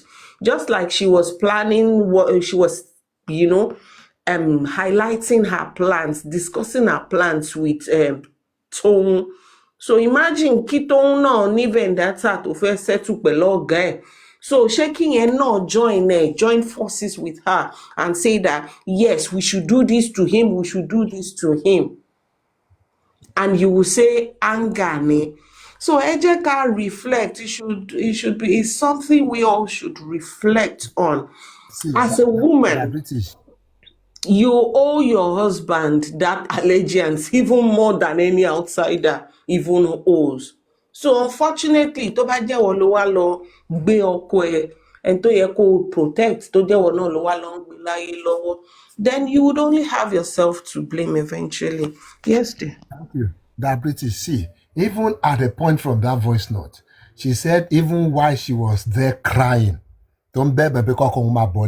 meaning maybe she has regretted her actions to feel that or something like that. You would think, oh, this is a remorseful wife. Ó ti ṣe mistake, ìbínú obìnrin ni. Ó ní nínú ẹkún yẹn, òun rántí pé òun máa ní tools tó máa lò against the boy, against ẹni tí ò ṣe. Against ẹni tí ò ṣe tó kọ̀ lọ dá wàhálà lẹ́nu. Ó ní nínú ẹkún yẹn, òun rántí pé ọmọ àti ẹ̀ ti outline àwọn bóyá máa ṣe kíní yìí pé kí ló ti ẹ̀ ń sunkún fún gan. Jẹ́ ń put into action now. Just listen to that. That's why I'm saying, woman yìí is not, tó bá ń pèèyàn ní àtàkà ayé àwọn bíi striker tí wọ́n bá máa score àwọn goal yìí. You've listed things, ó ti highlight àwọn nǹkan tí ó matter sí gbogbo those things that once you start touching them. tó bá jẹ́ pé ó wá pa Fẹ́mi, ẹ máa pa nìyẹn o, like wàhálà wà o. See, Bene, when we even keep talking about friendship, I want to also highlight or spotlight this for us. See, I would fear a woman that her husband is not safe with her as a friend. I would fear such woman. I would not pick or choose her as a friend. And I would expect that whenever there's a Toun around me, I would expect that she doesn't keep quiet when there's evil being plotted against me. Or you even pray that God should raise a Toun for you. So that is it. If you know that you don't need a Toun, then don't be a Tayo. Fẹ́mi, wọ́n náà kó sọ́wọ́ ìṣákọ́lẹ̀ o pé Toun ló save well. Sanwó ṣàkọọ́lẹ̀ fún Toun. That's a good face. When we are done with this, can we go into David and Tammy? Because Toun will not keep quiet in the face of evil. Na so protector Toun. Yeah. So when you're doing your morning devotion and you're praying, say, God raise a Toun for me. Mr. Pythagoras, every prayer point, it's not my prayer. It's not my prayer. If you are in counsel of the evil, you are as evil as the evil itself. If you are in the counsel. Where you do not have voice or presence, God will raise a Toun for you. Mr. Tebe Eba Amen. Koye kam kota nse eba won se eba. Just love language. Man, so wherever my baby is praying for you now. I know you should say thank you, sir. Just appreciate him, you know. Huh? Maybe I should put prayer in proper perspective. Oh Lord God Almighty, whenever or wherever there will be a Tayo in my life, I plead that you raise a Toun as a standard. Amen.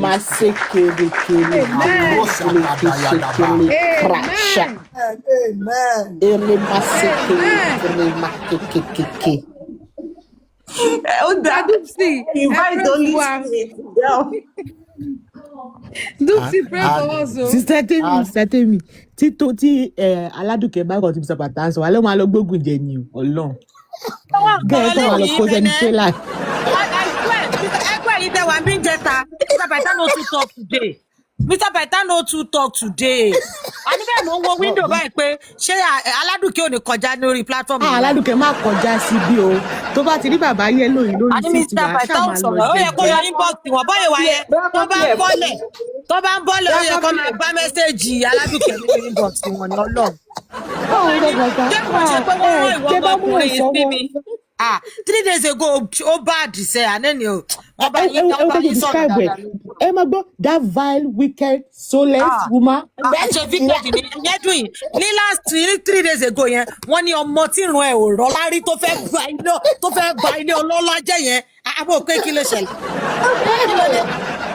One it was also 2 days ago. On the Kabaja, one there be it. Tó bá ní orúkọ tó build orúkọ rí ṣó yẹ kóhun sọ pé òun fẹ́ bà ìran kan jẹ́ òun fẹ́ pàtà. Ọ̀gá o tó bá pàfẹ́ mi kọ́. Wọ́n ní Mr. Python mọ́hùn yẹn wálẹ̀.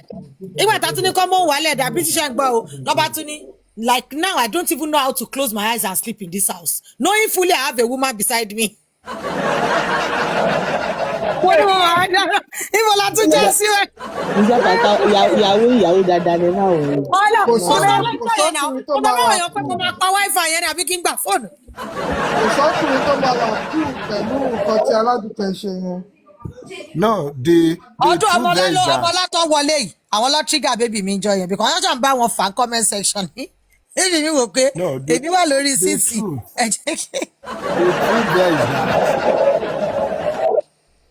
The truth there is that mo rí bẹ́ẹ̀ kó bẹ́ẹ̀ ṣe gbogbo setup yìí gbogbo information tẹ̀tọ̀ sórí panel yìí it's more like you're trying to suppress me torí báyìí ń try láti fànà bẹ́ẹ̀ ló ń try láti apply break fún mi. But ẹ̀fà náà jẹ́ tànà ṣé ìwà tó ni kí wá ní kí kọ́ wọn Bello family wá ṣe. No, with this interview tá a tún gbọ́ látẹnu Toun yìí sí it shows that see. Wherever you see what's it called running, it means there's a fire somewhere. Till Toun buy one grant interview right now, it means something is still happening in the background, and that's what I'm trying to address directly. But we are seeing your handiwork. We know you are still there, Aladuke. We know you still have some card up your No, she came out because they were dragging her that she's a snitch.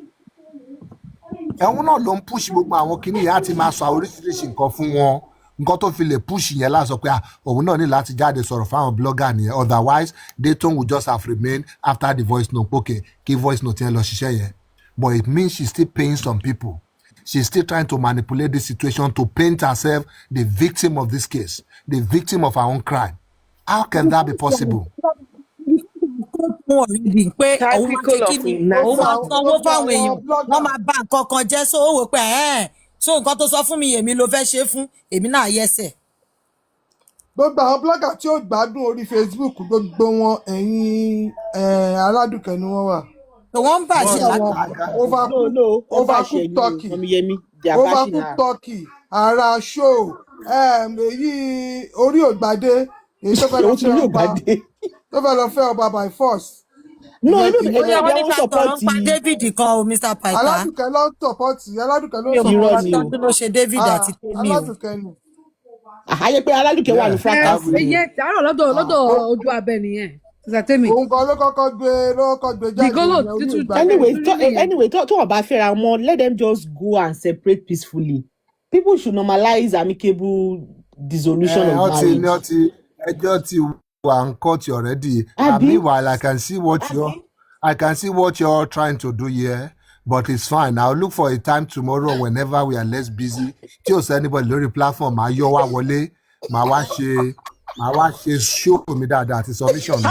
Tí o lè ṣe lọ́wọ́. Ẹ má wọrẹ mi jáde fẹ́ gbọ́ ọ̀dọ́ jáde láti mi wá sókè ẹ má stress ara ẹ ní ìtẹ̀gbẹ́ wá sí platform. Ìtẹ̀lẹ́ ní platform. Paita mo mọ̀ pé lórí ti David àti Temi yẹn èwo tún ní David. Ẹni sùúrù. A máa tún pause love wa ń jọ yẹn. They're British. Yes, love. Did you see Harry's song has sued his ex-wife 1 billion naira or public apology over stuff? So, Mr. Paita, what do you think about it? Now, what do you think about that? But yẹn ti jáde náà ó ti wá ṣe apology náà rí.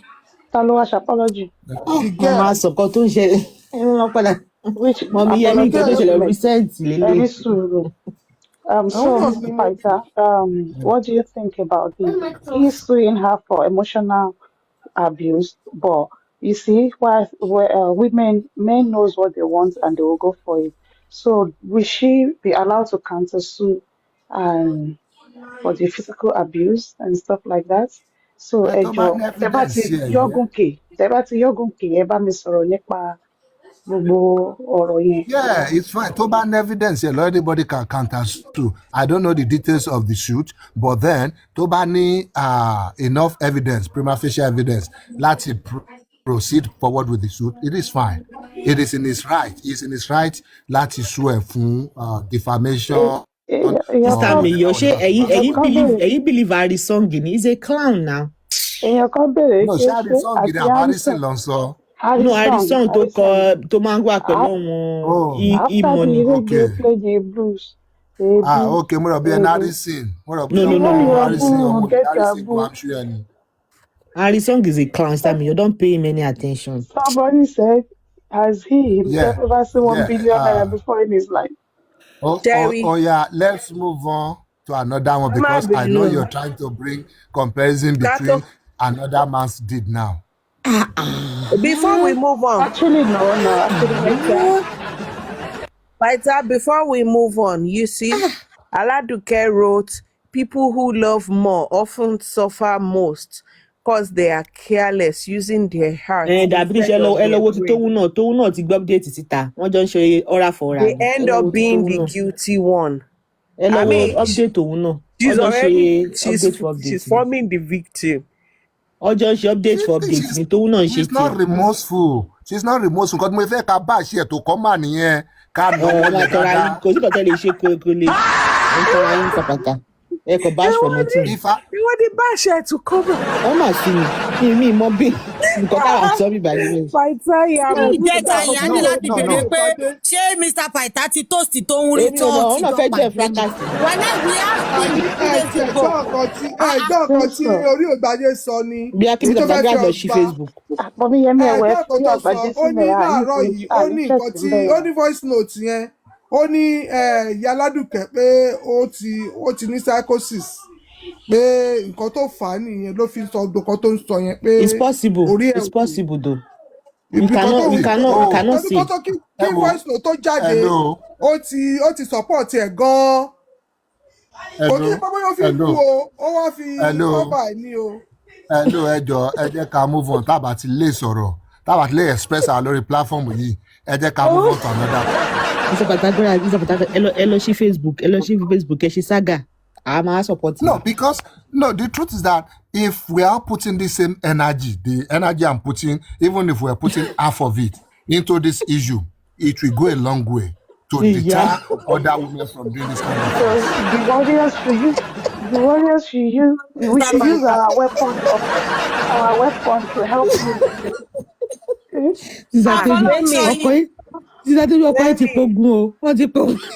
Demi, I don't see one of your sisters. So. Diabetes, your ex don't call you for war. Pythagoras, you go join her. Kí some mommy. Only pay ka go into war zone. We need to devote a good amount of energy, vibe, to calling out this evil in our midst. Ogami. Demi, check your green app.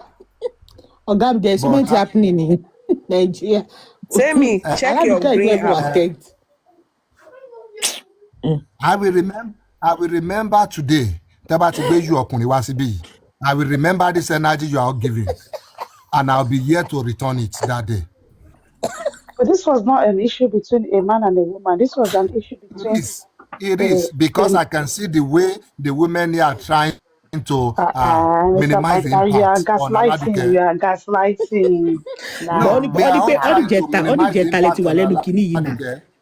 I'm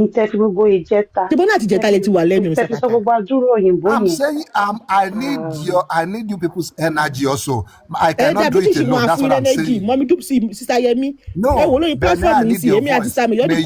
I need your voice. I know how you've been dealing with Yomi. I know how you've been dealing with Monjola. I need that energy on this. That's what I'm saying. Sister Mayo, you know, join one. Sister Mayo, you know, join one. President that.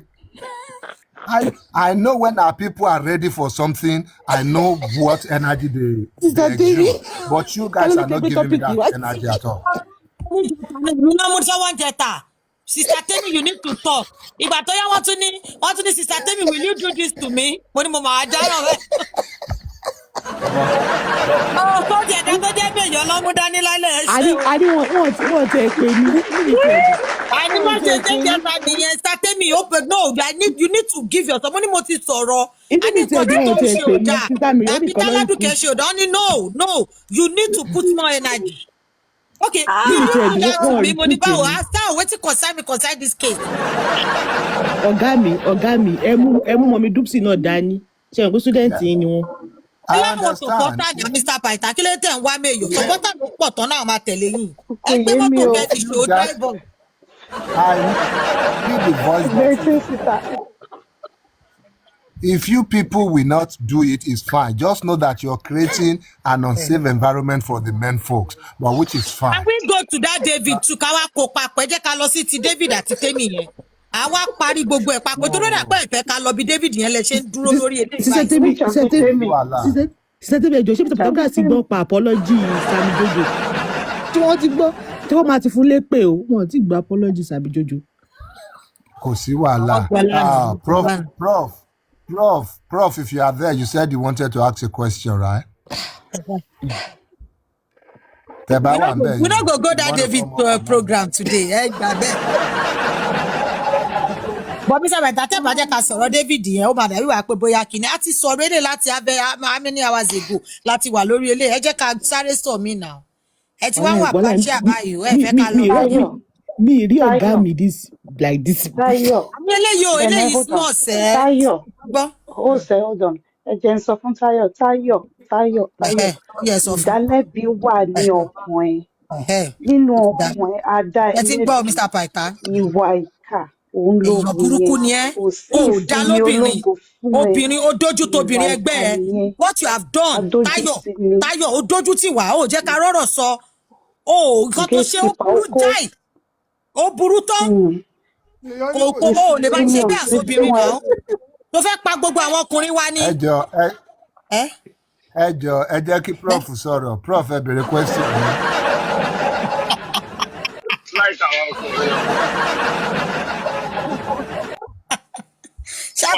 dájọ́ báyìí tún jẹ́ ká dájọ́ torí Ọlọ́run kí la fẹ́ ṣe tá fẹ́ fi tẹ́yìn lọ́rùn náà Mr. Paita. Sister Temi ẹjọ́ ẹ jẹ́ ká gbọ́ prof o. Kí n gbẹ́nu sàn. Ẹjọ́ ẹ jẹ́ Okay, gbọ́ mo ti prof. fẹ́ mi. Ẹjọ́ abẹ̀yìn ni ẹ jẹ́ gbọ́ prof. Mr. Paita. Ẹ ṣe ẹ̀kọ́ prof. Ǹjẹ́ gbogbo wọn tẹ́ ẹ sọ I agree with you 100%. Mo wà pẹ̀lú yín. Now, nǹkan tí mo need clarity for because I'm confused at this moment. It's a different case. Matan, so we had a conversation earlier. Matan, so David, Yahweh and all that. We had a conversation that circled around civil marriage and customary marriage. Which one is legal and which one is which one is valid? Is customary marriage, is it legal or is it just valid? That's the where we had a little bit of disagreement, or let's say some people believe that Where are you talking from? You sound so distant. You say what? You sound so far away. Are you using earbud? I can barely hear himself.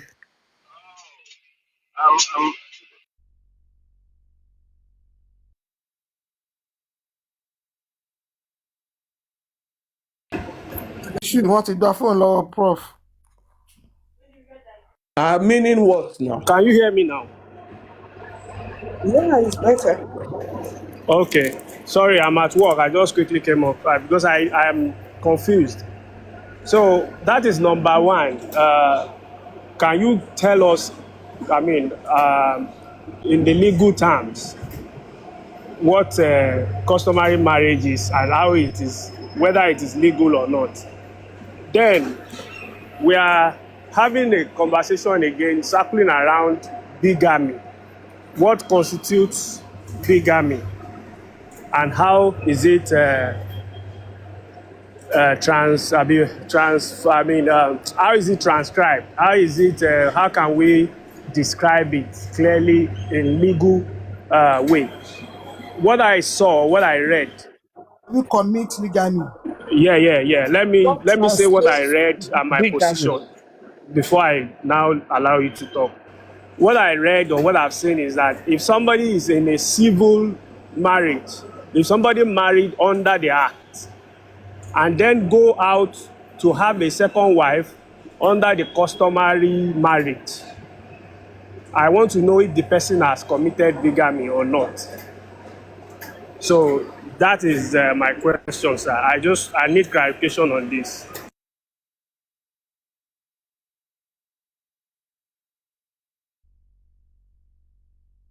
Go down now, Mr. Paita. That's what I just want to hear.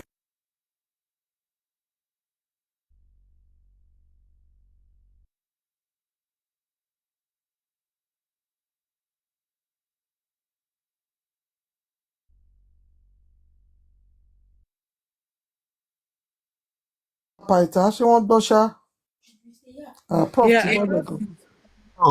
Mo mà ti ń sọ̀rọ̀ lọ, mo mọ̀ pé mo wà muted. So I was saying the validity and legality of the marriage. Yes, there are two different things. Sometimes you can use some of these words or what do you call them now? Yeah, words interchangeably. Legality has to do with it being in line with law, with the law of the land.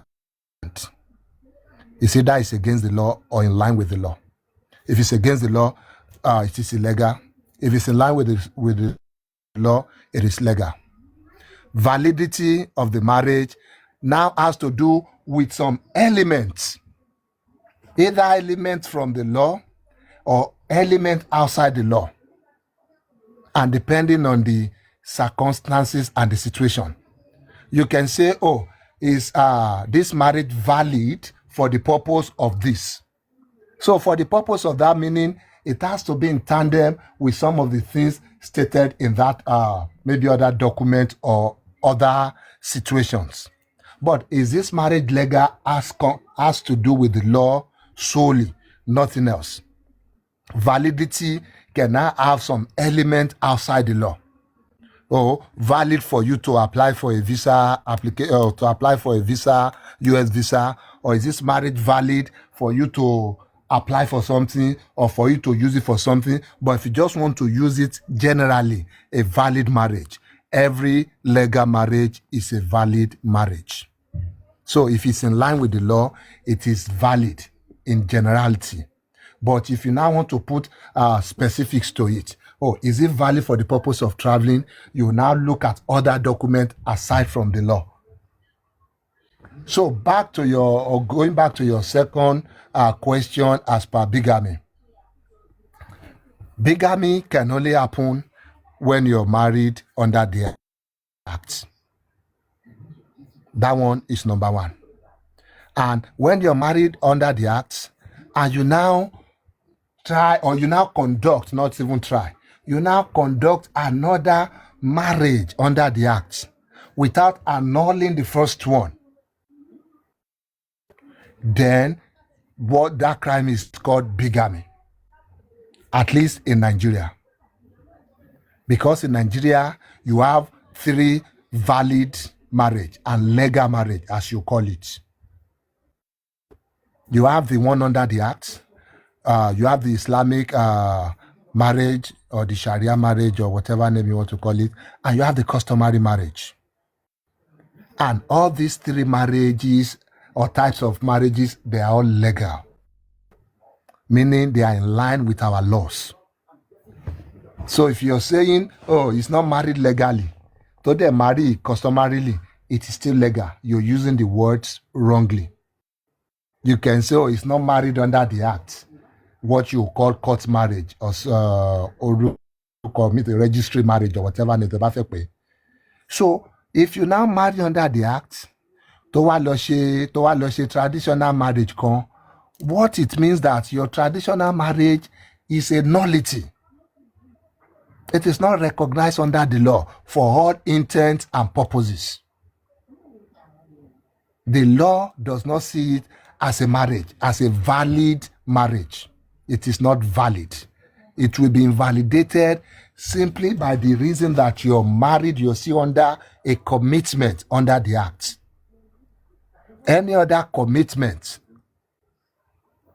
without nullifying the initial commitment under the Act amounts to a nullity.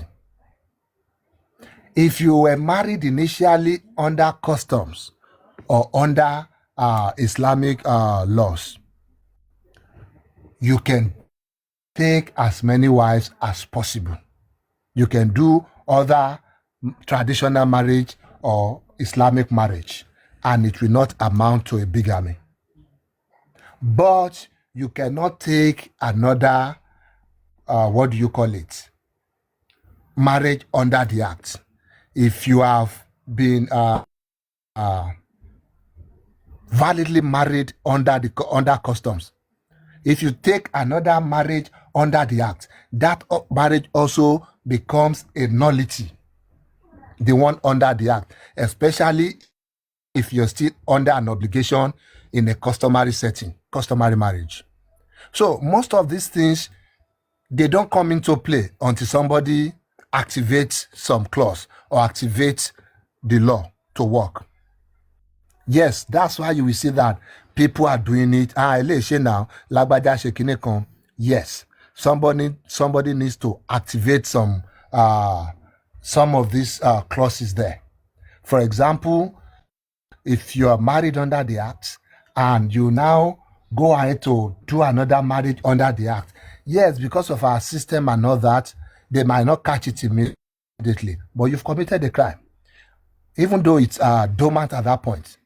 If your partner or anybody who knows now goes to the police or the authority that registry, is still married to so person in this same registry or any other registry, but under the Act, that is when police can now start an investigation, because a criminal offense is not something civil. A wife or charge a court or something. It is criminal offense. That's when they can now start the investigation and you can now go ahead and face your charges. So I don't know if that answers your question.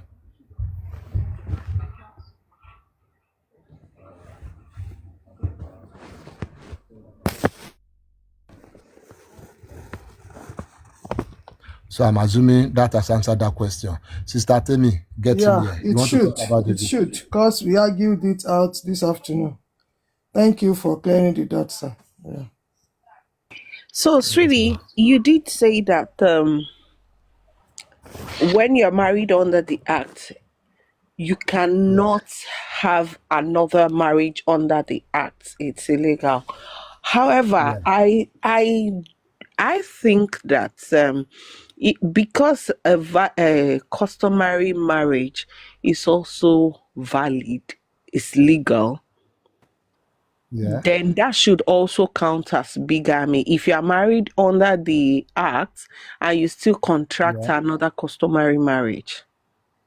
It is a nullity. It is not bigamy. Okay.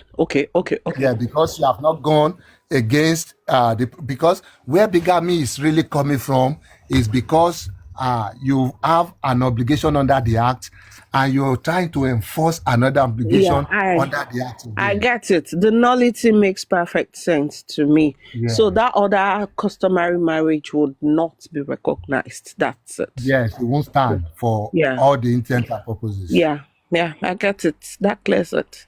I don't know if you said that earlier. I was distracted at some point just listening to your voice. It's been a while. How have you been?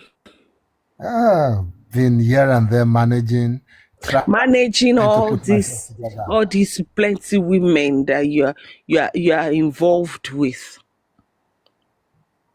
No, I don't do that anymore. Nothing like that. Yeah. Okay, so I don't do that. So is it safe to say that it's just you and I? Because I would never, ever, ever throw you under the bus. Like, I know that my allegiance stands with you. Exactly. And I'm going to return same energy to you. Thank you. All of you that thought that my relationship is over. Ooh. Tell me, where... Oh, kí ló dé ẹ̀yin people yìí gan-an. Ṣé that British náà fẹ́ Adeleke ni? Mo rò bóyá Alóde nìkan ló fẹ́ fẹ́. Kí ló ṣẹlẹ̀ gangan? Ìyá ti wọnú DM bàbá yẹn gan o. Ẹ fi gbogbo yẹn lẹ̀. You see, where else in this day? Where else in this day and time would you get plenty men that has sense like this? But Jota Baba sọ ti David àti Temi. No, you can say now, where's it started me? Officer or David, only one staff. Yeah, what's or David?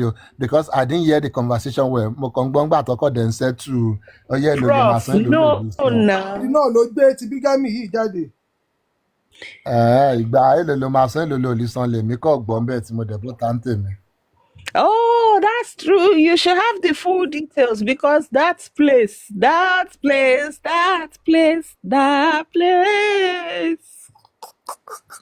What place? I'm not saying too much. Ó ti yé wa, ó yé mi, ó yé Temi. Sister Temi, get in here. The three of us, bẹ́ẹ̀ yẹn láàrin wa, bẹ́ẹ̀ yẹn ó ti yé wa. Is she gonna come now or not? I don't nullify marriage, Emi àti Paita. Self-care, so they play. Gbogbo wa pátápátá bá ṣe wà traditional la ṣe customary marriage. Customary marriage. Kò ló ní certificate lọ́wọ́.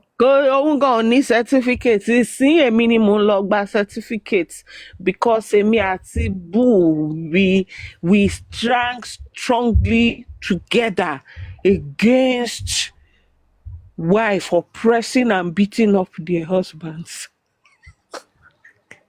Paita say, I like your energy on this, but àwọn àwọn other ladies yìí, other women yìí, I didn't know what they were giving. That's not the energy I expected from them. Àmọ́ dẹ̀ wọ́n bí tí màá ti dó dé wọ́n ọjọ́ tó bá dẹ̀ máa dùn wọ́n lè máa ṣe fún wọn. Àti Mèyọ àti Bẹ̀nẹ́ gbogbo wọn lè máa mú sọ́wọ́. Àtàwọn tó wà comment section tó dúró síbẹ̀ tí wọ́n fẹ́ wá sókè because they now put them under, put them on the hot seat. Gbogbo yín ẹ má worry. Creator, tell me, where art thou? Come on. So, Pytha, the David and Tammy ish.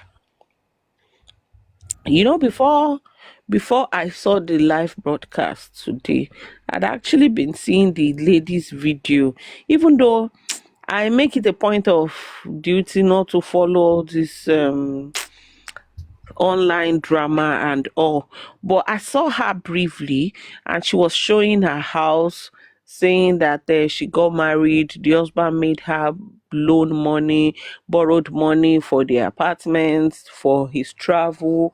Then after he traveled, only for him to be, they were legally married. Okay, sorry, they were married by the act. They went to the registry.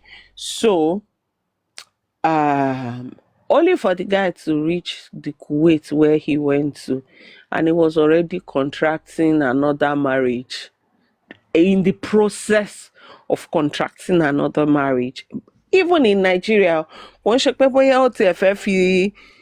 settlement níbi tó wà or whatever, he was actually running through the process of taking another babe to Kuwait, even though it turned out that in the course of the conversation online that it was the lady who was sponsoring herself, paying for her visa, bought ring for herself, had already done tattoo, and the guy already had started a business in the name of himself and the other lady, Rookie D, because the other lady was Ruka and all. So, you know, the conversation was ongoing about, okay, why would you do that? And the idiots, okay, well, maybe not an idiot, because I mean, if a woman, and I'm not talking about the wife now, because you cannot say a wife played into her husband's hand. I'm talking about the other one too, tó ti ya lọ ń ya tattoo ọkùnrin tó meet lórí internet, tó ti ń ya tattoo ẹ̀ sára. So when he was live with what's her name, Ojoabe, the guy was even on about his reputation. His name has been ruined.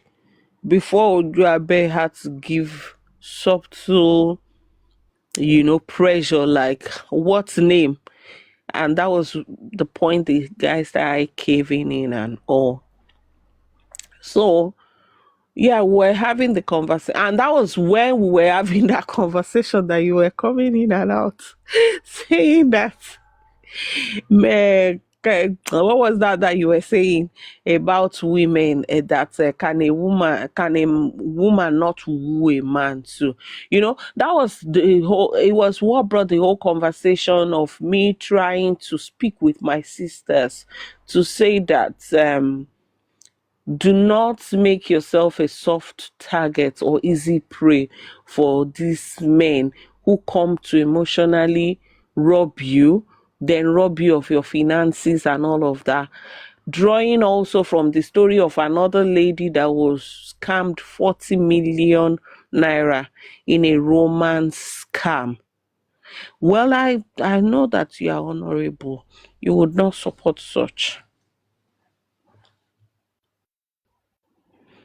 You are still muted though, in case you are talking. Yes, they're British. So what's the bone of contention in this now? So is the husband saying, oh, wife, any responsibility, any obligation? Initially, he was disputing the money owed. Then the next thing, he was making it sound like he was just about the money, not seeing where he not seeing the fuck up that he actually created. Then at some point, they were not even on the pillow, and he was already having pillow talk with the other girl. Towa in Nigeria, he was taking some treatment so that he will not be able to impregnate a woman, or he will not be able to get a woman pregnant. So he doesn't know where the wife brought a baby from. Not until the wife was then insisting on the platform that he would have to go for DNA before he said no. He didn't. He didn't doubt his child. The child is his, and all of that. So, but my own sake is that, okay, I mean, it's very insensitive to even think that he can just reduce the whole thing to, okay, I'll pay you back the money I'm owing you. Okay, no, it's not 3 million. It's not 8 million, it's 3 million. I already paid 2 million. You know, I really felt it was almost triggering for me. Like, what is this? I think it's insensitive for any man. We're not even boyfriend and girlfriend now, wife. So At what point the marriage break down? according to the wife, when he went to Kuwait, they were still in touch. The first 3 months, kò tíì máa ṣiṣẹ́. So she even sent money, about 27 million, because the wife runs a traveling agency. So she got about 27 million to send to him to process visa for some people, which he did. So it was even still the wife who was creating a venue for him while he was there in the... Sorry. The wife runs a traveling agency business in Nigeria. Yes. So why was she sending money to the man to process traveling? She could process traveling. No, because this is Arab country, Kuwait. Yes, Kuwait, there's a way they would have to do it. Just like if you want to kí náà ń pe tó máa ń ṣe. Sponsorship and all that. Yes. To have agents there. Yes, having an agent there, one. Then two, irú Dubai sí, if you want to do kí náà ń pe card tí wọ́n máa ń fún wọn ní Dubai yẹn. For you to have the card, you have to make the payments in country and all those things. So he was like the agents on ground there in Kuwait. So the woman was still facilitating. So it was from that money, the profit that was made from that transaction, he got a car. I don't know if he sent the car from Kuwait to Nigeria. I don't know, Sha. But he was then claiming that he has paid part of the money. And the wife was like, no, if we had a transaction and you made money, you bought a car, you have not paid the money that you actually owed. How logical is that? Okay. If the wife brings a transaction and they made money from it, there should be a percentage that you are giving your wife to as the profit on the transaction, right? So if for whatever reason then you bought a car and said, oh, come afishe hire purchase, and they were remitting money, you would not then calculate the money as part of the payment from the loan that you said she should go and get for your own traveling, for settling the home front, getting an accommodation and all of that before you travel. Because according to the wife, they were remitting 100K monthly. She 100K, she want she upkeep. And the car was not given to the wife. It was given to someone. So she only gets 100K monthly. Let me get this scenario straight. So ìyàwó ẹ̀ yá ní owó. Ó lọ bá yáwó ni kò ń ṣe pé ó yá ní owó, ó lọ bá yáwó. So did he pay back the full money tó yá? Kò tí ì san. So is that what the wife is demanding for, or profit from the money, business to fowó ṣe? The entire money tó yá, the entire money tó yá, àti even what should have accrued to her from the business they did, amongst Do they of have an her agreement? expenses. Do they have an agreement that she's going to get a profit from that? Àbúkọ̀ bá ọkọ ẹ̀ yáwó ní àbí ibi tó ti yáwó lọ ti sọ pé interest wà lórí owó tí ò san, àbí she is talking about the profit pé àwọn fowó ìṣe business ni now. No, kò ń ṣe pé ó fowó ṣe business o. 27 million yẹn was to pay for àwọn tó fẹ́ ṣe visa processing fún. Àwọn tó fẹ́ ṣe visa náà sanwó. You understand? So ó yá 27 million Yíyá ò pẹ̀lú owó tán yá 27 million ò pẹ̀lú owó tán yá. Owó tán yá was èyí tó fi travel àti tán fi gba accommodation, rent and all of that before he travelled. Okay, owó ibo ló ti wá rí profit, ibo ló ti wá expect profit nínú owó tó yá? 27 million tí wọ́n fi ṣe visa. It's just like if someone paid you 27 million láti process visa, kó wá jẹ́ pé eventually ó cost ní 22 million láti ṣe visa. So 5 million tó kù, which should be the money that goes into the family purse. Because No, as not family purse, into the business owned by the wife, right? Yes, or why I even said family is they probably didn't have such agreement. A business owned by the wife. It was a joint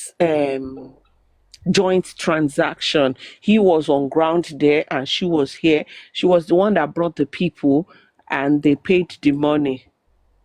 So let's assume now, for example, pé wọ́n wá make 5 million on that transaction. Ìwọ wá fi 5 million yẹn, ó wá fi ra mọ́tò, ó gbé ránṣẹ́, ó ní kán fi ṣe hire purchase, wọ́n san 100k fún ìyàwó monthly. Ìwọ wá ní o ti san 5 million nínú owó tó bẹ́ẹ̀ yá kó tó travel. Okay, póun ti san 5 million ní owó tó bóun yá. Ẹ ti dọ̀rọ̀ yìí mọ́ mi lójú. Kò yáwó mọ́ now since tó ti make a profit. Ìyẹn túmọ̀ sí pé owó tó yá láti fi travel. Ìṣòbó wà in form of mọ́tò tó rà. The motor is still there. They only bringing some money over nínú ẹ̀. The car is still there, right?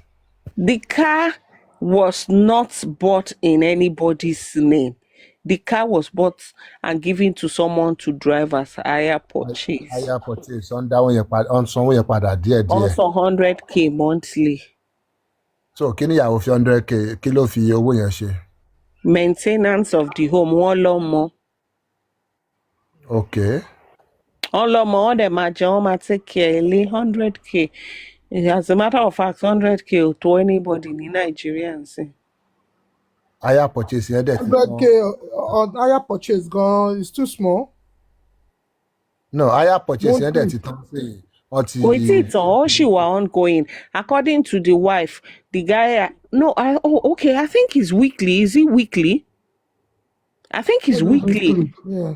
Because the lady said the guy had done 43 weeks. So on 100k weekly, meaning 400k monthly. Ọdẹ fi ń jẹun. And in between náà, ọkọ náà gbowó, ó ní kan ra, ó fowó lẹ̀, wọ́n ló gba another 550. You know, nínú hire purchase yẹn. Man is planning with the wife now, Abi.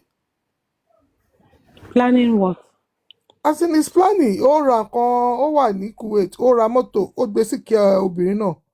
Ó fẹ́ ra lẹ̀, wọ́n jọ rà ní, àbí mi ò gbọ́ nǹkan tẹ́ sọ ní. Ṣé òun ló ra lẹ̀ bóyá for personal use àbí personal name ẹni lẹ́wà. But by and large, I think I get the gist. So the gist ni pé òun sì bá yá owó kan tó fi ṣe travelling yẹn tí ò tí ì dá padà fún òun. òun nídìí owó yẹn padà even now that the marriage is going south and tó bá dẹ̀ pé bóyá fẹ́ rí nìyẹn at least kó o má suffer financial loss kankan nínú encounter yìí. Is that where the issue is? Yes, and also how the husband. Okay, I think that was when the conversation of committing bigamy. I wasn't there when they had that conversation with Yemi Shitu and Prof. I wasn't there. But I think bloggers, maybe we should replay it so that we are not just guessing. I think some bloggers caught those the story. I don't know. Because suggesting him, no more me montage or Nígbà lẹ lọ látẹ̀kọ̀tà tí ń pè yín kó yá ẹ wá rí káàkiri fún ẹ wá ṣe báyìí fún wa. later ń pè mí ẹ̀yin tẹ́ ní kí n shut up ẹ̀yin kọ́ lẹ ní shut up ní later wá ń pè mí. Temi. Èmi ní kẹ́ shut up ṣe lè provide evidence yẹn. Tàtẹ́mì mo á ní ṣé kí n shut up ẹ̀jẹ̀ ní ẹ dákẹ́ mo á lọ mo á kúrò bẹ́ẹ̀ wá. Okay, ẹni mo dákẹ́ so silent now means consent. Ẹ jọ ṣe lè fún evidence. Tàtẹ́mì mo á ní ṣé kí n shut up ẹni yes. Ẹ ti change ẹnu ẹni mo dákẹ́ ẹ tún ní mo ní yes. Ẹ ṣáà ní kí n dákẹ́ ṣá but mo ṣáà mọ̀. Ẹ tún ní gbogbo ẹ̀ ṣá. So which one are we to trust now? All of them, all of the above. All of the You above. see Bàbá ti rí dà British bó ṣe máa ń ṣe nìyẹn. Yeah. No, people, I believe you can see manipulation. Look at the way. Tẹ́mi ò kì í ṣe báyìí tẹ́lẹ̀ o. Ṣé kò ṣe pé Tayo bug kọ́ líle? Look at the way she positioned herself as a victim here now. Just people, are you seeing what I'm talking about? When he carries voice. Èwo lẹ tún gbé ṣan lé ọ̀rọ̀ ní. Èwo lẹ tún sáré gbé ṣan, èwo ni people wo lẹ ń pè sí ọ̀rọ̀ wa báyìí? Èwo ni people? No, Ṣàtúgbọ̀rọ̀ wá sí social media. Wọ́n tó dìgò bẹ́ẹ̀ káwọn èèyàn bá wa dá sí ni. Mo gbọ́ tẹ̀ ń pè mí mo kàn wá ń jìnnà ní wọ́n ní kí ló ń pè mí fún ṣe bẹ́ẹ̀ náà lẹ́ni kí n dákẹ́ ń sìn kílẹ̀ wá ń pè mí fún. So you intentionally ignored me. A ní mo wà far away àbẹ́wò ni ignored me.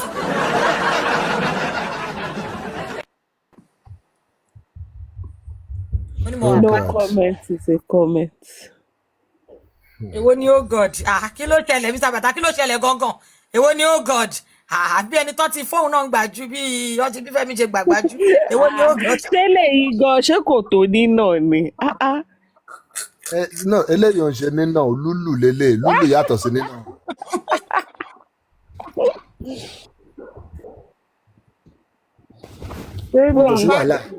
Mo kàn over tí mo mi ò sure pé ẹ̀ ń pè mí gan mo ṣáà pé dà pé mo ń gbórúkọ mi bọ̀ I'm not really sure. Mi ì fẹ́ bẹ́. Ilẹ̀ fẹ́. What do you want? Tell me what you want. Tell me, baby, what do you want? Tell me. You. I'm here, baby. Ó yá kí lẹ fẹ́. Fẹ́ kankan since ẹ fẹ́ offer wa anything. Ó yẹ máa sọ̀rọ̀ yín lọ ń gbà náà. Ẹ máa ṣe àwọn nǹkan tó wà nílẹ̀ ní ara ládẹ máa mú ìtàn. Àǹfààní náà fìyàwó yẹn náà Tẹ́mi lórúkọ ẹ̀. A máa ṣe kọ́. Ṣé mo pé mo gbórúkọ yẹn láàárọ̀ tí mo ṣáà ń gbọ́ Tẹ́mi lórí TikTok mo pé orúkọ ìṣe wa pọ̀pọ̀ everybody ló wá ń jẹ́ Tẹ́mi ṣé máa pé full name yín náà èwo ni Tẹ́mi. Ẹ ti ẹ̀ gbọ́dọ̀ gbogbo ọ̀rọ̀ ìyàwó obìnrin èní yìí Tẹ́mi Táyọ̀ Toun kí ló ṣẹlẹ̀ kankan náà. Kí ló ṣẹlẹ̀ pẹ̀lú àwọn tí. Àwọn tí.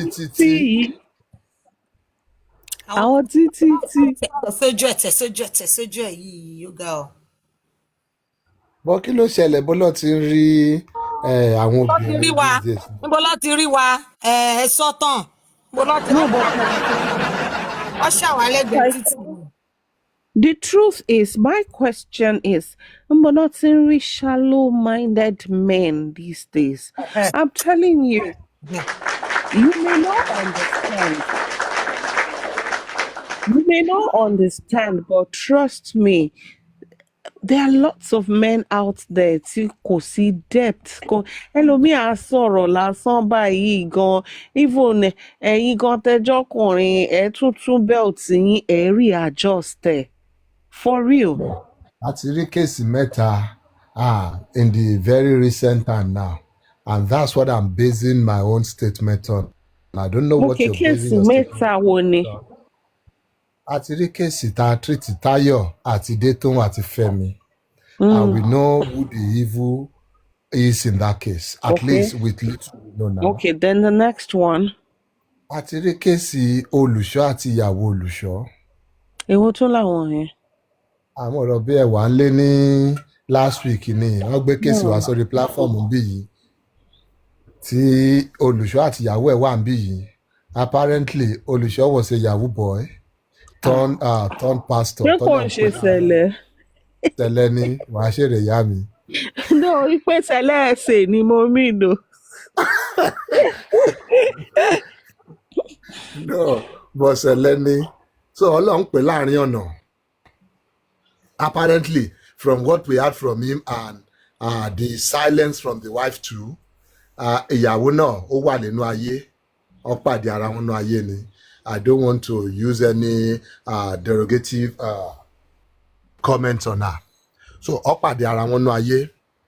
So, but then ó jọ pé nígbà tí Ọlọ́run pè ọkọ, Ọlọ́run ò rántí pé ìyàwó sì wà nínú ayé. Yeah.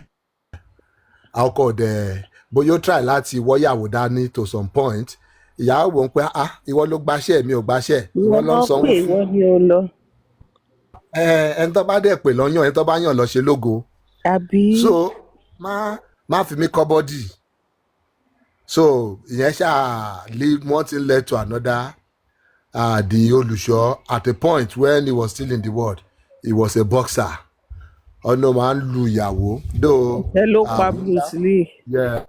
Though we only have evidence of once, but I believe tó bá ti jẹ́ yọkan rí, ó possible kò jẹ́ 20 rí. Once they bear, always they bear. Yeah.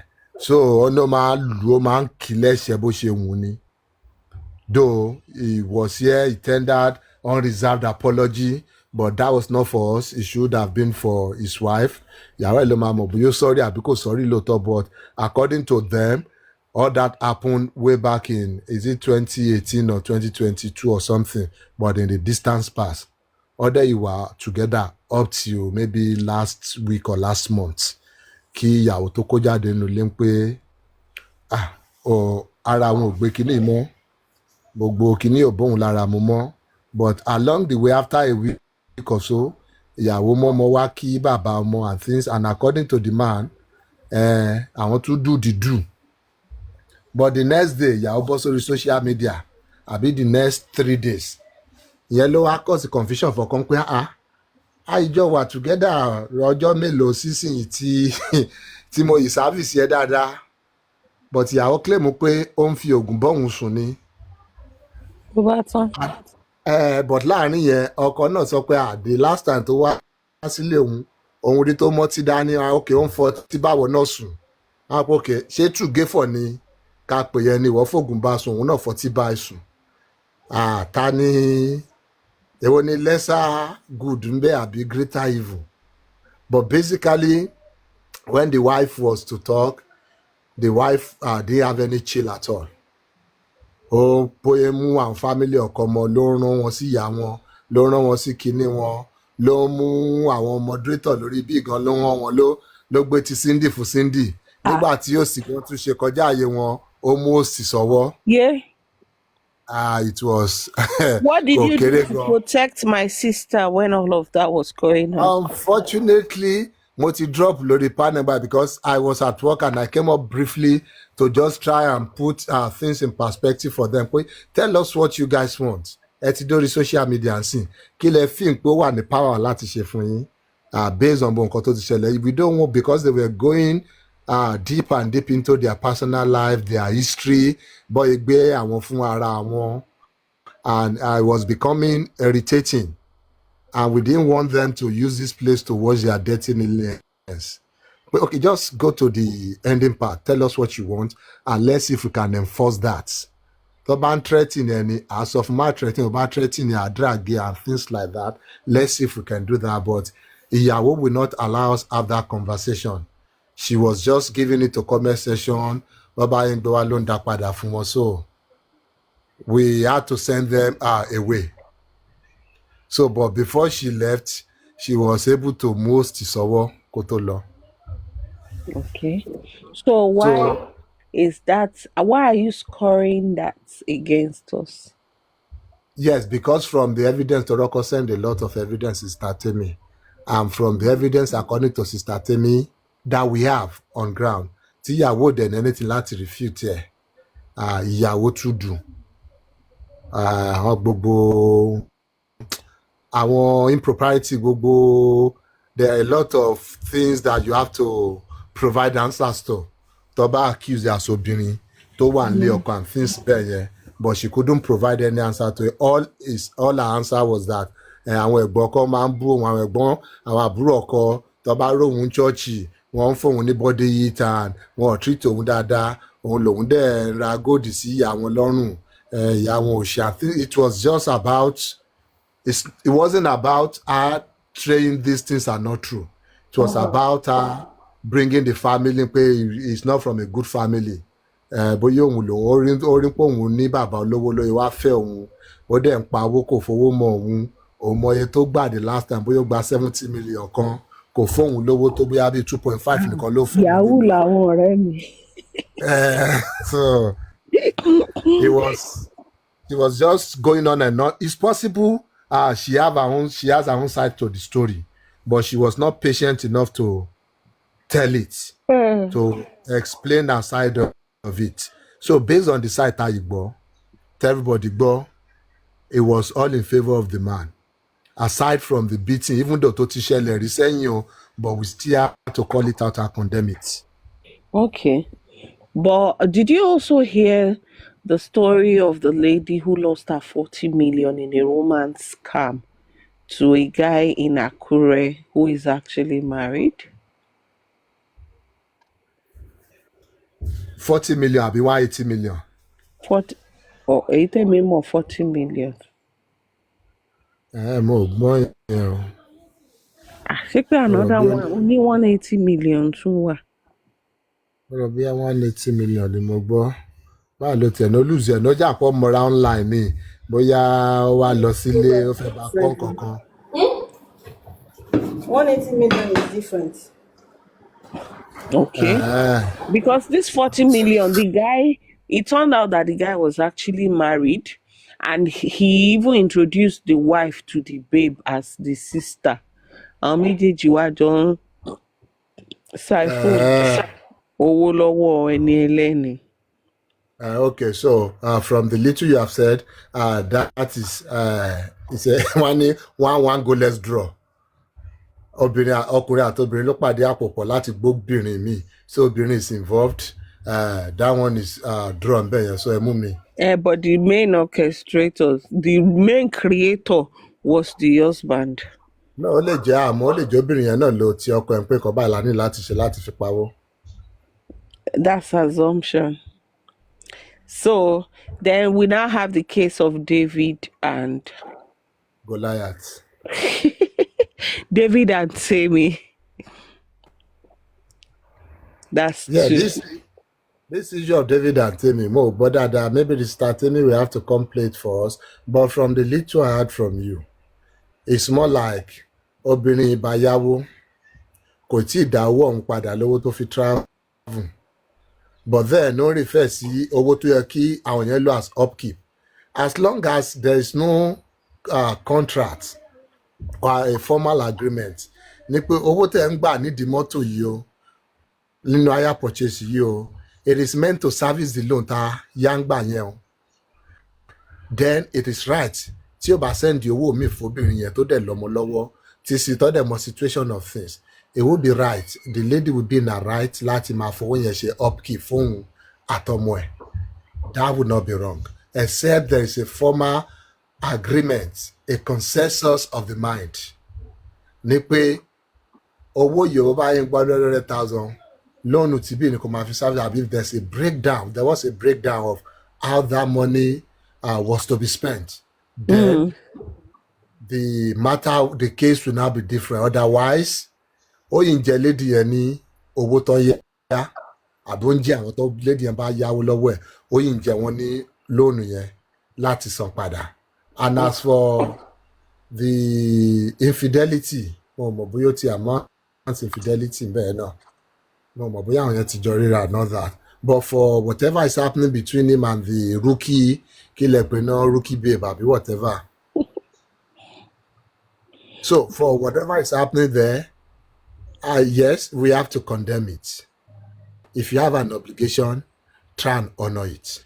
If you cannot honor it, maybe due to some things beyond your control, try and make it known to the other party. Try and have a chat with them that it can no longer work. I can no longer honor these commitments. Let us see this thing to an end. If it's a marriage under the act, see to it that you annul it. Go out of it, annul it, then you can move on with your life. That will be the honorable thing to do. But according to, they were not having issues. So he was just being deceitful.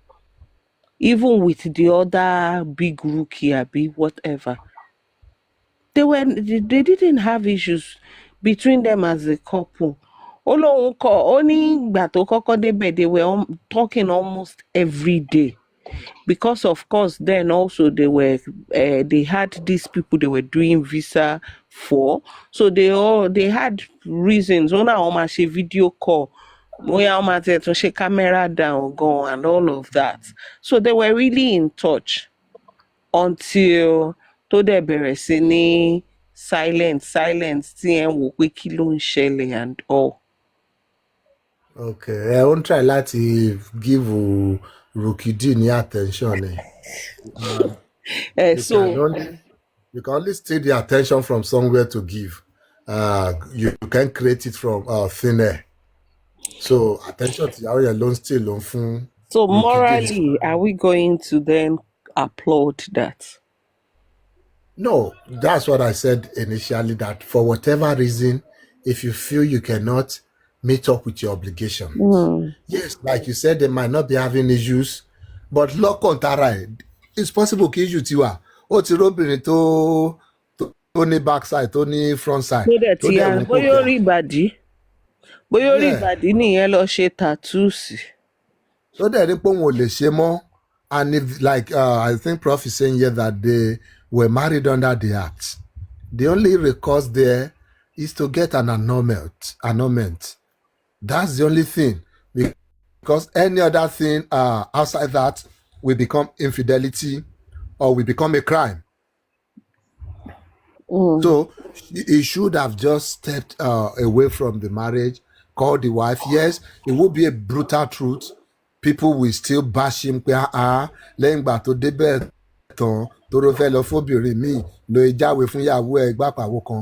that will still be honorable.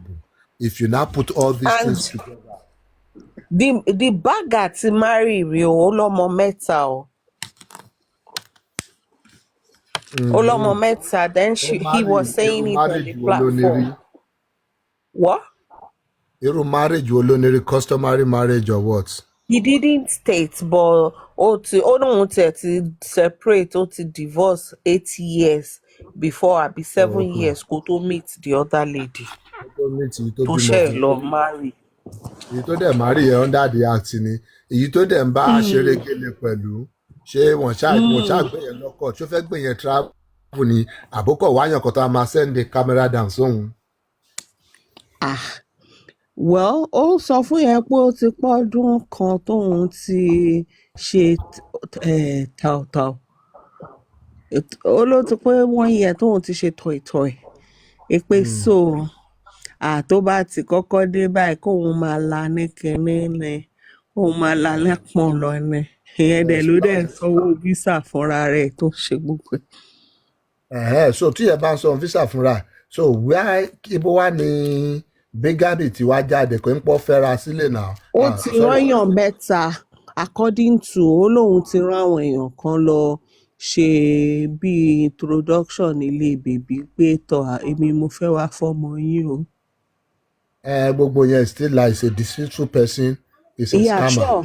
Ìyẹn náà lèmi ń sọ fún prof pé kò tí ì commit bigamy pé ìyẹn ò that's not bigamy yet. Or mi tí ẹ mọ nǹkan tó jọ ń fà lẹ́ẹ̀kan ṣá. But bottom line is my own is even though I feel you are not touchlighting it as in condemning the act fully like I expect. I'm intentionally doing it.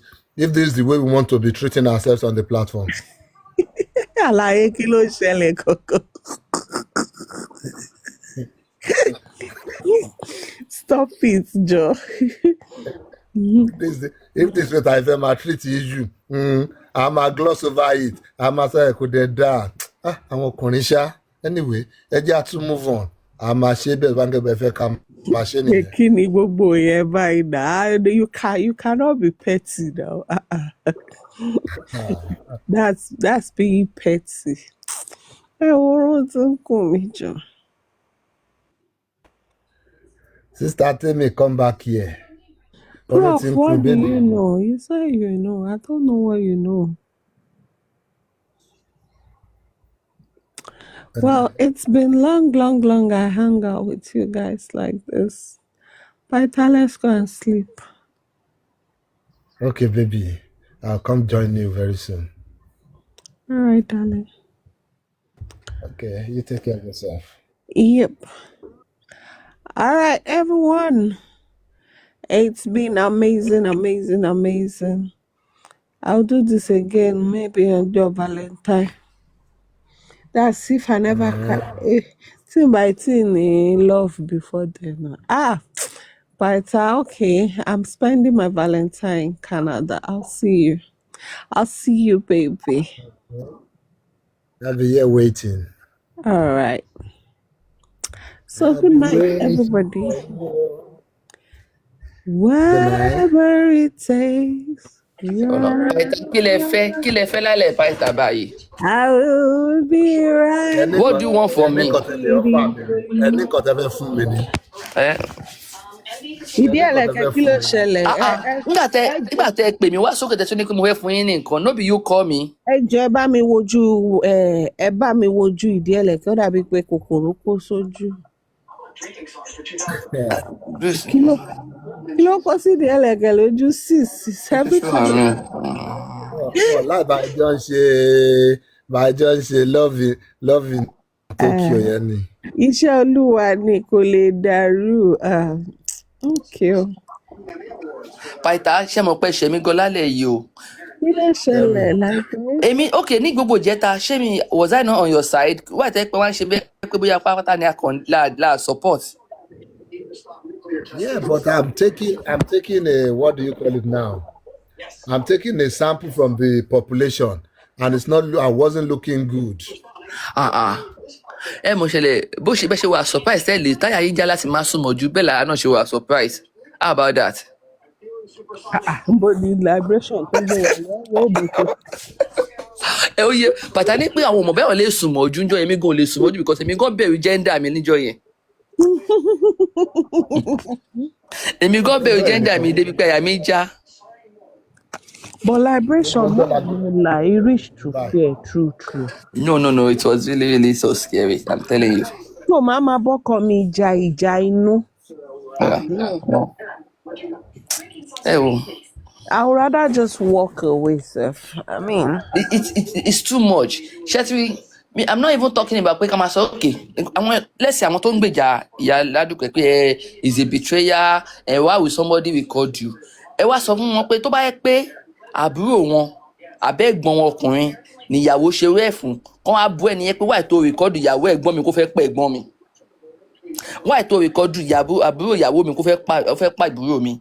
Tẹ́ bá ti lè mọ̀ pé ẹ lè jókòó kẹ́ sọ̀rọ̀ yẹn báyẹn jẹ́ kí lẹ wá ń defend fún pé ó betray ó ṣe gbogbo ẹ̀. That's how I see it.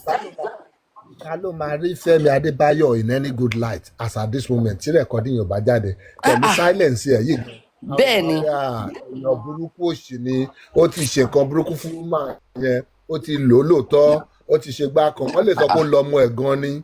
ọmọ ẹ̀ tó ní some condition yẹn wọ́n á ní Nígbà ṣe ló tí lò fi wọ́n ṣe lè kinní. sọ fún kí lorúkọ that Akwa Ibom guy tí ọmọ ẹ̀ ní sọmọ ẹ̀ lè wà neurodivergent, kí lorúkọ ẹ̀ náà, tó máa ń ṣe content àbí comedy ló ń ṣe.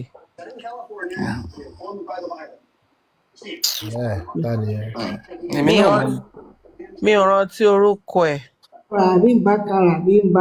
Yeah, thank you, Mbakara. No, ọmọlá no mo ń try láti sọ ní pé nǹkan tí mo ń sọ pé tó bá yẹ pé ó ṣẹlẹ̀ sí family wa ṣe máa sọ pé wáì tẹ́ pé ìyàwó ọ̀rẹ́ yẹn ó record ìyàwó ẹ̀ tó yẹ pé àbúrò abẹ́gbọ̀n wa ló ṣẹlẹ̀ sí. So nǹkan tó bá ti mọ̀ pé àwa gangan tó bá ṣẹlẹ̀ sí wa gan a lè accept irú nǹkan báyẹn wáì táwa sọ pé táwa ń bú tó ń pé wáì tó ń fi ṣe. Ẹ máa kí ká ní pé family wa ló ṣẹlẹ̀ sí wa la máa kí Toun náà pé ó ṣètò record ẹ̀ o irú ìyàwó ilé pààyàn o. Nǹkan tí mo tún láti imply nìyẹn pé so ẹ má yẹ ká máa nǹkan tá bá ti mọ̀ so ní láti máa wà one sided torí pé kò favour wa. Nǹkan tí mo tún láti sọ nìyẹn. Liberation, the way my own logic is even that if tí voice note yẹn bá jáde lóòótọ́ tó wá jẹ́ pé nǹkan tá a kàn ń gbọ́ ń bẹ̀ ni pé I love my husband, I don't want to lose him, I love my husband, I don't want to lose him, would we blame Toun that why did No. release it? We would not. So move on. Omola, please, so let's don't let us applaud this type of vocal in 2026. Do not let us normalize it as just being vocal. You keep saying that they don't do shit, but she has started executing it now. She has started executing. Ṣé people yìí gbàgbé ni pé ó ti bẹ̀rẹ̀ sí ní execute. Lóòótọ́ ó ti bọ́ síta ó ti sọ nípa Fúnkẹ́ Akíndélé. She still reiterated it in the conversation.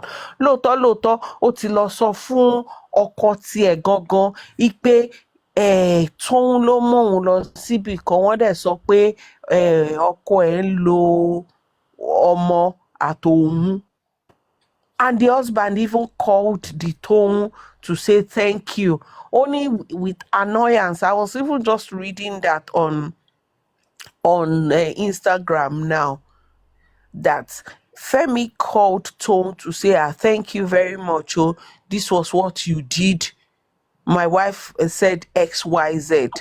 And she wasn't even given the chance to explain herself. He ended the call on her. So are we saying that Toun should have just kept quiet? She had to go back based on that, still draw her closer, let her repeat the same thing she had said before. Èèyàn mi dẹ̀ lọ́mọlá o, ọmọlá, ẹ wá jẹ́ pé kéèsì làwa agree lé lórí báyìí. Oh, because ọmọlá, ẹ sọ pé it's all bite, all back and no bite. Ó ń bite already. Even Fẹ́mi Adébáyọ̀ fúnra ẹ má gbàgbé pé náà máa ba brand ẹ jẹ́ òun máa já sí kolobo ẹ má dẹ̀ gbàgbé look at the story tó kọ́ wá painting ta ọ wá tilẹ̀kùn ṣọ́ọ̀bù máa customer òun lórí nítorí ọkọ òun lọ fi ilé yáwó or something. She didn't give us the full picture. She didn't give us the full narrative there, the full story. So what she painted her husband is somebody who is vindictive. Bóyá nítorí ti lọ látọjọ́ ọjọ́ ẹ̀ ó dẹ̀ rí pé ìyàwó ẹ̀ ń dúró ẹ̀ ó wọ́n pé ẹ lọ bá mi gba ṣọ́ọ̀bù yẹn lọ́wọ́ ẹ lọ bá mi ti ṣọ́ọ̀bù yẹn lé lórí ẹ lé àwọn customer ẹ̀ jáde. That was the picture she painted nígbà tó wá sórí social media. Is that the true state of? People were already bashing him truly. And that's not the state of things. So kò back nìkan Ọmọlámi, she was already biting. And she's still biting Ọmọlámi, eh? She's still biting. So èwo lẹ wá ń fi mi sí ṣe fi ń kà wọ́n dáhùn èwo lọmọlámi. In fact, mo fẹ́. Wọ́n ti jọ ń jà láti jẹrin àwọn méjì jẹrẹ bẹ́ẹ̀ sọ pààlì ni wọ́n ọmọlámi. In fact, mo fẹ́ apply pressure. Ó dàbí pé Pythagoras ti gbàgbé pé he is under me. Mo fẹ́ apply pressure. Your neck is not safe. Your neck is not safe. But see, I'm not here to change anyone's perception on this or opinion. But if we all could look at it logically to see that we talk about narcissists all the time, and one of the attributes is that they will not focus on what they did to you that triggered your reaction. They would only be on about what you did to them in return to what they did to you. Don't let us be that narcissist. Don't let us be that narcissist. Because in the face of everything that the Toun had said, she said it was even one of her sisters that she narrated the issue to, that advised her to go to try and get hold of the recording. So to even start with, she didn't even tell the Femi about whatever it is that Tayo was telling her all along. Because yes, maybe truly she also thought it was all back and no bite until she saw that the thing was even biting her in the bum already. Exactly. So And you know, if funny enough, if Toun was our sister as well, would we not also advise her that she tries to get proof, evidence to clarify herself? her career was already in jeopardy at that point. Producer Exactly. Adebayo, senior colleague in the industry. Yeah.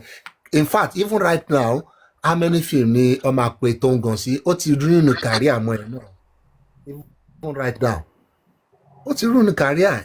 Ṣàmánì kò dákẹ́ ni. And the good thing for me here ni pé èmi àti gbogbo àwọn babe mi, I was on the same side. I can say that British here, my team is there, even Omobola is there, even Duke Alua is there with me. And I think that's Dukia is not with you. I know Duke Alua is with me on this. She's not with No, she's you. not. She's not with you. She has been She's with not. Benel. She's You not. don't mean it? I don't Yes, mean it. Ke. Mo máa kọ lady sílẹ̀ nìyẹn. Yeah, Shogba. Too late.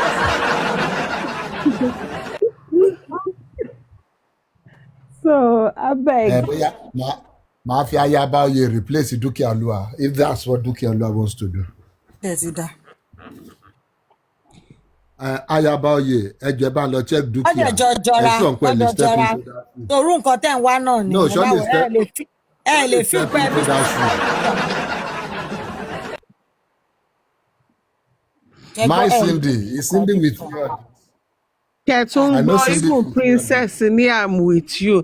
Kí ló ń ṣe gbogbo yín sìn lẹ́sẹ̀ wá ń wà with I stand with Paita, I'm with you. Ó ṣe jẹ́ gbogbo ẹ̀yin obìnrin lẹ stand with Paita. I just stand with you. What if I stand on me, náà ni? Ẹ lọ sùn jàre gbogbo yín. Cindy. Ọmọládé lèmi dé with me àti tán. Duke Alua can go. Welcome, Cindy. Hi, Cindy. Cindy, are you on me? Are you on me? Oh, sorry. Are you with me, Cindy? I'm on you. I'm in you. I'm inside of you. Ó dàárọ̀. I'm with All right, you. guys. Good night.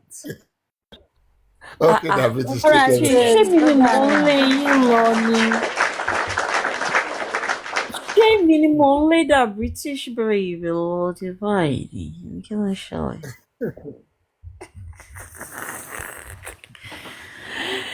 Paita o, èmi àtẹ̀yàn kan ń ṣe gbé borin yín lọ́wọ́ lẹ́yìn ni o.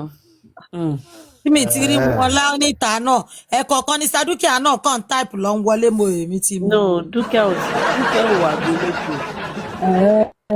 Wọ́n ṣà ń wọlé lẹ́kọ̀ọ̀kan, wọ́n wà available.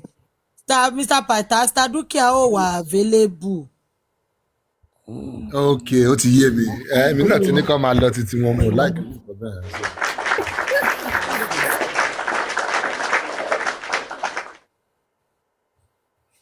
Ṣé dáadáa lẹ sọ̀rọ̀ mi sí Cindy? Ó ga jù. Ọ̀tọ̀ mà nìkan tá à ń sọ lẹ́yìn mi. Paita. Èmi nìyẹn. Ó ga. Tàsíǹdì ẹ ló ń sọ̀rọ̀ bébì mi lẹ́yìn. Kí ló fún yín Ọlọ́run ní má jẹ́ nígbà? àṣẹ̀sí àgbáyé. Ẹ Ta ló pẹ̀lẹ́. tún fẹ̀sùn? Bó o ní ṣe kéèké léyìn ni. Ta ló ṣẹ̀sìn? Ẹ Ẹ ṣáà sọ pé máa mi wò ó. parí ẹ̀ lánàá yẹn. Finishing ẹ̀. Yeah, and it's beautiful. It's beautiful. Oh, beautiful.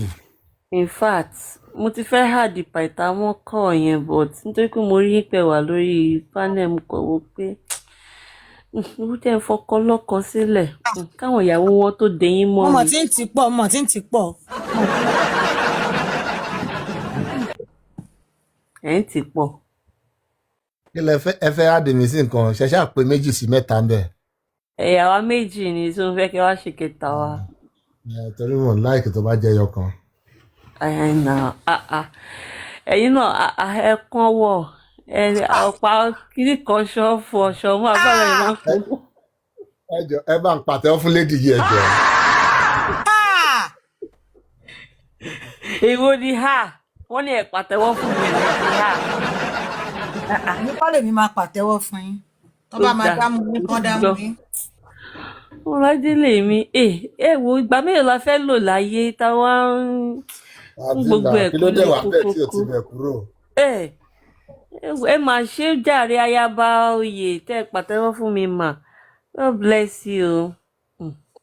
Ìgbà mélòó là ń lò la fẹ́ lò láyé táwa wá kó gbogbo ẹ̀ ní kínní.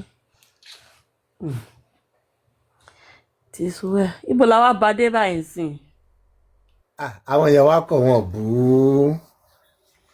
bú ìyá oníyan ni àbí kí ló ń jẹ́ ìyá àdùkẹ́ àbí Terry, that's one thing I like about Ngotanso náà ní ẹ̀yìn náà nìyẹn.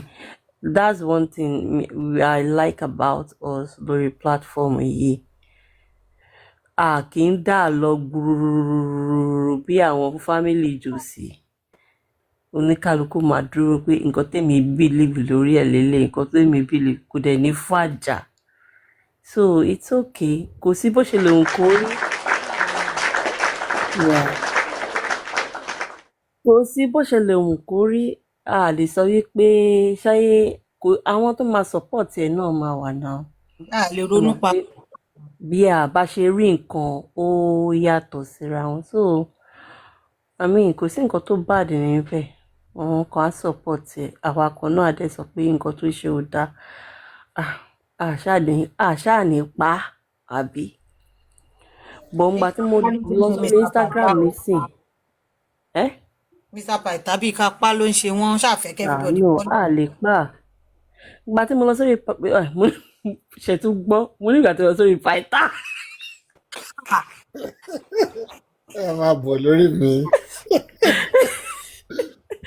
Ìgbà tí mo lọ sórí Instagram mo tún rí tó tún post rẹ̀ nísìn. Ó post o ó post ó lè ṣe bá kò tí ẹ pé kí ló ṣẹlẹ̀ kí ló tún kí fún mi. And so ẹ ti mọ̀ pé irú pẹ̀lú nǹkan tó tiẹ̀ tún ṣe yẹn àárọ̀ kí ló tún kù ṣe ti bọ́ta sọ́tọ̀ kí ló tún kù. Kí ló sọ pé o máa balẹ̀ jẹ́ o máa bọ̀nà jẹ́ ó mì ní ẹ o. Ó fẹ́ balẹ̀ jẹ́ bọ̀nà jẹ́ ni Ọlọ́run ló bojú òun gan fúnra rẹ̀ gangan jẹ́ o. Ó post ni pé lábídẹ́ yẹn ṣe ń sọ̀kalẹ̀ kò pẹ́ lọ́dọ̀ ìyá àdúró lórí post pẹ̀. Mi ò tiẹ̀ gbọ́ wọ́n ní pé kẹ̀yẹ́ jáde mi ò gbọ́ àwọn lọ sọ́dọ̀ yóò gbà ọ́ lẹ́yìn wọn tún kọ́. When then after then. Ó kàn fọ́ọ̀mù hard girl náà ni ó mọ̀ kan tó bá òun. Ó máa hit ẹ̀yà bóyá máa ń rí náà. Ó ń fọ́ọ̀mù hard girl. Owó tó ń sọ fáwọn blọ́gà ẹni tí gbogbo wa bá kẹnu pọ̀ lórí social media tá a bá wí tó sọ pé tí rọ̀ṣẹ̀ lọ sí hospital ń gba drip fún lórí báàgì tó ń jẹ. Paita ní ká drag ẹ̀ kó wọ́n kó mà. Sẹ́dúkà ni àkómà kí ló ṣẹlẹ̀ kí ló dé. Bèbí agbọ́nà lára àwọn blogger tó kàn support ẹ̀ mo gbọ́ wọn láàárọ̀ yìí tí wọ́n sọ pé tọ́níkẹ́ yẹn wọ́n sọ pé náà fẹ́ para òun kìnnìkan pé irọ́ ni o kò lè ipò sọ pé kò lè para ẹ̀ pé ó ní drama queen màlẹ́ni tẹ̀ ń wò yẹn ó ní òun fúnra rẹ̀ gan á kọ script fúnra rẹ̀ á produce ẹ̀ á act ẹ̀ fúnra rẹ̀ á market ẹ̀ fúnra rẹ̀ bó ṣe wà yẹn. ìyẹn lẹ wá ní kò lè pààyàn fúnra. ṣe sọ pé ká drag ẹ̀ báyẹn ni pé wọ́n ní rọ́ ni she is not remorseful at all kò wá remorseful kò tiẹ̀ ní nǹkan tó ṣe àsìn nǹkan tó bad ó dẹ̀ ṣe ń carry out threat yẹn lọ so òun lọ̀gá mi ṣe sọ pé ká drag ẹ̀ dáadáa. abẹ́ẹ̀rí wọ́n sọ pé wọ́n fẹ́ create GoFundMe fún àwọn èèyàn oh God wọ́n fẹ́ create GoFundMe fún kọ́ńkọ́ dáwó fún.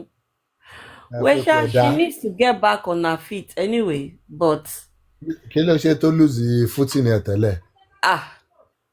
I mean, kò sílé kò sílé. Alo ní kò sílé. Ó ní apartment tó yìí wà Fẹ́mi Adébáyọ̀ lóyún sanwó ẹ̀. Ìyẹn dẹ̀ ní kó lọ wálé. Wọ́n sọ pé wọ́n lé wọn kúrò nínú ilé ni. No, inú ilé tó wá. Service apartment. Very manipulative. Ó ní fún ó ní tó bá yẹ pé ó ní yẹn ni kó lọ wálé ó ní kò dá yẹn lóhùn. 800K per month máa ṣẹlẹ̀. Ta Cindy ó ní yẹn ti mọ̀ pé kì í pé yẹn ò sanwó lé yẹn lọ mọ́ pé sójà ti mọ̀ pọ́n máa wá so yẹn sọ fún pé kó lọ wálé kó lọ rẹ́ǹtì ilé kóhùn sanwó ẹ̀ fún wọn ní kò wá dá yẹn lóhùn so ńgbà tán tún wá lé yẹn ìyẹn ló wá fi sí service apartment pé even tó bá ẹ̀ṣẹ̀ máa kúrò ńbẹ̀ bóyá ẹ̀ṣẹ̀ kúrò ńbẹ̀ bóun ṣe ń sọ̀rọ̀ yìí ni pé Fẹ́mi jẹ ló ń sanwó ẹ̀ bó ti ní kó lọ wálé ti pẹ́ tí ò dáhùn tí ò dá lóhùn. Bísí Media, where have you been? I don't even know where Bísí Media support me. You know, to determine maybe you want to be my baby or not. If you're not supporting me on this, ara wa ni Bísí Media o èmi ti gbóhùn Bísí Media o ara wa ni Bísí Media. Ayé ẹ má ná bèbí yẹn ara wa ní Bísí Media ara wa ní. I think Eja Amulela Lela is not supporting us on this thing. Kí ló tẹ máa Amulela sọ̀wọ́ dandan ni kó sọ. Àbí Bísí Media, are you part of us? Ẹ mọ̀ bóyá èmi náà ń fake ẹ̀ ni kẹ́ tó sọ pé fẹ́ mú Lela sọ̀wọ́. Ẹ nítorí ẹ mọ̀ pé mo lè kẹ̀yìn sílẹ̀ náà ní ẹ ti. Bísí Media ti dá yín lóhùn. ẹ lè fake ẹ because they have first hand information so you know. Àtẹ̀mí tí ẹ ti dé gungun ẹja sí mi lọ́rùn kan tó ń ṣe bó ṣe wọ́n nìyẹn. Ṣé ẹ mọ̀ wípé ìyáálé ẹ mọ̀ pé àwọn ìyáálé yẹn wọ́n máa ń padà di àjẹ́ sínú ilé ni. Ọlọ. Wọ́n máa ń padà di àjẹ́ ni. Ọkọ yẹn á kàn gba kámú ni pé ẹ wo àwọn ọmọ mi wá ẹ ṣàfihàn àwọn ọmọ mi wá lẹ. Kò ṣàbẹ́ni pé méjì obìnrin náà dénú náà tẹ́lẹ̀ já gbà fún bẹ́ẹ̀. Ẹ ṣàfihàn àwọn ọmọ mi wá lẹ. Ọmọlá mo tí ì fẹ́ mu epo pupa ń sìn yìí anytime tó bá yìí sọ̀rọ̀ Aládùkẹ́ for the next 2 months mo ì máa tẹ́ṣọ́ mọ́ ni. Ok ó dàgbé start training mo máa wo time tẹ máa ń lọ sí church lérọ̀lá yẹn màá yọ wá sórí platform bóyá tó bá ti ń stream àwọn Yomi àbáwọn wèrè yẹn tí mo rí pé kò sí anybody tó ń pay attention màá mute everybody màá bẹ̀rẹ̀ sí ní ṣe show mi pẹ̀lú lórí ìyá Aládùkẹ́ yìí. Ẹ filẹ̀ kò ní burúburú kó má kéèyàn kan mọ́yàn. Nǹkan tó ṣe yìí ó sì máa jèrè ẹ o. Ó máa jèrè ẹ. Ṣé ọkùnrin gidi kan máa fẹ́ lọ sí ọ̀dọ̀ yẹn á wò pé eléyìí ikú pa ni obìnrin ni o. Tó lọ máa bá yé ẹ̀jẹ̀. Mr. Pythagoras bọ̀ kí ló tẹ̀ tí ẹ̀ show interest ní ilé wa kó àwọn obìnrin tó bá ní téèyàn bá dojú kọ báyẹn ẹ máa ń like wọn. No, kò ṣe tó bá dojú kọ wọ́n unjustly without cause, without evidence, without facts out there. I don't support evil. If I can see proof that somebody has committed an atrocity, I don't stand behind them. Okay, Paita, tó bá ní kán wá ọ̀rọ̀ yìí lọ́kọ́ wa bọ̀ náà pé nǹkan tó ṣẹlẹ̀ náà ni wípé bóyá ọkọ ẹ̀ ó ní girlfriend àbí? Yeah. The highest náà ni ọkọ òun yálè àbọ̀ ọkọ òun ṣe kíní kan tó dẹ̀ lè má. Kò tí ẹni prove o kò tí ẹ̀ sí nǹkan kan tó sì jọ o gbogbo ètò ṣe náà kò tí ì képo as a nerve tóun dọ́ bá bọ́ta sọ nǹkan mi o kò tí ì ka anything o ọ̀nà kan receive kọ̀ọ̀kan jọ kan wọ́n ló sọ pé ta ló ń pè àbí nǹkan ló bá yẹ ọwọ́ gbajúlù létí wàtàì. nǹkan tá à ń sọ náà nìyẹn the highest tó lè sọ náà ni pé bọ̀bọ̀ yìí yan wọ́n lòun fúnra ẹ̀ jẹ́ sọ fóun pé òun gbá etí ẹ̀ ni.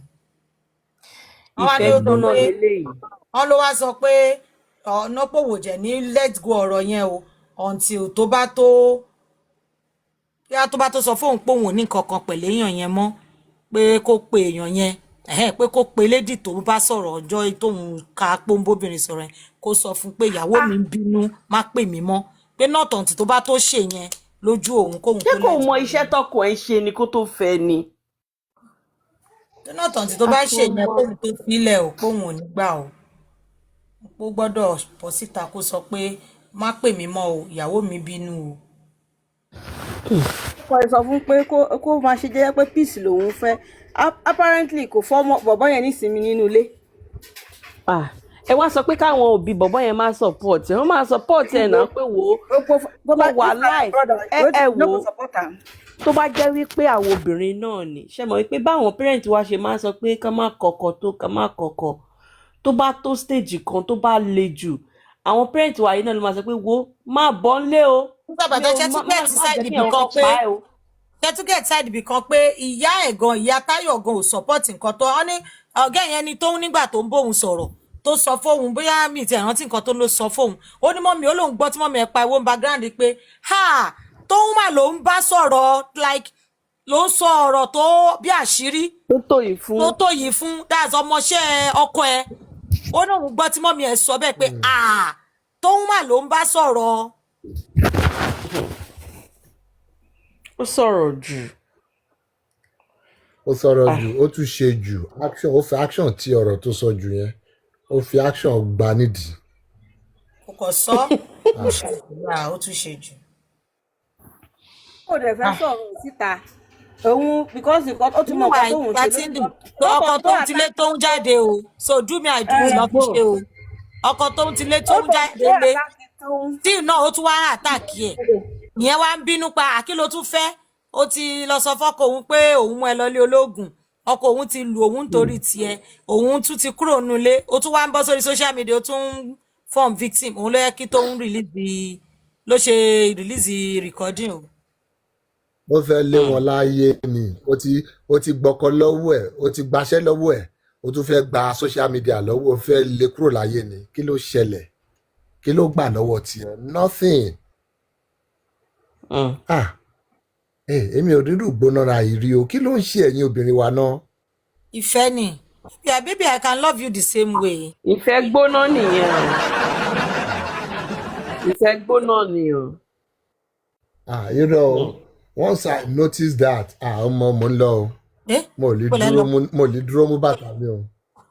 mo lè ń lọ. tí bá notice ẹ baby mo lè dúró mú bàtà o. ìfẹ́ gbóná nìyẹn náà. ẹ wò tí yẹn máa fi ṣe tó fi máa pààyàn báyìí ó nígbà tó bá ṣe tán kójú ẹ̀ tó wálẹ̀ á wá parẹ́. wọ́n ti gun lọ́bẹ̀ àṣẹ bó sọ nígbà tó lọ ṣe ti Fúnkẹ́ ó náà òun délé òun sunkún nínú ẹkún tó yìn sun yẹn ó náà wá rántí pé kí ni mo ti ẹ̀ ń sunkún fún mo ní tù sílẹ̀ náà mo ní nǹkan tó lè fi báyé bọ̀ ó regret nǹkan tó ń ṣe ó ti regret action yẹn torí ọmọ pọ̀ kọ̀ make action yẹn without excuse ni o túnṣe wà rántí nínú what is supposed to be your remorseful state o tún yìí rántí pé ọyìn ní tù tó fẹ́ fi ba ayé ẹ̀jẹ̀ ńlẹ̀. ṣáà tó ń support ẹ ò gbọ́ gbogbo àwọn yẹn ni I think people are missing the point now. It is not about ẹni tó gbé kinní jáde tí wọn bá tẹ máa bá yẹn wí ọ̀tọ̀ nìyẹn. wọ́n ní enough sáà tí wọ́n àti ní òtí ẹ̀ ń ṣọ̀rẹ́ gan wọ́n ń ṣọ́ ẹ̀ lè pè yẹn gan ní friendship recording ọmọọṣẹ́ ọkọ ẹni ó ti mọ ọkọ ẹ kó tó mọ̀ ẹ́ torí ó fẹ́ máa gba information lọ́wọ́ ẹ̀ ló ṣe lọ close mọ́ lẹ́ni trout tí lady yẹn ń sọ̀rọ̀ àǹtí ló sì ń pè ẹ́ so they are not friends. wọ́n ń ṣọ̀rẹ́ kálọ̀rẹ́ ni wọ́n ń sìn léèyàn lè máa fi pé ó ṣe máa ṣe bẹ́ẹ̀ yẹn fọ́rẹ́ ẹ̀ ó ṣe fẹ́ kó ọ̀gá ẹ̀ tó ti ń bá ṣiṣẹ́ kó tó di pọ́ ọ̀gá ẹ̀ pàdé ẹ̀ kó wá fi ọ̀gá ẹ̀ yẹn lẹ̀ kó jẹ́ kó rú ó sọ pé ó máa pa gbogbo ọmọ o Sasindi yìí ò sínú recording o tó ń sọ lẹ́ni o ó ló sọ pé ṣé torí ọmọ tòun ṣe kinní ń gbé gbogbo ọmọ pé kò fọ́n mọ òun látẹ̀ṣọ́ àbí nǹkan pé gbogbo ọmọ tó wà lọ́wọ́ ẹ̀ pátá lòun máa pa o ó sọ o.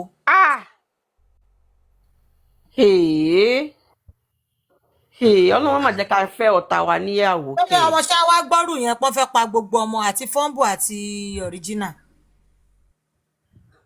ọmọlá ẹ fún mi ní big lion tó pọn ọmọ màá mẹ́nu kúrò lórí ọ̀rọ̀ yìí.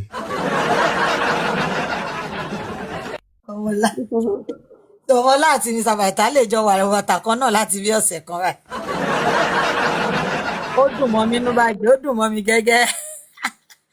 ọ̀dọ́ mo mọ̀ pé nǹkan tó ń ṣẹlẹ̀ yẹn kò yẹ kí n support Mr. Pytha tó Mr. Pytha ti ń wá ọmọ láti pẹ́ tí ọmọlá ò kí ń gò pẹ̀lú wọn pẹ̀lú gbogbo àwọn àṣànà kìíní àwọn náà wá wò pọ̀ opportunity rẹ̀ wọ́n wá ń kó bọ́ ọmọlá gidi gan.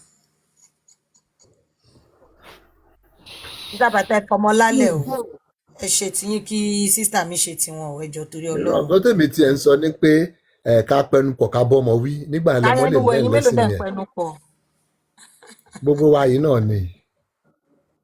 ó yá jòsí àti yọ̀mí ń kọ́. a ti sọ ti tàwọn yẹn èyí tó dé la máa sọ èyí tó wà ńlẹ̀ la máa jẹ so aládùkẹ́ ló dẹ̀ wà ńlẹ̀ a máa jẹ aládùkẹ́ láì jẹyàn ẹ̀.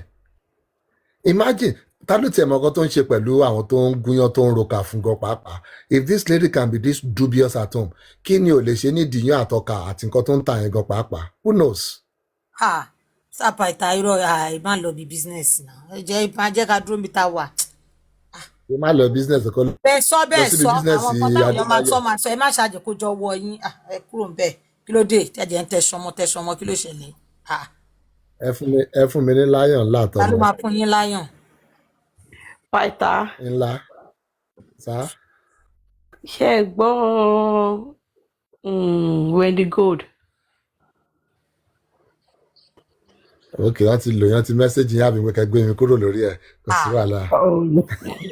adìkọ̀ tó ń sọ látàárọ̀ ni ẹ pàwọ̀ fẹ́ sọ̀rọ̀ mi pé anybody wọ́n fẹ́ nígbà ìbáàdì àwọn onígbà. wọ́n ti sọ. tọ́pìkì bíi mẹ́ta la ti gbé wá tí Pytha ò dáhùn tó ń sọ pé láyé àwọn ò sọ tó ń yẹ orí kúrò bẹ́ẹ̀. Mr. Pytha ó yá kí ni ẹjẹ́ sọ̀rọ̀ Wendy ẹsẹ̀ já serious. Wendy kò ti ṣe títí ẹ kí la fẹ́ ṣe sí ó ti sọ nǹkan tó fẹ́ sọ gbogbo wa náà wá support nǹkan tó fẹ́. ṣé nǹkan tó mo ò gbọ́ most of the thing but I think mo já sí platform yẹn mo dẹ̀ padà sí mo gbọ́ some of it mo gbọ́ pé náà òun wà nínú ìgbèkùn ni he was lost and somehow he has seen the light and in a way he has tendered an apology whether sincere or not sincere that gbogbo nǹkan tóun ṣe ń gbà it was because he didn't know better. Because people that are close to Mama and Adura told him and he felt like those people cannot know more. They can't be lying. Yeah.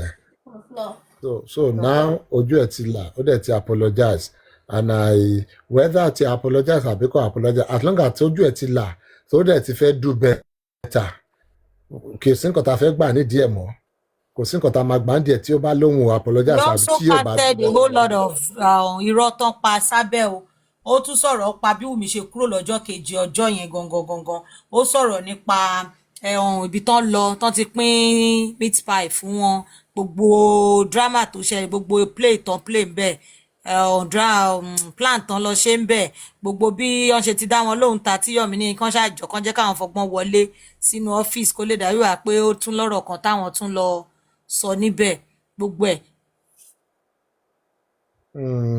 Exactly. And I don't know what people will want more than that. Tí ẹ bá ti mólè tẹ́lẹ̀ kó ju tọwọ́ ẹ̀ lẹ̀ tó dẹ̀ jù sílẹ̀ kí ni ẹ tún fẹ́ kó ṣe ṣe fẹ́ pa ni ó yẹ pàǹgbà yẹn. So because at the end of the day oníkálukú ń position ẹni based on understanding ẹ̀ lórí kéèsì yìí.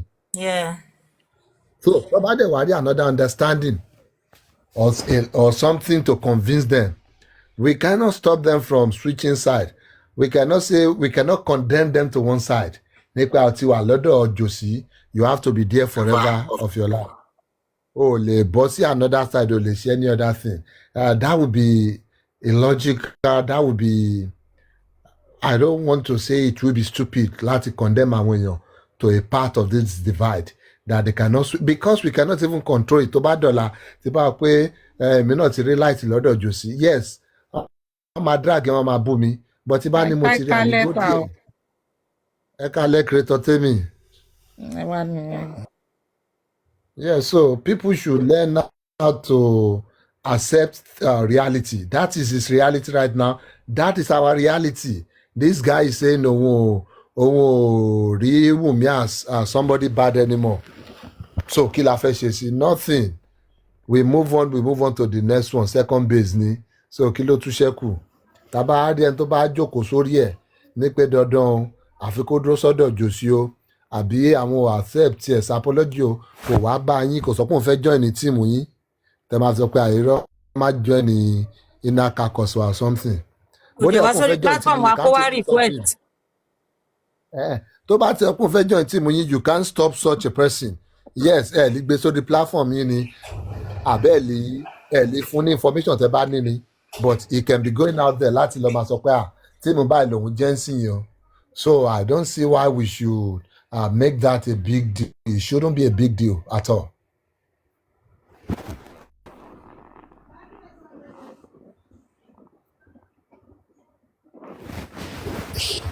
Ẹ ṣé gan ni o. Wá tó bá lóun fẹ́ wá sọ̀rọ̀ lórí ibi gan, mo fi pé ó lè wá sọ̀rọ̀ nǹkan tó bá sọ a lè má mind ẹ̀. Ó lè wá sọ pé àwọn tó bá dẹ̀ fẹ́ gbé fún wá gbé fún wá gbìyà tí always ready a kó fún abajà tó bá wá tó bá lè wá bá wa ṣe.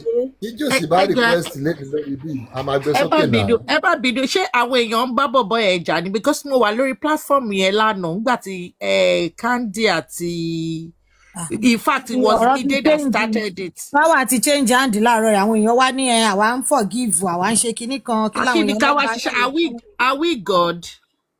Aṣọ lọ́run àwa dẹ̀kọ́lá máa control èèyàn ibi tó máa twist the mind ẹ̀ sí. wọ́n tó bá jẹ́ family wa pé tó bá ti apologize àmà kò sọ pé kan let go, mo jẹ́ wò pé àzá ò náà. Kò sí nǹkan tá a lè ṣe náà, kò sí nǹkan tá a lè pẹ̀lú bí bọ̀bọ̀ yẹn ṣe sọ̀rọ̀ lánàá, because mo wà lórí platform yẹn mo ti screen record gbogbo nǹkan tó sọ lánàá yẹn. Bọ̀bọ̀ ẹ ó ní pé what we even need is those kind of things, those kind of people ẹ wá máa kó ọ̀rọ̀ yín jẹ ń ta, we need it that will even back our gan up pé àjàjà lórí asán ìjàkadì ìjà ọ̀dọ̀ wa yìí orí òótọ́ la dúró, nǹkan táwa ti ń sọ ló bọ́ta tó ń confirm lánàá yẹn. Bẹ́ẹ̀ni gbogbo èèyàn ń sọ pé olúwo ṣe o ní everybody, because inú wa ń dùn ní pé so ẹ máa kó ọ̀rọ̀ yín jẹ. Àná dẹ̀ sọ ó ní pé ó sọ fún mi dé pé ò lè understand wípé lady Lawal yẹn kí lorúkọ ẹ̀ kí nìkan Lawal yẹn Bíọ́dún Lawal ó ní lady yẹn pa pẹpẹ inú rọ. Ó ní pé ṣé o lè imagine kó wà lórí fóònù like 40 minutes pẹ̀lú èèyàn kó dẹ̀ máa sọ fún ẹ pé àdúrà ti jẹ́wọ́ sẹ̀ pé àdúrà dẹ̀ ń gbénu ilé ẹ̀ àti màmá àdúrà bó sọ pé àdúrà ti jẹ́wọ́, ó nídìí ọlọ́pàá, ó nídìí security, ó ní pé so irọ́ ti pọ̀ jù. Ó dẹ̀ tún wá make statement kan. Ó ní pé ṣé a mọ̀ wípé tí òun ò bá lọ sí other side yẹn gan òun lè má rí nǹkan tóun rí.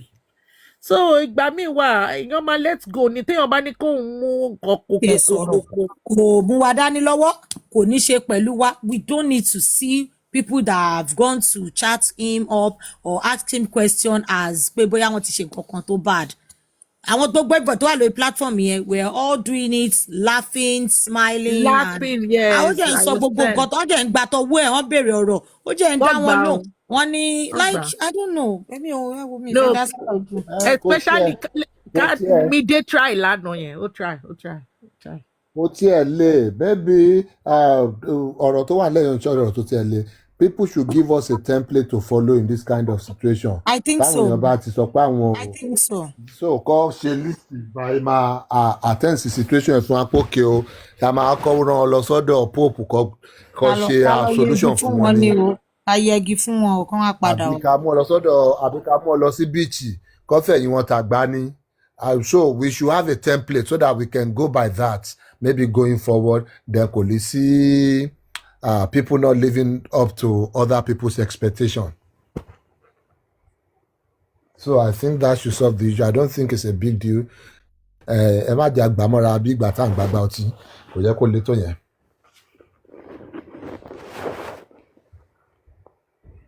Ọlọ́run ló máa dáríjì wọn náà tọ́lọ́run bá fẹ́ dáríjì wọn. Ṣé wà tó ìdáríjì wọn gan wà lọ́wọ́ Wùmí ni kò sí lọ́wọ́ Wùmí náà náà.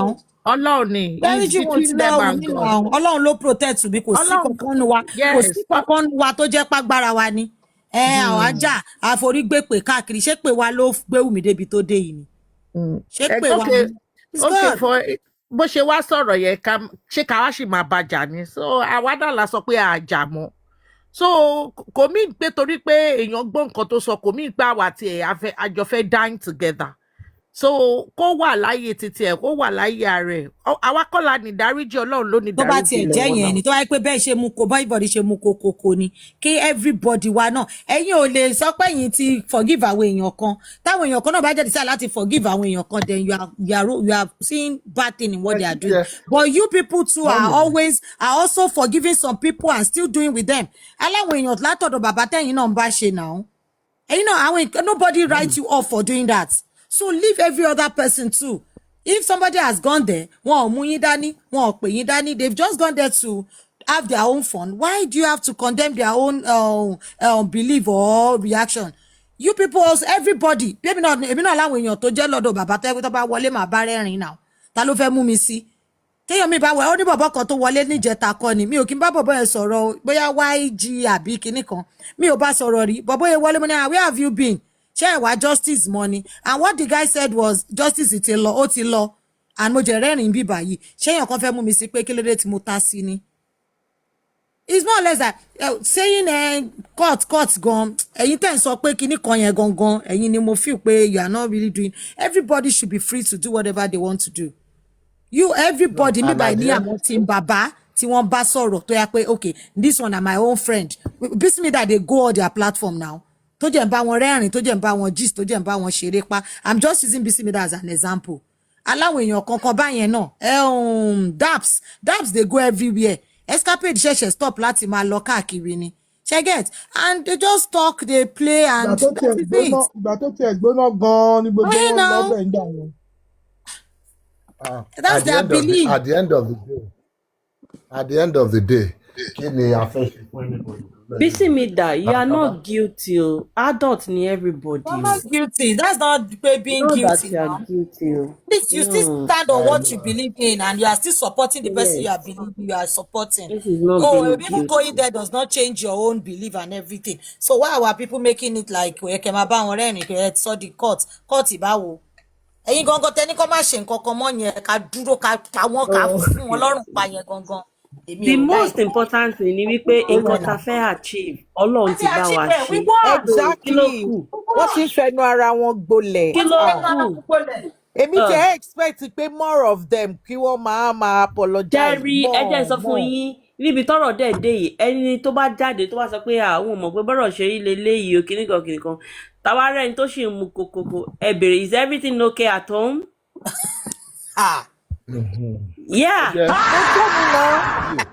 Is everything? It's true now. Is everything okay at home? After 2 years. Here now. No, now. Mom, it's like move me, on. Everybody has worked. Sister Taylor jẹ́ ń sọ̀rọ̀ o. Sister Taylor jẹ́ ń sọ̀rọ̀. Ẹ má máa bínú. Pé lẹ́kejì tẹ máa ṣọ́ọ̀nù mi lé ní ẹ máa tún nílẹ̀ ní kí n ṣọ́ọ̀tọ̀ pé yẹ sọ̀rọ̀ mo ti gbọ́ ebi lẹ́ ń lé wọn mo ti gbọ́ ẹ sọ̀rọ̀ kò tú àlà. Ẹ dẹ̀ mú ọmọ ẹ fẹ́ kí n sọ̀rọ̀ ẹ ṣáà fẹ́ sọ tinú yín tán. Ẹ má bínú ẹ jẹ́ kí Mr. Yellow sọ̀rọ̀. Ẹ jẹ́ ká sọ̀rọ̀ o ó yá pẹ̀ta ó yẹ sọ̀rọ̀. So kò lè tó yẹn bí reason oníkálukú ṣe gbé kínní yàtọ̀. So, amama gbàdúrà fún wọn ni.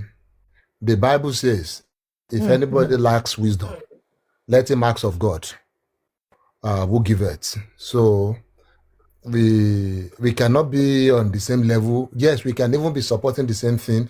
Káwọn kan mi yé wa jura wa lọ. Ẹ má jà bá ara wa bínú bó ṣe yó ní kálukú nìyẹn. So, let everybody just one thing take on my money pé kí la fẹ́ ṣe sí? Do you have anything in your power to do? Wùnmí tẹ fíìmù pé bóyá ó wọ̀tì gangan nínú kinní yìí. Okay, ká tiẹ̀ lo this instance, this case as an example. Kí ni Wùnmí fẹ́ ṣe sí? Ṣebí Wùnmí rí Sami Jojo l'Abuja. Ṣebí Sami Jojo apologize sí lọ́ọ̀yà Wùnmí. And yes, invariably Wùnmí too. Kí ló tí Wùnmí ò ní kí àwọn ọlọ́pàá tó wà ń bẹ̀ kọ́ yìnbọn pa lẹ́sẹ̀kẹsẹ̀? Kí ló tí ò fọlọ́pàá gbé lójú ẹsẹ̀? Kí ló fẹ́ ṣe sí? Ò kí lòun náà fẹ́ ṣe sí at that point? Nothing. Kò sí nǹkan tí anybody máa ṣe sí. So tó bá láwọn ṣe, tó bá dẹ̀ ládé ògùn mọ́, kò sí nǹkan tá a máa ṣe sí. We have to move on náà ni. So we move on ni. Ẹ jẹ́ ká try láti máa have a broader view of things. Yes, we might not see all the play at a time, but let's try and be kind, because tabawa kind fúnra wa ogan fúnra wa, it will be easier to accept some things. It will be easier to leave some things to fate and not think that you just want to go on and on holding on to things. So by lákòótán ara ẹ má jà bára jà lórí yẹn. Bẹ́ẹ̀ nǹkan tó kọjú sí èèyàn kan ó lè kẹ̀yìn sẹ́lòmíì. And with the little we have said here, I believe if we have genuine love for this cause and we join this thing for the right reason and we are still in need for the right reason, I think ó yẹ kó tán síbẹ̀ yẹn kò yẹ ó yẹ ká dẹ̀ rí reason with the little explanation táwọn yẹn wá ti give lálẹ́. There should be nothing more to it except to want something out of it again. Paita, ẹ máa sọ kọ́kọ́ nísìnyìí. From the beginning, ẹni pé ẹ yẹ ká máa pray fún wọn. Ètò wa ní Bible sọ wípé if anyone lacks wisdom, let him have. Him ló ní kó ask now. Wọ́n sọ wípé let people pray for him now. So when tó bá lack wisdom yẹn ló máa. According to Bible náà ó ní ká máa pray fúnra wa ká dẹ̀ jẹ́ keep our brother wa.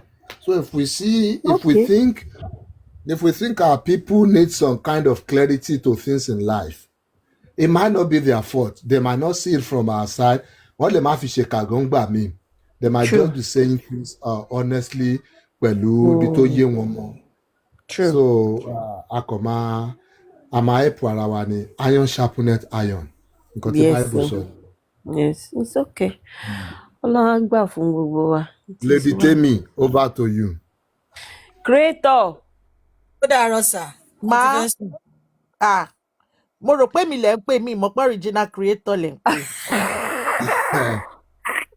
Creator ti dàpọ̀ o. Ẹ ní pé èmi ti lọ jẹ́ creator Temi ìgbà tó dé tí mo dẹ̀ ń gbọ́ creator. Sister Temi ilẹ̀ tó dàárọ̀ fún àbí. Mi ò tètè mọ̀ pé Sister Temi nígbà tí mo mú ní platform wa náà.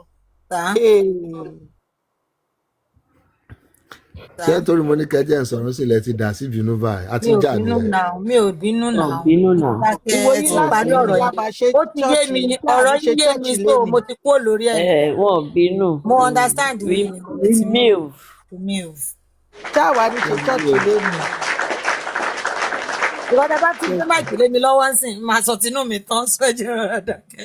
Àǹtí mi náà jẹ́ ti sọ comment section pé creator mute so mo ti dàkẹ́. Mo ti sọ̀rọ̀ ẹ̀ má wọrí. It's okay. Ó ti lọ. You see, owó church tẹ kó lọ last week. Ibo la fi ń yín lọ bá ibo ni èwo ni a ti sọ wá. Owó church tẹ kó lọ ní last week àti mójú ajé kò ní sọ báyìí ó yá ibi tẹ kówó sí. Yàtúndé yìí dẹ ti ẹ̀ ń sọ̀rọ̀. Èmi náà nà. Ẹ̀yin lẹ́nu pé mi ò ní tẹ̀rọ pé ó sì lọ sọ pé owó ṣọ́ọ̀ṣì tí mo kó lọ. Ìrọ̀ tó rà wá ẹjọ́ tó lọ lọ́hùn Títò ẹjọ́ kéèyàn dé make I dey my day. Títò kéèyàn dé make I dey my day. Nítorí tí òsì bá wà bí ànírí yín tẹ́yìn bá wà bí ànírí òsì nísìnyí báyìí ìpínlẹ̀ wà bí. Ìbí kan mo gbowó o mo tún lọ ní o àní àwọn àti pásítọ̀ ló wà o. Pásítọ̀ wà bí. Mo béèrè lọ́wọ́ àwọn méjì wọn àwọn náà lọ gbá mi ní o. Pásítọ̀ wà bí. Sẹ́kẹ́tì ló wà lọ́wọ́ pásítọ̀.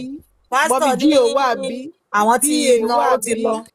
Meanwhile, ọmọ Bọ́lá sọ pé pásítọ̀ ti kó fóun láàárọ̀ ọjọ́ kejì pé ìdí ti jẹ́. Mo dẹ̀ wá dákẹ́. Yátúndé ó ní offering ìdámẹ́wàá gbowó inú ṣọ́ọ̀ṣì láti fi ṣe nǹkan nínú ṣọ́ọ̀ṣì ni so only bring it so that there may be meat in the house ẹ jọ kí n tin yín kí ló kàn yín. Because ìgbà tí mọ́mí jíyò sọ pé owó òdọ́dọ́ àwọn at least owó bá tiẹ̀ máa kọjá láàrin church kí ló kàn yín. Òun náà là ń sọ yìí mọ́mí jíyò ẹ kọ́ ṣe rojọ́ fún wọn. Wọ́n rojọ́ o mọ́mí jíyò rojọ́. Wọ́n rojọ́. No, ọ̀gá mi. There is nothing like that. No. Mọ́mí jíyò rojọ́ fáwà. Tèmi creator Tèmi. Màá sá. Ẹ má bínú, ẹ jẹ́ n sáré sọ story kékeré kan fún yín. So there is this man tí Ọlọ́run sọ pé òun fẹ́ lò láti fi ṣàwọn iṣẹ́ ìyanu kan, pé òun máa bá sọ̀rọ̀ déédéé, òun máa tọ́ sọ́nà, máa sọ bóyá máa lead àwọn èèyàn tóun kó sí in charge ẹ̀. Ọlọ́run ló make promise yẹn fún, meaning pé òun lọ́lọ́run pè, and I think we have it somewhere in the Bible. Ó ní àwọn tọ́lọ́run pè, àwọn tóun pè lòun yàn, àwọn tó bá yàn ló máa ṣe lógo. Yes. So because God called this person, God was with him, showing him the direction, showing him the things. But you know, in human, you know this jealousy in human nature. Ká máa túra lọ́wọ́ lórí nǹkan tí àwọn èèyàn mọ̀ díẹ̀. So we have this set of people. Wá kóra wọn jọ. Pé kí ló ṣẹlẹ̀ gan-an. Á dẹ̀ máa ṣe bẹ́ẹ̀ ní pé òun lòun mọ́ jù. Òun nìkan lòun lè bọ́ lọ́hùn sọ̀rọ̀. Who is this person gan? Kí ló tiẹ̀ ń ṣe gan? Kò sọ̀rọ̀ tí wọ́n sọ ti tán. Gbogbo offering wa, ibo ló kó sí. Ó máa gbẹran, máa gba àgùntàn, máa gboríṣiríṣi fún ìdámẹ́wàá, fún burnt offering and sacrifice. Kí ló fi ń ṣe báà lọ́ ń ṣe? Ó fẹ́ tú iṣu ẹ̀ désàlẹ̀ kòkò. It got to a point, they were even inciting the public against him. Ní pé irọ́ ni ẹjẹ́ àrọ́ lóye, àwa náà lè bọ́ lọ́hùn sọ̀rọ̀. Báwo àmọ́bọ́ yẹn issue sacrifice? Àmọ́ ibi tó nǹkan tó náà fẹ́ ká ṣe. It got to a point, agbára bọ̀bọ́ yẹn ò gbé mọ́. Ó wá wà, ọkàn ẹ̀ wà disturbed. Then God came to him. Ní pé òun mọ̀ kó wà disturbed. Bọ́n torí pé mi mo pè ẹ́ tí mo yàn ẹ́, I will do something to máa fi put your mind at peace. Ọlọ́run wá fún ní instruction pé ṣe báyìí. Ọlọ́run fún ní bóyá máa to iṣẹ́ yẹn. Ó dẹ̀ to iṣẹ́ yẹn. Ó dẹ̀ pè wọ́n bóyá o. Ẹ̀yin báyìí, nǹkan báyìí lẹ́ ń sọ. In case tó bá ti catch up, mo ń sọ̀rọ̀ Kórà, Dátàn àti Abrahamu. Yeah. Wọ́n dìtẹ̀ mọ́ Mósè. And you are in the region, you are in the border of what they did. Then they by náwó chọ́ọ̀chì, by ṣe kínní. Nígbà tẹ́ ń dìtẹ̀ mọ́ ránṣẹ́ náà. Èmi ò bá béèrè bẹ́ẹ̀ ṣe náwó o. Ẹ̀yin lẹ́ni pé PA yìí kówó lọ o. And at the end of the day, I'm sure pé ẹ mọ nǹkan tó ṣẹlẹ̀ sí Kórà, Dátàn àti the other guy yẹn. Ní nǹkan tí ẹ rántí. Wọ́n gbé wọn lọ sí KFC. Irọ́ nígbà tí Mósè bínú tán, Ọlọ́run wá jẹ́wọ́ ara ilẹ̀ dẹ̀ lanu, ó dẹ̀ gbé wọn mì lẹ́sẹ̀kẹsẹ̀. Àfi tí pé ò bá sí lórí ìlú bọ̀rọ̀. Ó sì mo máa gbèjà yín dáràn báyìí. Irọ́ o. Àfi tí pé ò bá sí lórí ìlú. Èmi gan tiẹ̀ ti mọ̀, mo ti mọ̀ náà tẹ́lẹ̀ pé èmi mọ̀ pójú ilẹ̀ òṣè mi ò kọjá àyè yín o. Èmi tiẹ̀ ti mọ̀ pé mo máa padà tẹ̀lé. tẹ̀lé. Tí ẹ bá ti ní ìdálẹ́bi nínú ọkọ yín. Ẹ ṣé o. Ìsinmi ológo ni. Ẹ máa ṣe o mọ mi Cindy. Ẹ dẹ̀ sọ fún wọn pé kọ́ máa kọsẹ̀ lára yín o. Mo máa fara gbọ́ ta báyìí. Ẹ ní kọ́ máa kọsẹ̀ lára yín o. No interruption, please. Tí bá lo ìpè tó wà lórí mi, Creator Tèmi.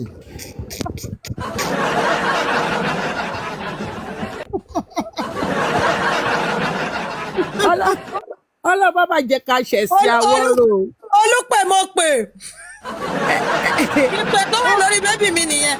ìpè olúpè mo pè. Ó sì ṣọ́ọ̀ṣì ọ̀sẹ̀ kan ni pásítọ̀ ti fẹ́ lo olúgbòhùn fún wa. Wọ́n lọ olúgbòhùn. Wọ́n á tó máa pọn fọ̀ ẹ má wọrí ẹ ní sùúrù. Díẹ̀ ló kù.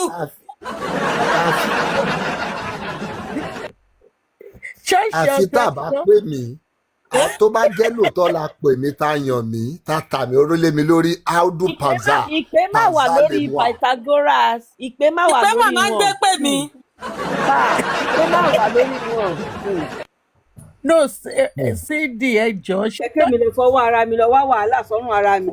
Cindy ẹjọ́ ṣé ṣọ́ọ̀ṣì ọ̀sẹ̀ kan náà láti bẹ́ẹ̀. Ìpè ní pé ń jẹ́ o. Ló bá jẹ́ pé lóòótọ́ ni mo jókòó jẹ́jẹ́ ara mi tá pè mí. Pásítọ̀ orí ibo ló pè yín sí náà? Orí platform.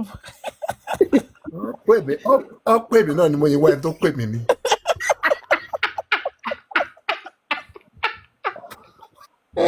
Ẹ̀rù ẹni tó pè yín. Mo kàn gbọ́ pọ̀ pè mí ni. Bóyá ẹni tó pe bàbá Mohbad náà pípé tó pè mí o pé sista Tẹ́mi nìkan ló máa mọ lyrics yẹn. Mo kàn gbọ́ ká pè mí ni. Mo bá jẹ́ kó lọ lásán. Mo ti identify ní tó pè mí. Mo ti identify yẹn. Ṣé kìí ṣe ìpè bàbá Mohbad oníṣùgbà bàbá Táyà? Ṣé kìí ṣe ìpè mò ń jọ lálẹ́ yìí náà ń yá nínú ẹ̀ báyìí? Òótọ́ dẹ̀. Àìrọ̀ ìpè oníkálukú yàtọ̀ ohun tó fi pè mí yàtọ̀ sóhun tó fi pè é.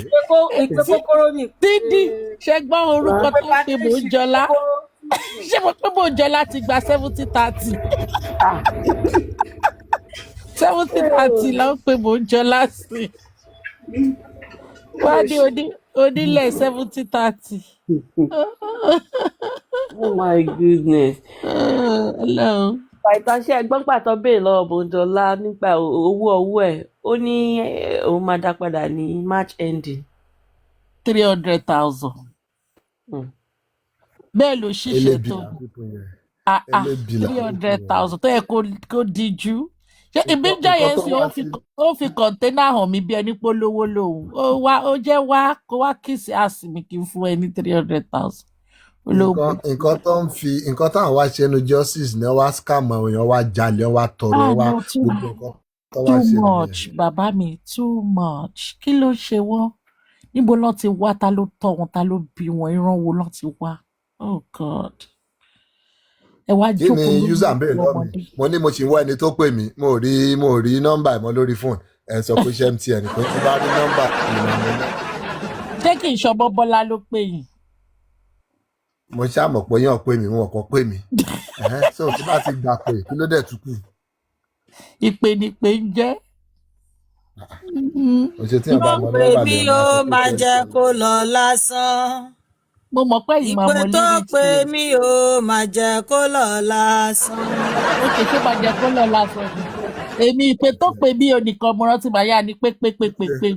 Ó ti ẹ̀dá ń pọ̀ ọ̀nà kọlà gan ló pè mí torí mo fẹ́ rí nọ́mbà. Angel nìyẹn Angel Gabriel ló pè yẹn. But mo lè lò pé tó fi pè mí yẹn náà ìpè ní pé ń jẹ́ o. Ṣebí pé òun náà kọ́lẹ́ ti fẹ́ fi wọ́n wá dànù yẹn.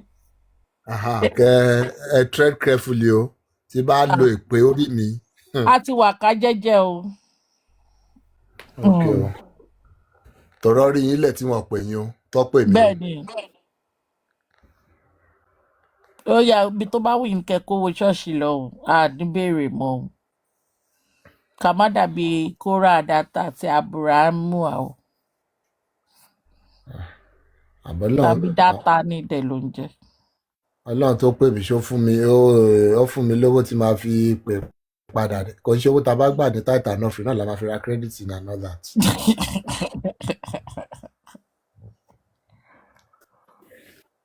Ó ga Dupsy Federal P 800,000. Oníṣẹ́ yìí tajẹ́ ìbò àbàtẹ̀. Àbàtẹ̀ wọ́n ti rán ẹnìkan lọ sí Kirikiri nìyẹn.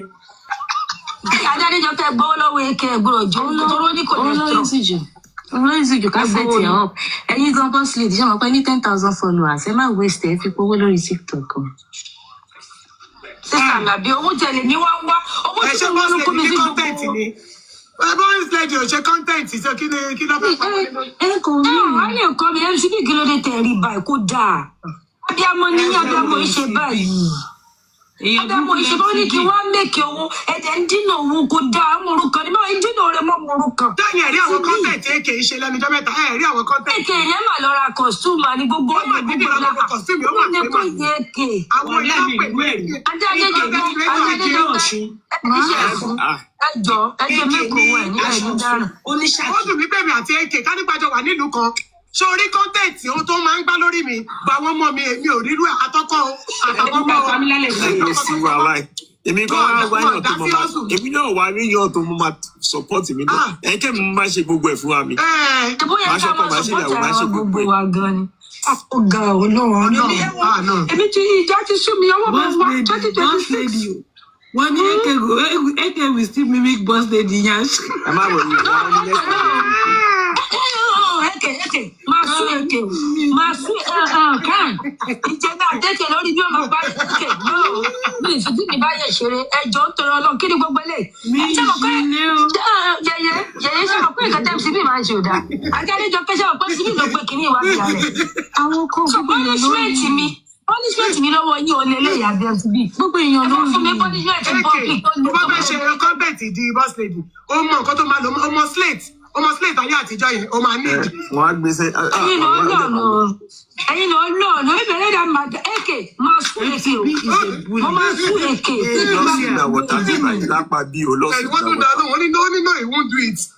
Thank you jẹrẹ ká àwọn náà ayé nìkan lọ́wọ́ dà fún jù ẹ ṣe. Ǹdè play àwọn ayọ̀kọ̀ ṣe náà ni. Gbogbo ẹ̀ Adéjọkẹ́ ó yá jèrè sísá mi èmi fẹ́ mẹ́kì owó MCB ló ti gbà láti láàrin gbogbo wa bì lálẹ́ àwọn ayọ̀kọ̀ gbà láti kí ni yóò kó lórí mi ẹjọ́ báwo la ṣe fẹ́ ṣe. Ìyàn tó bá jẹ́ pé aláti 1.2 billion lára owó yẹn. Aláti kò jáwọ́. Aláti TikTok ti wọlé láti 2 weeks ago. On the 19 ní TikTok máa ń sanwó, Facebook á sanwó náà di 22. Àwọn kan náà weekly. Facebook náà máa ń sanwó náà di 22. So ibi táwọn kan ti ń wọ àkáǹtì wọn tán rẹ̀. Ẹ̀kẹ́ kan ní Facebook ṣá, ṣé o ní Facebook? Àwọn máa ṣe Facebook báyìí. Mo ní Facebook báyìí. Adéjọkẹ́ ó máa ṣe Facebook báyìí. Wàá pa burúkú owó. Adéjọkẹ́ ṣe é rí ẹjọ́ tó lọ ọmọ orúkọ yìí máa lo àwọn èèyàn. Ẹni ìjọba fi lè kẹ́kọ̀ọ́ mi ní kẹ̀kẹ́ fẹ́ẹ̀ fún mi sí ẹni tó bá máa kọ́kọ́ bá yín jà kọ́kọ́ fèsì mi ná. Bí máa ṣe máa búlọ́ọ̀kù gbogbo nǹkan tó bá máa kọ́kọ́ ṣẹlẹ̀ sí yín lélẹ̀. Bó ṣe máa tún sọ mí lẹ́nu lálẹ́ náà máa sọ mí lẹ́nu pé kí ló dé ìyá mi Adéjọkẹ́ rẹ̀.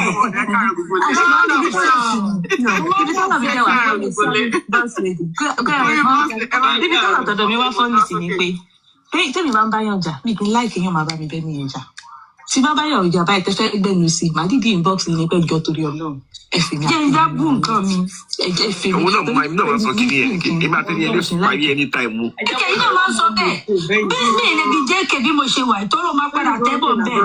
Ẹ káàárọ̀ gbogbo lé ẹ káàárọ̀. Ẹ má bójú mi ẹ má sọ̀rọ̀ jí mi ẹ má sọ̀rọ̀ jí mi. Sórí àníṣe náà ẹ ṣe rí ìdíyẹn tìyẹn lẹ àníṣe ọkọ. Ẹ ṣe Ọlọ́run bá ń dá fún yín MCB ló fẹ́ disgrace mi lórí TikTok Ọlọ́run ò jẹ́ ní fún wọn ṣe. Báwo ṣe máa fi sunkún ara ẹ má sunkún mi máa jà pọ̀ lórí ọ̀rọ̀ mi. Ọmọ nǹkan tó máa ṣẹlẹ̀ Kẹ́tọ̀ ìgbà ó ní kí n chat yẹn jù. Wọ́n ní mímí kì í máa tó bá ti fẹ́ ṣe fídíò mọ́ ẹ̀ bọ́ síbi ẹ̀ka ìjọ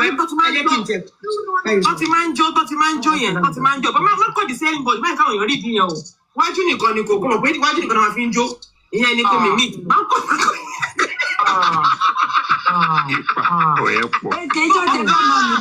ìjọ tẹ̀kẹ́ bá máa mílíkì ní Ọlọ́run ẹsẹ̀ máa kọ́ ni ẹsẹ̀ sì máa kọ́ tẹ̀ máa ṣubú. Ìgbà tó bẹ̀rẹ̀ sí ní kọrin yìí barista system kò máa ní bọ́sì lè bí lọ kọ́ gẹ̀ẹ́sì lórí kílẹ̀ wá débẹ̀. Òyìn ní tẹ́lẹ̀ máa máa kọ̀ ìdí mo máa ní máa kọ̀ ìdí nǹkan tó máa ṣe lórí ìkànnì yìí ni máa ṣe máa kọ̀ nípa ìdí máa pa.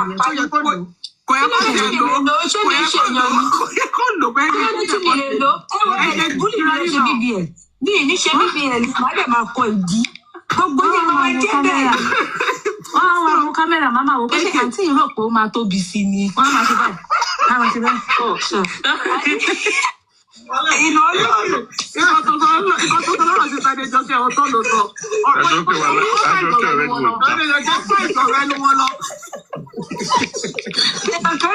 Now this years that you used to talk, now you did. But they have blocked where they don't know shit. You don't care about the Jimotolo. You don't care. It's not going to for me. The man for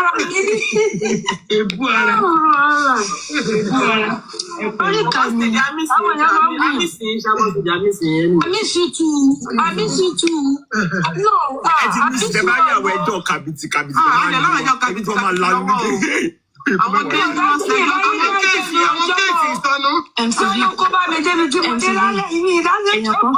Èèyàn kan kọ kọ́mẹ́ǹtì kan. Èèyàn kan ní kó máa wọ bọ́m̀bọ̀m. Ṣé ẹ bìlíf pé àǹtí ìdẹ́sì máa wọ bọ́m̀bọ̀m kò pàpà jáde? Èké máa wọ bọ́m̀bọ̀m. Ó ní bọ́m̀bọ̀m tó rà. Mo ní bọ́ọ̀sì lè bí máa wọ bọ́m̀bọ̀m. No, boss lady also. Mo ní bọ́m̀bọ̀m o. Tí wọ́n fọwọ́ àfi tí bá wọ fáà. Ẹ máa lọ́dún gbé ẹ máa pé mo irú fáà jẹ́ kí MC wọ̀. Ṣé ó yẹ kí bọ́ọ̀sì lady tún máa wọ fáà? Ó máa ná ara wọn láì fún ẹ ti rí kàn mí, ṣe ti rí fídíò kan, ó dẹ̀ sì máa wọ fáà. Ó máa ń gádà sí ní west wọn. Báwo ẹ máa gbé ọdún mi nù? Ó kẹ́ sọ fáà yẹn lè help with the boss lady láti jáde díẹ̀. Ó máa ti boss lady, ó máa help ti boss lady, yes. Bẹ́ẹ̀ kọ́ náà ṣe ní ẹ̀ṣọ́ MC bí bẹ́ẹ̀ kọ́ náà ṣe ní ẹ̀ṣọ́ ìyàwó ìlú tó bẹ̀rẹ̀. Ó ṣe kọ́tọ́ sọ nìyẹn. Ó máa exaggerate. Okay.